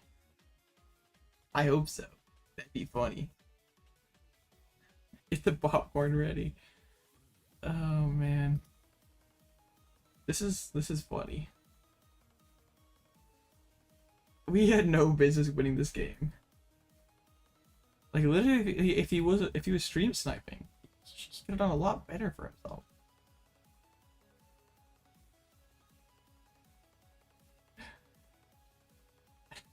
We only got a tie because you slow played, buddy. I'm gonna start playing out all my cards. Be mean. All right, this is gonna be very interesting when the round timer ends. He's gonna call a judge again. I don't care. I got it all on tape, so it's not like it really matters. Oh, he's playing cards now. Funny. The artisan has a lot of. It's pretty useful for him. He's trying to bait me into checking my deck and using time. He's gonna get to one. Yeah, here we go. Wow, he finally decides to play some cards. He's like, it took him 40 turns. No, I won't miss the next round. There's still like a minute left. Hey, he can run out of actual time here. I guess not. The round timer will run for that. There's a minute left. This is funny. Like, he's literally just like, this is like textbook slow playing. I have 14 more minutes than you, and you're like, no, I'm not slow playing. I'm just using my allotted time. Oh dear. Oh, he didn't want me taking advantage of the artisan.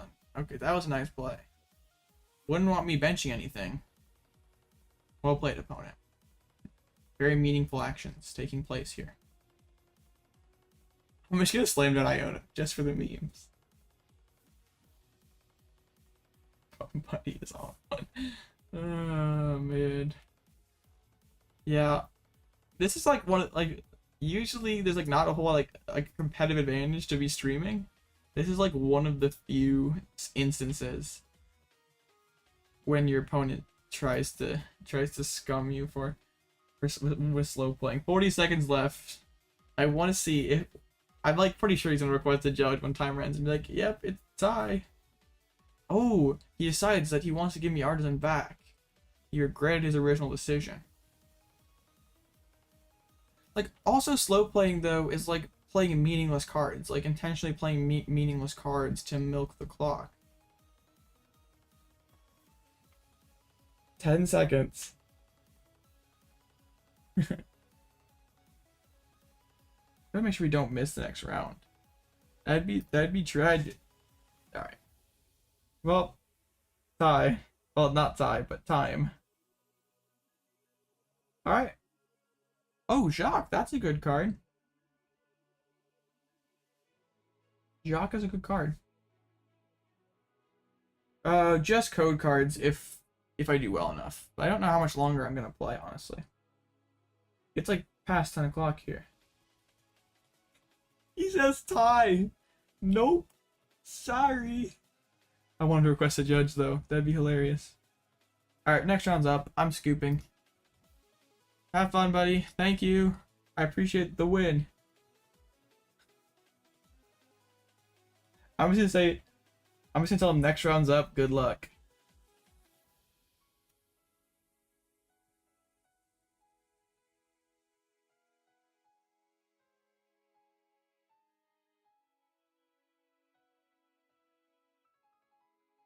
No ID, of course. Let's see if we can beat Charizard here. All right. Let's see if we can beat Charizard.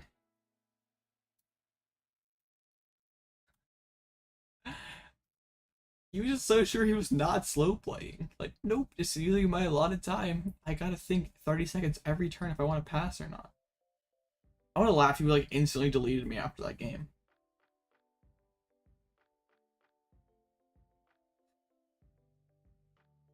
Alright, he's on the friend request.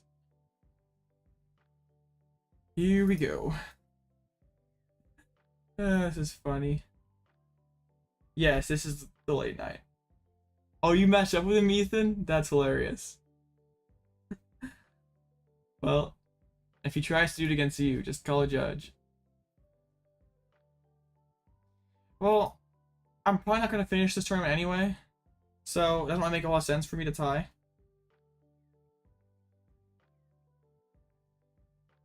It's like, oh what? He said sent friend request.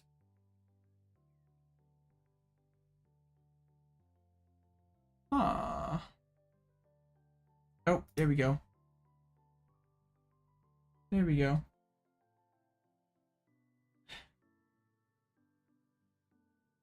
After this game, I'll show the whole exchange. Oh, I didn't fix my record. Yeah, we're signing up 6 and 2.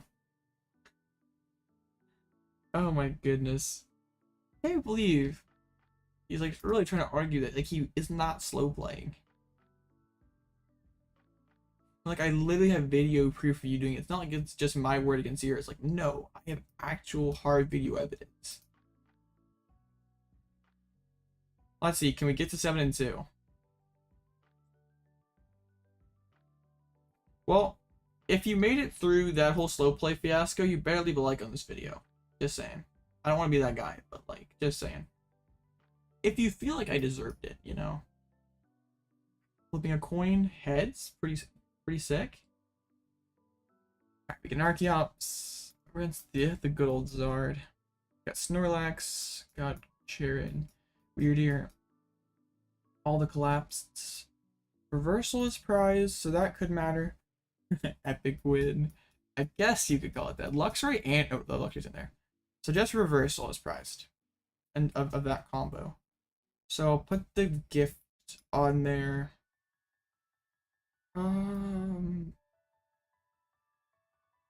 What does this nest ball find? I don't really want to squawk. My hand is just fine how it is. We can get back a Lugia, or we can just get Lax. I think setting up another Lugia is okay. Thank you, Brecca. I appreciate it.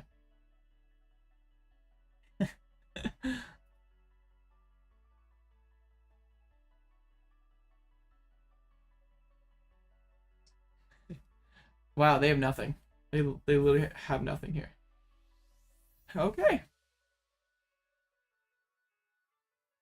Let's go. We have knockout in hands. Yep, that's definitely knockout. Alright, I'm feeling pretty good about this one. Okay, we just attach V-Guard, we research. And summoning stars, take out their only Charmander. And yeah, this should be the game. Oh, thank you, Bugcatcher. I appreciate that. Yeah, I don't know about that, but there's a lot of great content creators out there. Just happy that there's people who generally get value out of my content. That's just what we're trying to do out here. Wow, top this is fourth. Top 3 though out of all PokeTubers is pretty high praise. I appreciate it. I don't know about that. There's a lot of amazing content creators that I would definitely put above myself. It took me more than 1 second to pass. You're right, Rubik. I should have done half a second. I will do better next time, I promise. Alright, I think we just win. Explain deck spot. That's the goal. I'm glad that I'm engaging. Okay. Sometimes I wonder, like, if I could, like, I don't honestly know, like, if I communicate my points well enough, or if, like, just if my, like, where I'm just like people are just like sitting watching gameplay, like, is that entertaining enough? Like, am I, like, who really wants to sit and watch a 30-minute video of me stuttering for fun? But I'm very glad that there are people that get enjoyment out of it. Alright, they have the Pidgeot and the research, so they will be able to play Pokemon. We have that early lead though, but Charizard is very good at getting comebacks. They're at the Radzard. Charizard is the new Arctura. Yeah, it kind of is, but like it actually has one-shot potential in the late game, and it is like a tank deck. Enjoy the gameplay, 10 out of 10. Alright, cool. Getting the arc down. You know, no, I can't like do that. I was like, it'd be sick if we could just like Wyrdeer for the one-shot. Vengeful Punch. Oh, do we just like... So if we've taken 3 prizes... Ooh, Cheren. We've taken 3 prizes. Charizard's hitting 270. Wait. You know what seems really good? Just grabbing boss's orders and KOing Charmander. Like, they can't do a whole lot without Charmander in play. Let me grab the Charmander, please. Why? I literally cannot grab it. What? I literally cannot grab it. I have to pick something else. The Pidgeot is hiding it. I literally cannot press it. I can press every other card. The game is freaking confirmed on my opponent's team. I guess. Really? Why? I'm angry now. This is not how it's supposed to be. That is huge. Like, if I kill this Charmander, I can't even press it right now. I can't even right click it. Yeah, I've had that on like Ball Search and Chorus before, but I had never seen it either in that instance.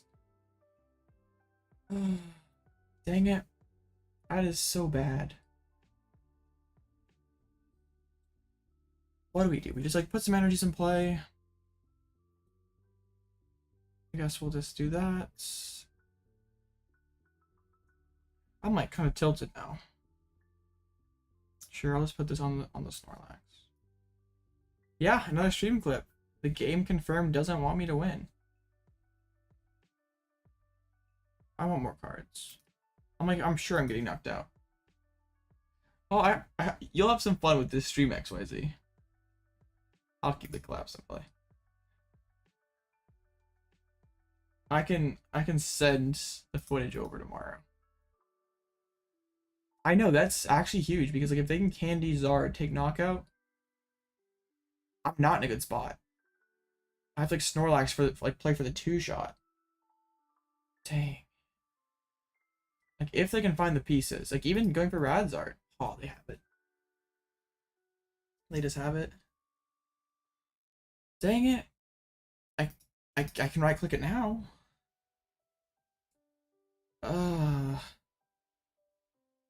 Maybe the win condition is we play down to 1 prize. Okay. I'm honestly okay with them attacking with Radiant Charizard. It gives us a way to be able to use Luxray to win. Because we take this prize, and we don't have to spend a boss's orders to find it. Yeah. When you should not lose a game, but the game, I don't know. It has potential. It definitely has potential. Alright, we just take the knockout with Thumping Snore. And then we literally have to hope to close the game out with Luxray. I'm playing Echoing Horn. That'd be pretty crazy if they have Echoing in this deck. They don't. We have a TNEX. That's kind of wild.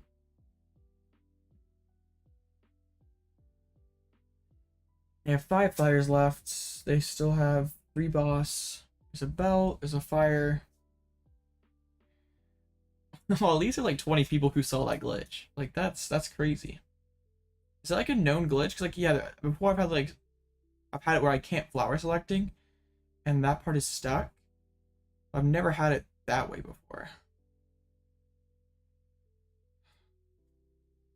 The one issue that we could possibly have is if our opponent, we have to punch with Charizard this turn to at least make them respect it and not be able to boss around us. We have to make them like respect Lugia. Double turbo off the top. Yeah, that's fine. I'll just chuck a therapeutic on. And we'll hit for 200. Then we have game in hand. Well, not game in hand, but like gift really helped. So we hit for 200. And like if they're an absolute legend, they have Candy Zard plus boss KO Archeops. And then we get stuck in a waiting game again. I'm just swinging with Archeops. I guess I don't have game yet. We literally need Gift to cooperate. Gift needs to, I should apply Burn Nest Ball. Hopefully there's Candy Zard. I believe so. I'm pretty sure it is. It could be prized, but I'm pretty sure it is. Yeah, we had it in hand earlier, didn't we? It's like we have like Luxray boss if we can just find one of boss or Lumineon off this gift. If my opponent were like boss Archeops, that kind of makes things awkward because we're tied on prizes, on gifts. There we go, we got there. So despite the game not wanting me to win, the deck is just too good. The deck is broken. I guess we like drew into all of our energies. That would have been really bad. Like then we can't pivot. I guess we should have Primal Turbo 1, just like stash it. Okay. Yeah, we had Lumineon deck. We clutch. Primal Turbo. The reversal package finally working for once. This is like the first time I actually got to use Wild Charge. Oh, that's sick. We can knock out Charizard or Pidgeot, but you know, we're taking out Pidgeot just for the flex. I feel like it's a bigger flex to KO the Pidgeot. Yeah, if boss didn't work that time, I would have. Well, both targets would have worked. So it just been like boss, like, just straight up glitching. Okay, now the question is, how much longer do I want to stay up? Because we're 7-2. I guess if I were nice and I planned on dropping, I'll just give my opponent the win. That's okay. It's a 7-2 with optimal luck and pricing, and not messing up. We could be 9-0 with this. We could have won all 9 rounds. Ugh. Okay. I feel pretty tired, honestly. Till you lose? Okay. We can do it. It is fine. Alright, let's see what all is gonna be in the next phase. Oh yeah, there's hi. Alright, well then you better smash the heck out of the like button for it. How many likes do we have right now? Can we get to 15?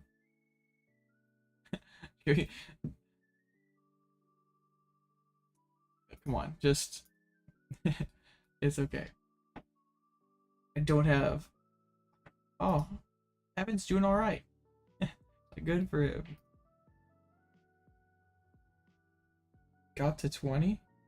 Wait, what? Do I need to just refresh the page here? How many likes are we up to? 21. All right, well that works. Liked and subbed. Okay, yeah, there's a lot of people lurking. Okay, well I'll go and we'll play. I'll go till I lose. How about that? We're 7-2. We could really make top cut if we cared to. Probably, but like, I feel like the rewards really aren't amazing. Like really the rewards is the practice, because like first place 20 codes is not worth like the 7 hours you put into this tournament and staying up till 2 a.m. Wow, if it's 9:36, it's amazing when I just like when I make promises, what happens? It's like, what's doing the best? Tina v Tina. I mean, we can just clap like 5 Tinas and make. It is kind of flex, but being tired the next day is not a flex. It really is not. But just for you guys, I guess, yeah. If we can get to 1,000 subs quick, I guess it's worth it, right? To be a true YouTuber, you gotta put in the hours. Giratina is just like such a high win rate. But real ones, no, you did not play Giratina with Pat to the Peak.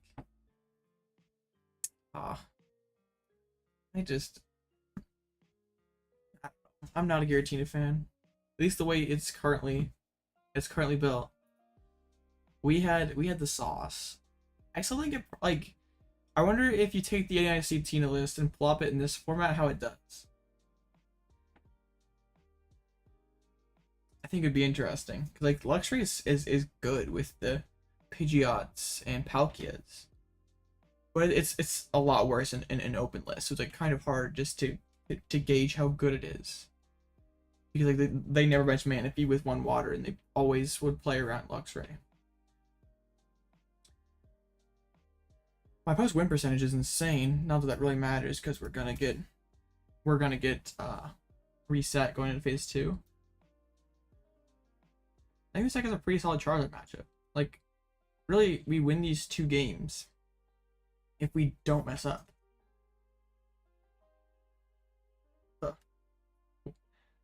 Oh yeah, one water is good. Hey, it like sort of worked out for you. You made day 2. I know day 2 didn't go as well as we hoped, but it was interesting. 2 probably would have been more responsible, but it was cool. Like, most of the time they are benching Manaphy anyway, so like Wyrdeer doesn't do anything, but having the 1 water for Aqua Return, like I got so much value out of Aqua Return throughout the day. It never works in open list, but in closed list it was pretty good.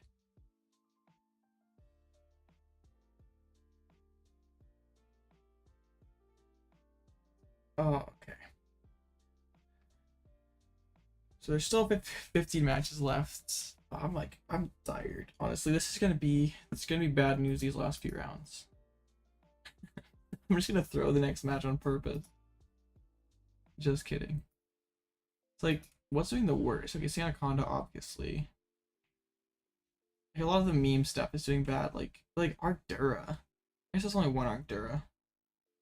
Lugia is really good. Like, I could be 9-0 if I didn't play like trash. Hey, good job, Ethan. We take those.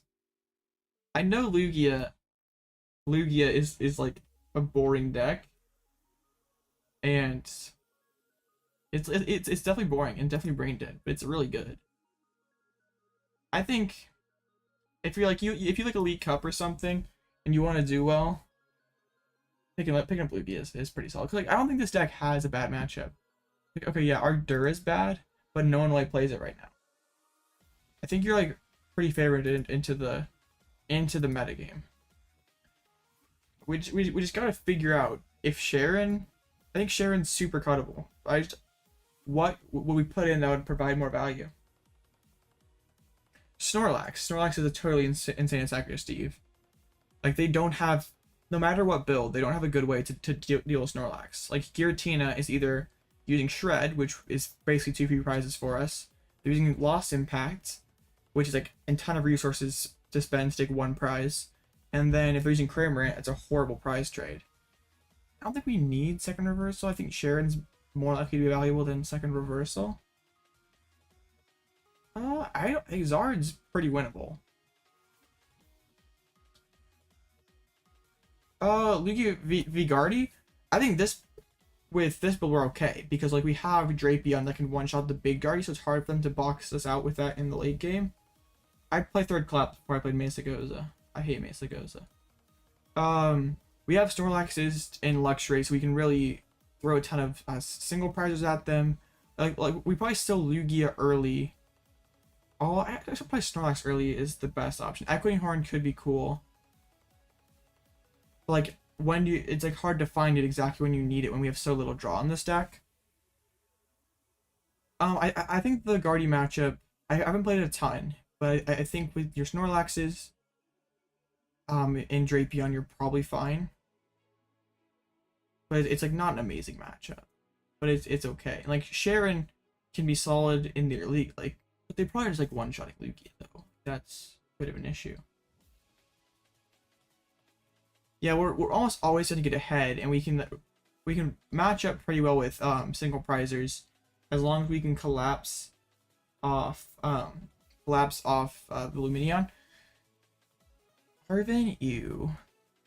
I just use copyright-free music. Like, I know the person's music that I use is Glitch X City, which they have a ton of Pokemon themed background music that I can use for my videos. But also, if you just search like copyright-free, I know it's kind of dangerous because there's some things that are copyrighted that say they're not. But like, you can like search like copyright-free funny music, and there's some free options. You do have to be sort of careful, because like I sort of like always check the comments when possible, because yeah, usually if it's bad, there's lots of comments saying about how will get your video flagged. I think I'd probably like Cheren I wouldn't hate cutting Cheren for second Burnet, because like prizing Burnet sucks when like you really need it, but I don't think I own a second copy of Burnet in real life. That would be kind of bad. Oh man, still the next round. Still 8 minutes. I don't know. I think this list is pretty solid where it's at. Like, we can... I think Luxray still is valuable enough. I just think Cheren is probably the weakest card. We really haven't... Oh, like the ones in my shorts? Okay, I can send it over. I haven't downloaded it. I think I probably can just like send it over through Discord or like probably right now if I wanted to. Okay. If the file's small enough. Because like Discord's weird with file sizes and stuff. Okay. Let's just search. Hopefully the file is small enough. Otherwise I don't know how I'd send it over. Okay, it looks like it's sent over XYZ. I think you can just download it. And also I have access to the YouTube creator studio, so I can get access to some like royalty free tracks. Like some of them I have to pay to use. Other ones are royalty free with an unlimited license. I don't know a whole lot about it. I probably should look into it because like some music that I know other content creators use. I just like don't want to spend like a ton of money for like a copyright music subscription yet. I don't think it'd be adding that much to my videos for like the amount of money that it costs. Yeah, I use it in a lot of my shorts. It's I haven't got it flagged yet either. So I think it's fine. Made phase 2, nice job, Matt. I wouldn't hate that. I think that's probably fine. I think you could definitely do that. Like what? I'm trying to think of like what else would be worthwhile. Like as much as I hate Mesa Goza, I can understand it. It's another card that can help you set up. Third Collapsed, second Burnet. More energies would be fine. Like I haven't really used Cheren. Like it hasn't really done a whole lot. I guess like I've like always really kind of wanted like a more collapsed stadiums. Like maybe that's the play, because like they sort of accomplish a similar goal. But, like collapsed, like Cheren you get to keep the energies, but collapsed isn't your supporter for the turn, and also can discard like Lumineons that you have stuck on the board. We'll have to. Why play this over single strike? Snorlax, pretty much. Snorlax is just such an amazing attacker. Squawk has bailed me out a couple times. I think it's not going to be, you don't use it every game or even all too often, but I think it gets you out of rough circumstances enough of the time that it's worth the spot. Like I think even the 2 games where Squawk has been good, like 2 out of 9, is that worth it? I don't know. I just think that those are 2 games that would have been total bricks otherwise. And I like discarding energies. Like unless you have like 5 energies in hand, we really don't care too much about discarding energies because we have so many of them. It just like sort of limits your potential to Wyrdeer in the late game. But I think it's worth it. Okay, 4 minutes left.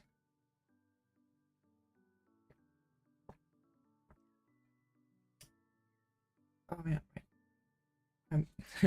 I'm getting tired out here, guys. Honestly, just sitting around here and not doing anything. Not the play. Thank you, WJO. We do have OHKO potential. You have options that can hit weakness like Luxray and Drapion, and also Wyrdeer is like a final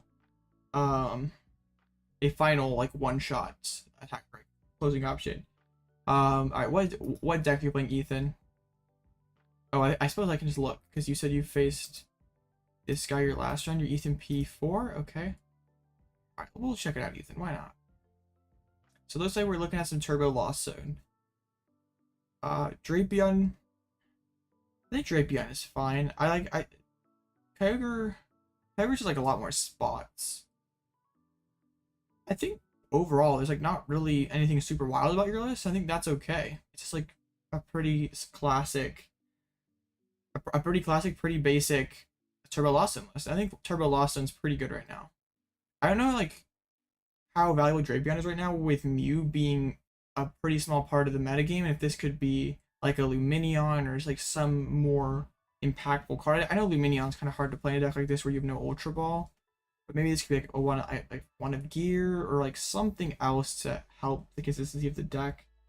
Yeah, Horn is a nice card. Yeah, I agree with one Salty's take. Like taking out Drapion for 4th Nest probably what I would do. What I think of okay, what do I do versus Arctina and Lostina? So Lostina, I just pivot back into Snorlaxes, and they really can't do a whole lot against that. Like they get so much value. And also V-Guard and Lugia in the early game usually can get a lot of value, and then against Arctina, we pretty much have to close with Wyrdeer to take a big knockout. If that's like mix and match with 2 shots, a Cheren and Collapse to deny prizes can be good, and we like take one big closing knockout with Wyrdeer. And Lostina, Snorlax just gets so much value that it usually gets us a pretty big lead as long as we set up. Like we did get popped pretty bad earlier by a Temple of Sinnoh when they like got turned to Temple that shot off V-Guard and one-shot Lugia. That was pretty insane. But I'd say overall, Ethan, you got like, oops, I don't know where it went. I might have accidentally closed the tab. I'd say overall, you got a pretty solid list there. If there's nothing too crazy, I think that's fine. You don't really need. Did you have the stream clip? Or how did you have my oh, you have some ideas. Okay. Well, I can send the big, I don't know if it's like too big or I'll have to cut it down for you, but I can send the stream file over tomorrow. I've like Daichi's list from Worlds. We can take a look at it. Here, let's just go over to like regular old Limitless, tournaments, Worlds. I don't remember what made his list different. I think Serena is good in an open list. It's definitely a card I am considered playing, which is like in closed lists. I don't know if it's even worthwhile. I'm not a fan of Path to the Peak. I don't feel like it really does a whole lot to the deck, and in fact, it like doesn't help you too often. I think this is like if you're trying to like plant this list in current format, I think playing a Cobalion to be able to one-shot Charizard with Tyranitar could be pretty nice. Like you could consider Squawkabilly, 3rd Stadium. But I mean, it just got top 32 Worlds. You can't really knock it too much. I like the 2 Burnets. Supporter count seems pretty optimal. Pretty much playing the usual Ball Surge. Isn't 2 double turbos pretty low for single strike? Like I feel like single strike usually playing more. Maybe I'm wrong, but I feel like it's usually a lot more than this. And maybe like high on like gift and jet counts. Like sometimes I feel like single strike plays like 1 or 0 jets even. Yeah, 3 DT. That's what I thought. Okay, is the next round up yet? That's not it. That's not it. Oh, I think I killed Limitless. Where'd my page go? I'm such a noob. Okay. Here, I can buy his back arrow. There we go. Just smash the back arrow a million times. There we go. Alright, timeout. I can send it over tomorrow morning, XYZ. I don't know if it'll be too big for Discord, but I can probably cut it down some. I can get it. I personally prefer colorless, but I think if you prefer, you're more comfortable with the single strike build, I think single strike build is still just fine. Is there a single strike list that's doing well tonight? I guess none made phase 2. It's just pretty much whatever you're comfortable with and what meta you expect. Alright. Alright, lost Tina. Dang it, hopefully you guys are gonna make me stay up here. Come on. Alright. Like, what does the single strike build do better? Like, it probably has a... Like, is it better into Guardy, though? Because, like, you have to use Snore... Or you're, like, really... I guess Yveltal's a pretty good attacker. So you're probably better into Guardy. Charizard seems like probably pretty similar, but maybe better if you're using, like, the Wyrdeer stuff. Or not Wyrdeer, but... using, like, the Cobalion. Dang. Not sleeping till I lose challenge. Oh, you guys are funny. TCG Live Edition. Yeah, we give the super clickbait like Mr. Beast style thumbnail. I would be like round 30 and I'm like I have like a super tired expression on it. Alright. You guys are smart. You guys can help me break the YouTube algorithm.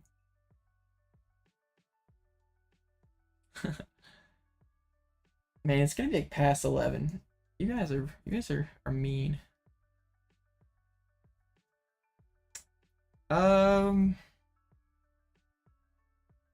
I feel like sometimes people just unnecessarily throw their wide open mouth on everything. I think if it has a purpose, it's fine. But like, I just feel like sometimes people just like throw their face everywhere. And like, does it actually add much to the video? Yeah, I know. It sucks. These tournaments are hard to finish. Like, you can't just add your wide open mouth to like every single thumbnail design or every single topic and have it make sense. But like, if it's like, I can't believe that this deck wins, and you have like your wide open mouth and you're like, oh, and then you have like your the Pokemon next to it, maybe that works. I never personally did, and I like maybe it would work. I don't feel like a whole lot of, it's not super common in the TCG space, but like if you go over to like the opening channels, it's everywhere.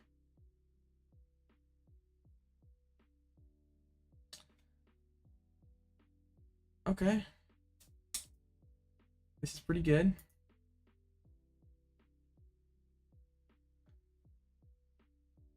Oh yeah, you're right. You're right. I forgot. I don't watch too much LDF, honestly. I don't really enjoy his content. And not that's what like a lot of people do. He's got a lot of subscribers, but personally, it's not for me. I don't really care for someone sitting around talking about their deck for 6 minutes before getting into the game. Like, I try to keep the deck review part of my videos as short and concise as possible, because I feel like, well, the people who want the deck list, no, I have nothing personally against LDF. He's got a lot of subscribers. He's successful. He makes like he does good. It's just like not personally the style of content I enjoy.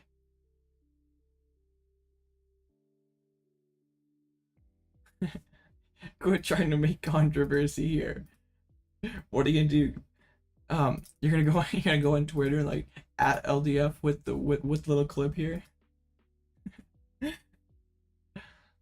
Yeah, it's just the personally like what I would personally watch. That's like the content I personally would watch. It's the content I try to make. I could definitely do that. I think that could be worthwhile. That'd be hilarious. Don't start something, please. Oh man.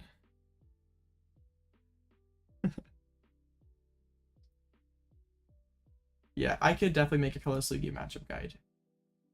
It'd be kind of a weird one to edit. Like, how do I edit that to make it engaging? Because I don't want to like talk over like a blank screen.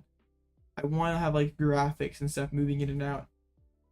Keep it interesting. It would be a tough edit, but I think it could be, if you guys are interested in it, I'd be okay doing it. This Jet, they're gonna Abyss Seeking. Alright, we just knocked this thing out. And then they have to get like turn 2 Requiem to punish us. Oh, bet, like we don't care. Actually though, if we collapsed, we like have to Ultra Ball for Lugia, and then his hand's like 0 cards. Do we do it though? We get so much value. It's like, but it's like so risky. Oh, busted deck. Who needs Ultra Ball? Okay, this works. This works. My deck doesn't want me to go to sleep. It wants me to stay up super late. Luminous Sign. Burnet. Okay, we get the Archeops down. We can Jet. Yep. Yep, that's, you got it, XYZ. Man, what an insane deck.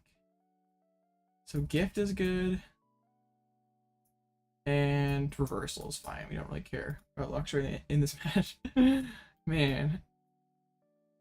Develop insomnia playing Pokemon TCG live. I go into a doctor's office and I'm like, Doc, I can't sleep. And he's like, oh, why? what are you doing before bed? I'm like, I'm staying up till 3 a.m. playing TCG Live. Yeah, XYZ's got, I feel like he's got, like, if yeah, XYZ a thumbnail designer, and he has 10K subs by the end of the year. I don't know if you design thumbnails, XYZ. Man, I'm gonna make you my content manager. You can edit and do all the titles and stuff. Nah, it's okay. I'm not at that point now where I'm like paying someone else to make that stuff for me yet. Hopefully one day, but not yet. There's chorus. They need a pretty, I guess they just need like switch and okay. It's not actually that much of a stretch that they. Yeah, that'd be that'd be that'd be pretty cool. It'd be hard though. It's a kind of a tedious job. I don't know if I'd want to do it. I mean, I kind of do it for like every day though, so I don't get paid doing it. So maybe it'd be better if I got paid doing it. It'd be only something to do if you enjoyed it. Like if you didn't enjoy it, it'd be a hard job to do because of how tedious a lot of it is. Like cutting out all the parts you messed up or all the dead air. Like it's tedious. Like the cut in and cut out and. But yeah, if it's something that you get enjoyment out of.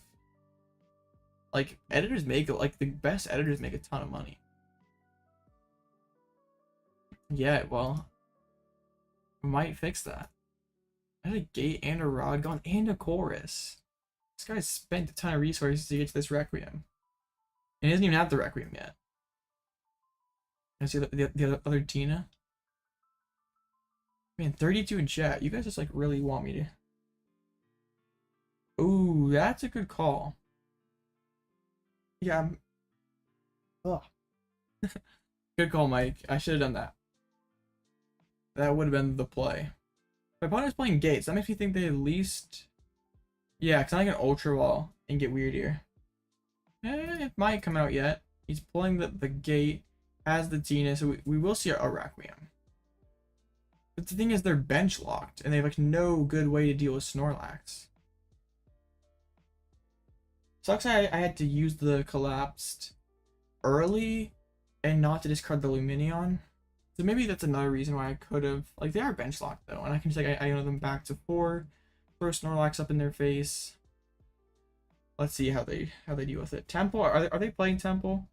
I didn't even look at my opponent's list. Are they playing Temple? No, they're not. They're just playing Triple Path. Okay, there's Collapse. Not that it does a whole lot.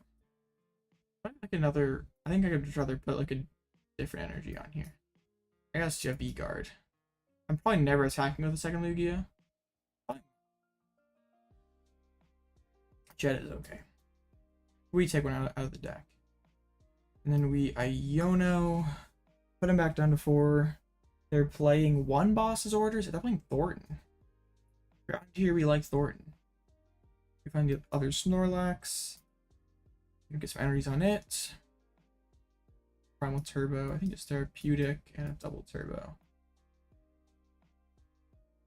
I don't think the -20 ever matters. Now they're in a weird spot. I guess using Shred isn't the worst thing in the world because I have no Lugia on the board. Because they've spent a rod, or expended lots of energies, and down double gate. So it would be tough for them to get to Shred, but it's not impossible. Alright, what am I missing, chat? Congrats to Matt Howe, I guess. Hard retreat, man. That's tough. So I guess they're really going for the Shred play this turn. They really could use Rod also. 5 energies down. I think it's like another 3 more in the Lost Zone. Yeah. And 1 Rod gone. Are they playing double Rod? Yeah, that's playing 2 Rods. This is why you need triple Rod. I kind of want to hold Iono because I know their hand sucks. But I also want to push closer to boss. But we know their hand is awful. Yeah, I think we just hit. Like, we don't put them closer to taking knockout. Maybe could have pulled some energy out of the deck with Archeops to try to play towards the Wyrdeer, but it's okay. I'm trying my hardest to lose so I can go to sleep. Just kidding. Like, they only have one chorus left. Like, they don't really have a ton of options. Okay, they now have Roxanne. Okay. Ooh, it doubles the border. Serena could be pretty nice to take the 2 prizes here. If they don't do anything, I think we probably Serena. They have the 1 Roxanne and 1 Iono. They already played the Iono? Not yet. The Comfy, Boss, and Cramorant. Now they conceal cards. Like, they really cannot afford to discard too many more energies. If they play 12 energies, they're down. They only have like 3 left. Grass for turn. I have an interesting option here because I think I can just like Thumping Snarl for the knockout and have game in hand. Like, force them to, like, they want to play boss, but we can force them to be playing Iono next turn. Interesting. Rope? I just go into the other Snorlax. For a second it was not letting me grab it, but I guess I was just not clicking the right guy. Okay, so we're just gonna get hit for 110. I think we just knock out with the Snorlax, and then we just have Serena for game in hand. I can thin out some energies. Do I also just like throw enough energies in play that like Wyrdeer wins it? I always just make sure I have only 4 energy left in deck. It's okay. I think we're gonna be alright. We have double boss and the Serena. Okay, sure. And then we'll take the knockout. So we have game in hand. They have to play Iono this turn, but then they also like really would like to be playing boss. Like, they don't want to have to use a lost impact just on this Snorlax. That's a big L. But, like, they lost on their other Crams, and like they're gonna have to spend Super Rod to put back in Cramorant. That's why Snorlax is like such a menace in this matchup. Like they're having to conceal cards more things. Like there's no good way to deal with Snorlax. They have to spend way too many resources to take 1 prize. Or they have to like draw into their boss's orders and stuff, which is not easy to do.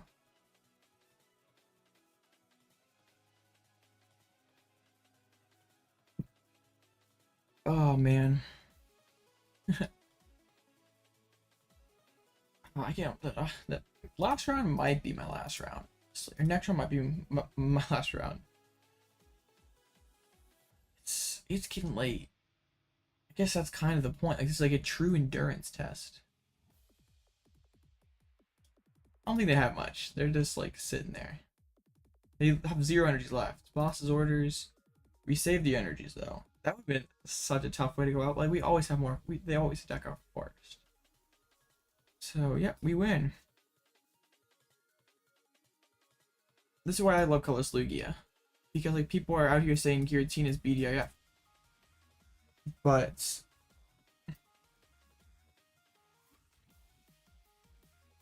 yeah, the ACT, SAT. I heard that as ACT and SAT first. It's like, what the heck? Nah, we'll go. I promise to play till I lost. So, and we never break promises here. That's too much. Just as long as you leave a like, subscribe. That's what matters here, right? Right. I'm doing it for you guys.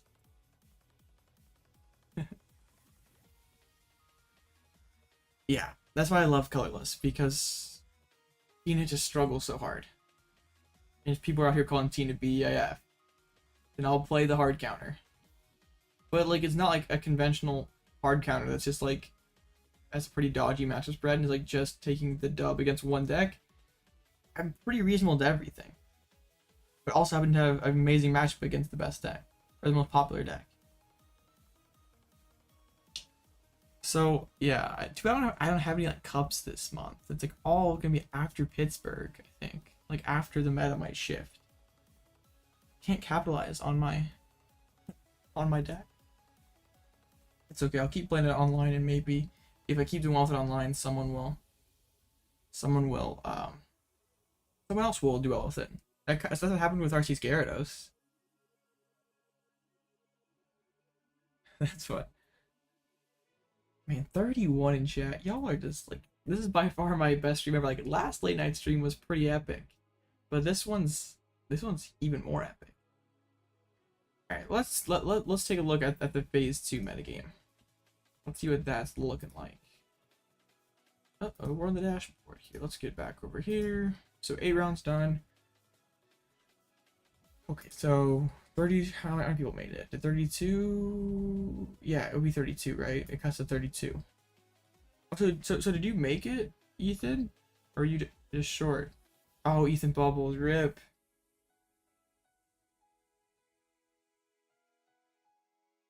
Yeah, Tina's doing pretty, like, that's pretty high for a most played deck. You usually don't see that high of a win rate on the most played deck. So it's definitely pretty impressive. Like, you see a lot of the, like, yeah, there are some stinkers down here, but also, wait, what? Okay, we'll just scroll past that.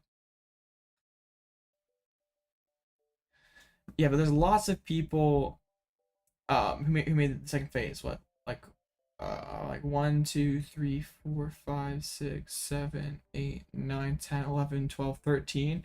Like over a third of the second phase is Tina's, which bodes really well for us when we're playing the hard counter, basically.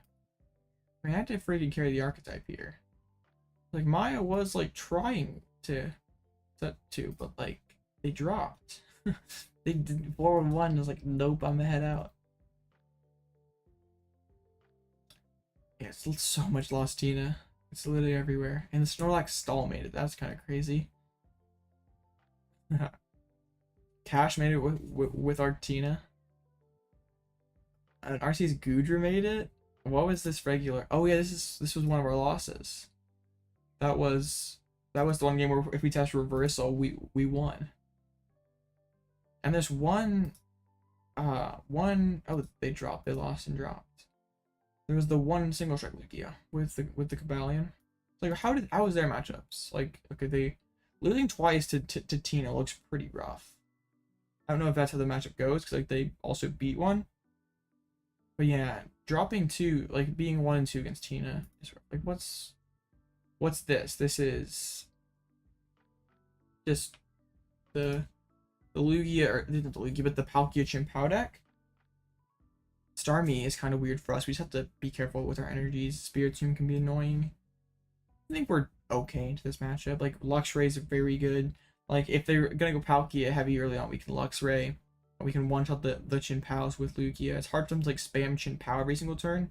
And really they have like one swing turn where they Star Portal and Shivery Chill. Okay. I'm gonna like stand up for a second. I'm gonna get like a cramp. I'm sitting.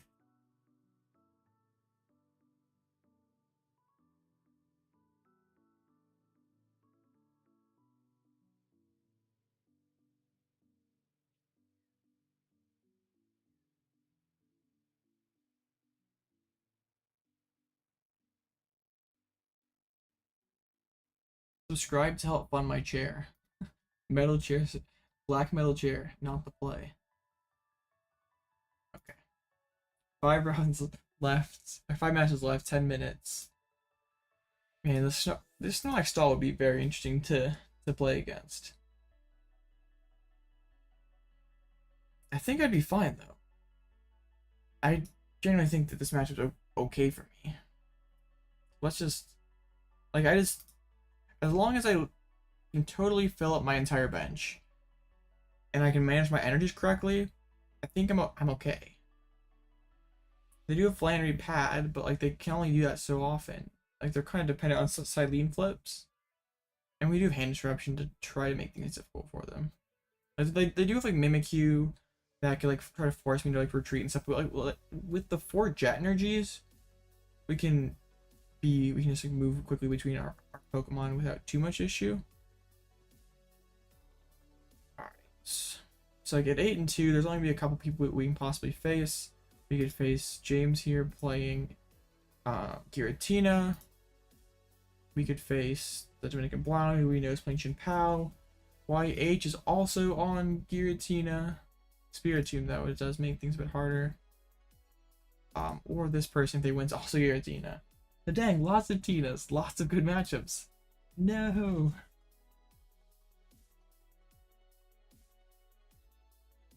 No. I'm too tired for this.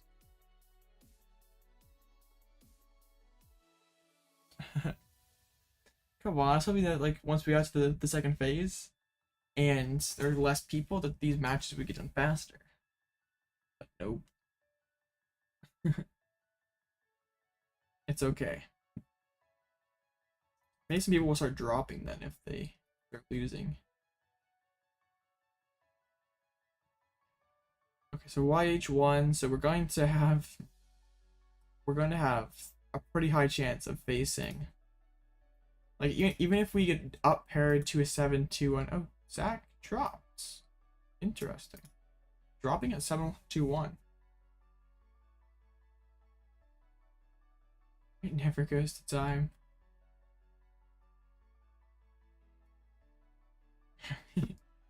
Yeah. That'd be nice though if like these people could hurry up and get done so I don't have to stay up till late. I'm so selfish.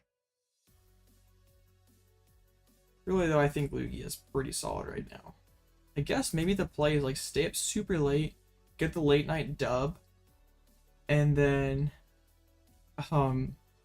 if we get the late night dub, then maybe we get like the shout out in the Omni Poke or Exaptus TCG video. And then that's like 3 subscribers, right? Is that like the pro play? 8-2. Sheesh. Like we've really, aside from this round 2 opponent who dropped in round 4, like everyone else did very well. Like everyone we faced had a winning record. My opponent's win percentage is like stacked. That's funny. Like, it's not like I started 7-0 and then lost my last 2. Like we lost in the middle, so I must not have made any promises. No, I did make a promise. You guys, I basically, you bribed me with likes. Keep streaming. How many views does this stream have? I feel like we've like had so many viewers in here. I don't know if it's the same viewers or people are just like going in and out.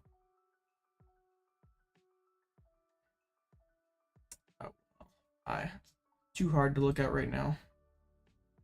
Crazy though. Crazy stream. I don't have a whole lot to say.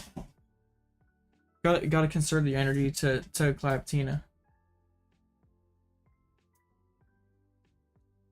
If we do this, at least I haven't got too many comments on other videos while I'm streaming. That like really bothers me when like people like comment on my videos. Like I have to like answer it like while I'm streaming. It's like I have to. I wish our Ting Lu player would not have dropped. This was so interesting. 5-1 with Ting Lu. But they hit like one, they dropped. I might have to mess around with this. This like looks pretty interesting. Like how are there still 27 people in chat when I'm like literally talking about nothing? Am I really that entertaining? Am I really that entertaining?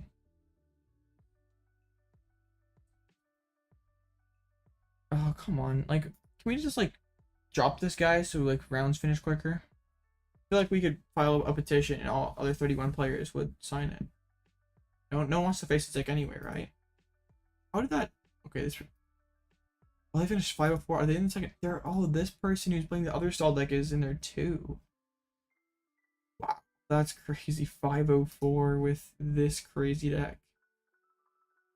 How do you ever finish games? I'd be interested like when Riot's out, like if he gets back in chat, I might have to ask him like how was that matchup? I feel like you just win it as Miraidon, but maybe I'm wrong. Yes, they lost. Just drop now. Please. Quit holding up the rounds. This top table is Tina VLZ. What kind of LZ is it? Just like regular turbo? Oh, it's turbo with no, I don't think it ever is. Like, what does it do? There's like lots of past the peak. And I feel like just being like reactive and just like trying to sit behind it, like I feel like it's probably rarely comes into effect, and like the attack is way too gimmicky.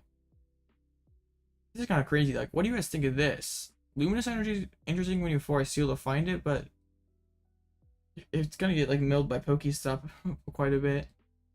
You don't have a ton of access to it. It's interesting though. I think Shaman's a solid card in this deck. I think Shaman. Are you good enough in Desart anyway? I don't really play a ton of Lost Box, at least I haven't played it since the new set came out. I think you're already reasonable into it, but I guess like Shaman makes it a good matchup, and as popular as it is, you probably want to be taking a favorable to it. Alright, 16 out of 16. Can we get the next round period soon? I gotta close all these limitless tabs. You guys can't see, but I have like 40 tabs open. I get publicly shamed. I remember that when that one guy played. What do you mean by Palkia control? You mean like Pidgeot? Like the. Wait, what? Whoa, this is 8-1. I was gonna see like, okay, what's doing well? They're playing the Varoom. I had not seen this before. That's very spicy. So like kind of like the barrel, but you're getting energy into the discard pile. You see more cards. Huh. That's interesting. I don't really know. I'm not like a huge Chin Pao player. Oh. Like the more straight Palkia builds. Okay, we hit another Tina. No. Dang it. I hopefully Tomb just bodies me. What Cyrus Davis played at Worlds? I think they're both solid. Like the Baxcalibur build has a much higher one-shot ceiling, but it's probably not quite as consistent, and like the floor is probably lower. I think they're both solid picks. I guess I'd probably play like the Lost City, like yeah, the Lost City like Palkia build over the big one-shot one, just because like overall consistency. Dang, I'm going to reset again. People told me if I deleted friends it would help. It has not helped. I've been lied to. They just wanted me to destroy all those relationships I had with those people that I friended. Dang. Oops. I'm gonna break stream of it if I keep this up. There we go. We back. Oh my goodness. Hopefully we don't go 9-2. Or maybe we do. That'd be kind of funny.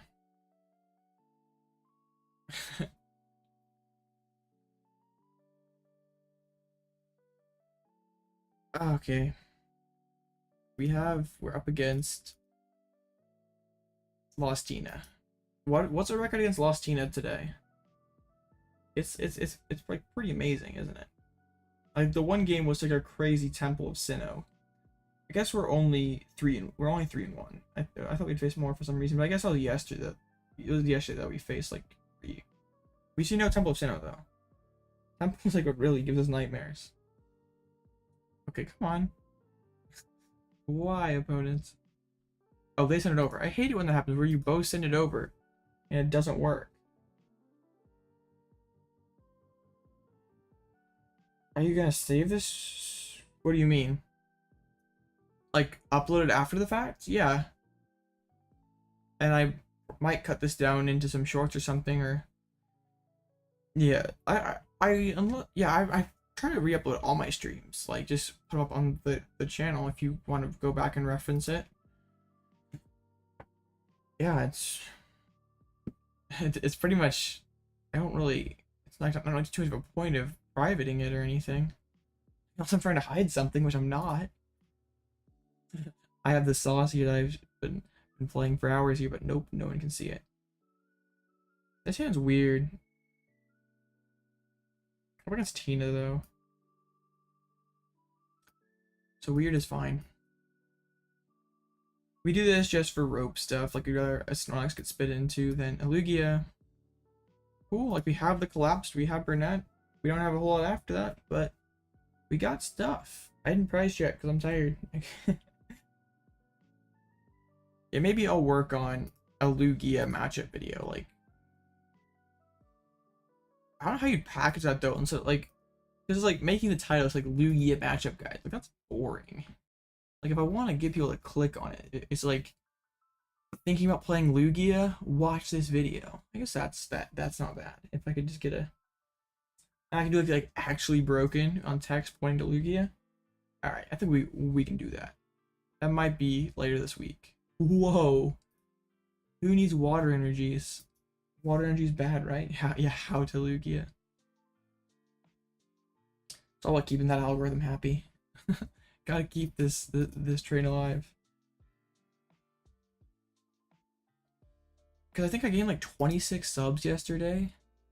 And we're like going crazy again today. Like what? It's been like another, what, 16 or something? Like absolutely bonkers. Oh, research? What a busted deck. Deck don't want me to quit. Why, Jack? Like when I actually want you to stop, you like to keep on pumping out the amazing top decks. My opponent, if I were my opponent, I'd be super tilted just to like see I have everything in hand. I can do anything on my first turn. I just like, literally have it all. It's how it feels to face Lugia when they just like are literally have everything. Like you just feel like what do I even do? I definitely don't put on the double turbo because I like if they don't evolve this, I always want to have Gust as an option. Reversal's prize though, so we're gonna just like chuck another jet on, I guess. I think we save the V guard for now. Yeah, it's definitely a great start.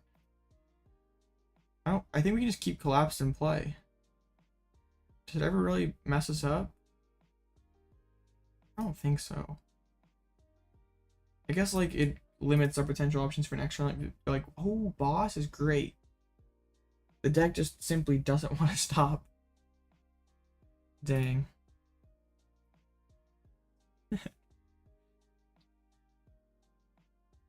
Reading Greninja is good.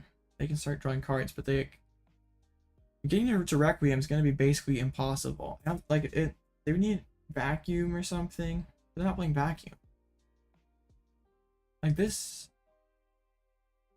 is why this deck has such a great Tina matchup, because like Tina Punch has to like Abyss Seeking and like hope you don't find Knockout to like really have a good shot winning. They do have the evolution. Honestly, I don't really hate just like playing boss orders and just punching into the Giratina for 220. And just like make something follow up with Snorlax. And they've lost on a ton of energies already. 4 energies. They play triple rod, so they're doing the right thing there. But they've already spent lots of energies. Okay, what was that? Tomb. Yeah, Tomb wouldn't have done much this game when we high rolled like we did. Yeah. Yeah. Or how to play the most underrated deck in standard.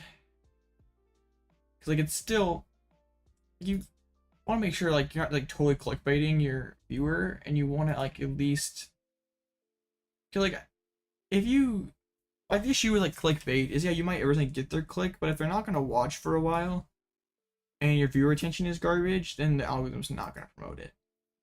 So it's like you at least want to make sure the title matches the video. And I don't think that that's a bad idea. Like we could do something like that. All right. Yeah, because then we just hit, and like, even if they Requiem back, we just Snorlax.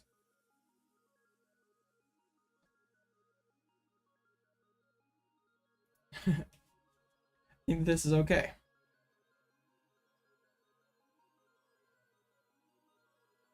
Dang, I'm hungry. I haven't eaten in like 5 hours, so yeah, this is bad too. It's all falling apart now. Aside from the deck, like the deck is insane. The deck doesn't want me to lose. I know, it's been crazy. Yeah, it's that one cheating with Whiscash. Like, this is so much better than Whiscash. I really was like pretty, I was like skeptical that like Whiscash was like could be the best way to play it, and it is still solid, but like not really even in the same tier as this. Wow, they've like lost so many meaningful cards. I think it's important to at least try the new step experiment with it. What? Back, they only have one gate left. What is going on? Wow, that's crazy. They don't even have room for a Lugia or for a Giratina. Oh, are they trying to get to like 10 plus boss? Man, this is very destructive. Here goes Giratina. Yes, I use Luxray to win a game against Charizard, and I would lose the game without it. I would like not hit any Chien-Pao. Like, I've literally yet to face Chien-Pao with this deck. Okay, they do have the boss Requiem, but they spent like so much resources to get there. Like, I think they're like, totally out of gas now. Yeah, we're totally fine. Right, like unless they have like Thornton or something, which they don't. So, yeah, they like used everything to get that playoff. We prize reversal, so Luxray is useless. Luxray is just along for the ride. You know what? I don't dislike benching another Lugia and like having like Lumineon boss in hand. Have the V-Guard. We don't have like Jet to pay, but we can like put the double turbo on maybe. Let's just do it. I like would ideally love to hold the Jet, but this is okay. So yeah, this is gonna be very hard for my opponent because we got all the Lugia stuff in hand. They only have one bench spot. I guess if they path to the peak, that will be a bit annoying. We can't Lumineon for boss. We only have one boss left because we've been the Serena. But just dealing with V-Guard Lugia is so hard, and dealing with Snorlax is even harder. They only have like one gate left. They like have to like sweep with like one Tina. Like, how do you do that when you're fighting through Snorlaxes? Are they just playing one Cram? Or just the one Cram, so like they don't even have like an attacker that's like pretty cheap to use. And they can Sableye. But like that's gonna take them ages, and like there's no way there's enough time for that. Double Rod.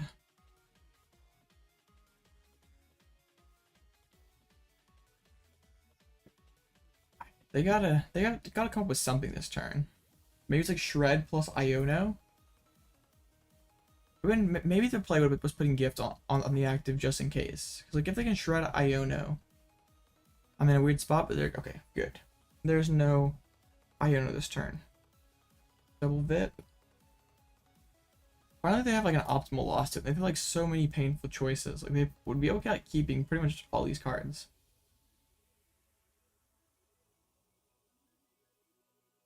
Shaman, Gate, but like attack like Shaman is a 1-for-2 trade.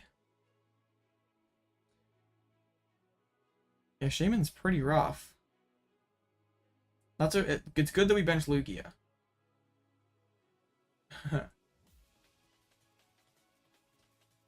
Alright, they should retreat and probably take the knockout with Shaman and just like hope I don't have V-Star. We definitely have V-Star. Shaman's kind of cool. Okay, is your Charizard matchup already good enough though? I think it probably is already fine. Between Sableye and Requiem. But it just makes it better. Couldn't possibly hurt anything, could it? Alright, heads is fine. let's pull that out of the deck. Like I think if I get the other Snorlax set up, we pretty much got them checkmated. Like there's really not much they can do right now. But like there's really not a lot that they can do if we Snorlax. Man, why'd I promise anything? This was an L. Well, it's a W, but like an L at the same time. Oh well. There we go. We'll just Tempest Dive. Keep Collapse down, what the heck. And yeah, that should be, I guess, wait, maybe that's all their gates though. Like they can't even like Rod Shaman again. Oh, I forgot that Boss was Pride, so I was so lucky that we did that. It was fortunate. Leaves all their gates, so they really, and all their rods. They're pretty much out of gas. Nice.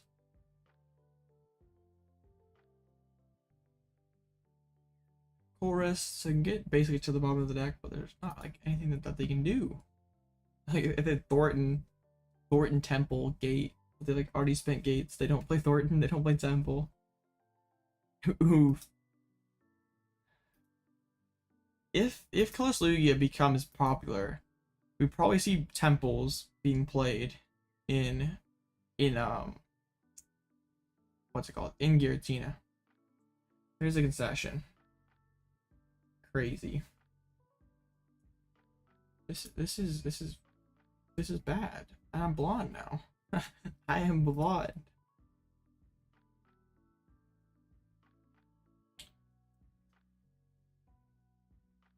What did I sign up for?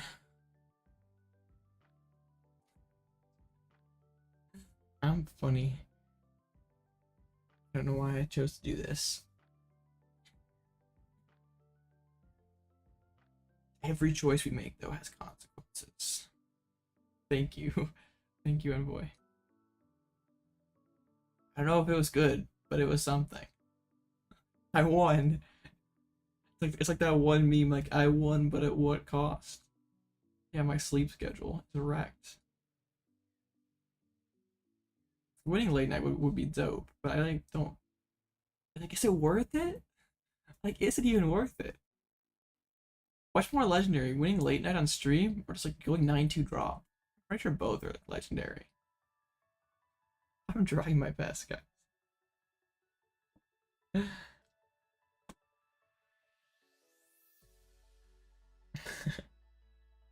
I should just do like some of the arbitrary light goal just to just to boost engagement on this video. Nah. I'm literally exhausted. And this deck is pretty broken though. It's not worth it, I can tell you that for sure. What, I get 20 codes? And it's not even like Obsidian, it's like Scarlet Violet base. Man, I'd be a lot more excited about this with cash pricing. I know it's like not easy to do that, but like it made me feel better about myself. But let's fix my avatar. I'm definitely not blonde. Why do you do this? There. For the second time this stream. I know, like I literally the perfect meta for me. It's literally crazy. At 9-2, I'm like facing Lost Tina no matter what. Unless the Chin Pao wins. I'm literally like hitting free matchup over and over again. It's insane. It's not good, but it's funny.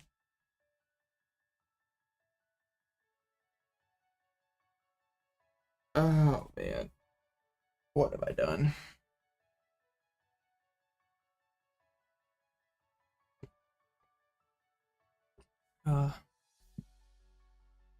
Alright. What record do I need to make cut? Like probably like 10-3-1 or something. What was it for the first late night? Yeah, let me win one more round. I can make top cut. Is that even worth it though? It's not. Just because the top cut, this is gonna be so late. Like, actually, this would be like, they have a schedule for this? Like, just like in like, the top cut was start like 1 at the earliest. So like, assuming I made it to finals, it'd be like 3 a.m. I'd get like 3 hours of sleep.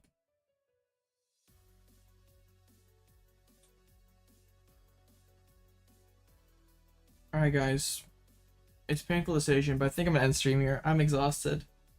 I got stuff I need to do tomorrow. Yeah, I suck because I want to finish this run so bad, but like I don't feel it, and I just appreciate this is by far the best stream ever. So if on your way out you want to smash the like button, smash the sub button, nah, it's not worth it. It's not worth it. There'll be more tournaments. Just smash the like button, smash the sub button on your way out. I appreciate all you guys. The support is insane, and that's all I got. I'm exhausted. It's 11:30 here. Like I'm usually in bed by 10 o'clock on most nights. I'm weak. I don't have that. No problem, Richard. I'll probably be back tomorrow with like a deck list video of like all the top deck lists from recent online tournaments, and then I probably will have the Lugia matchup guide this week too. So stay tuned for all that. Deck list in the description if you want to play it yourself. I'll have the community post tomorrow. You guys rock. I'll catch you in the next one.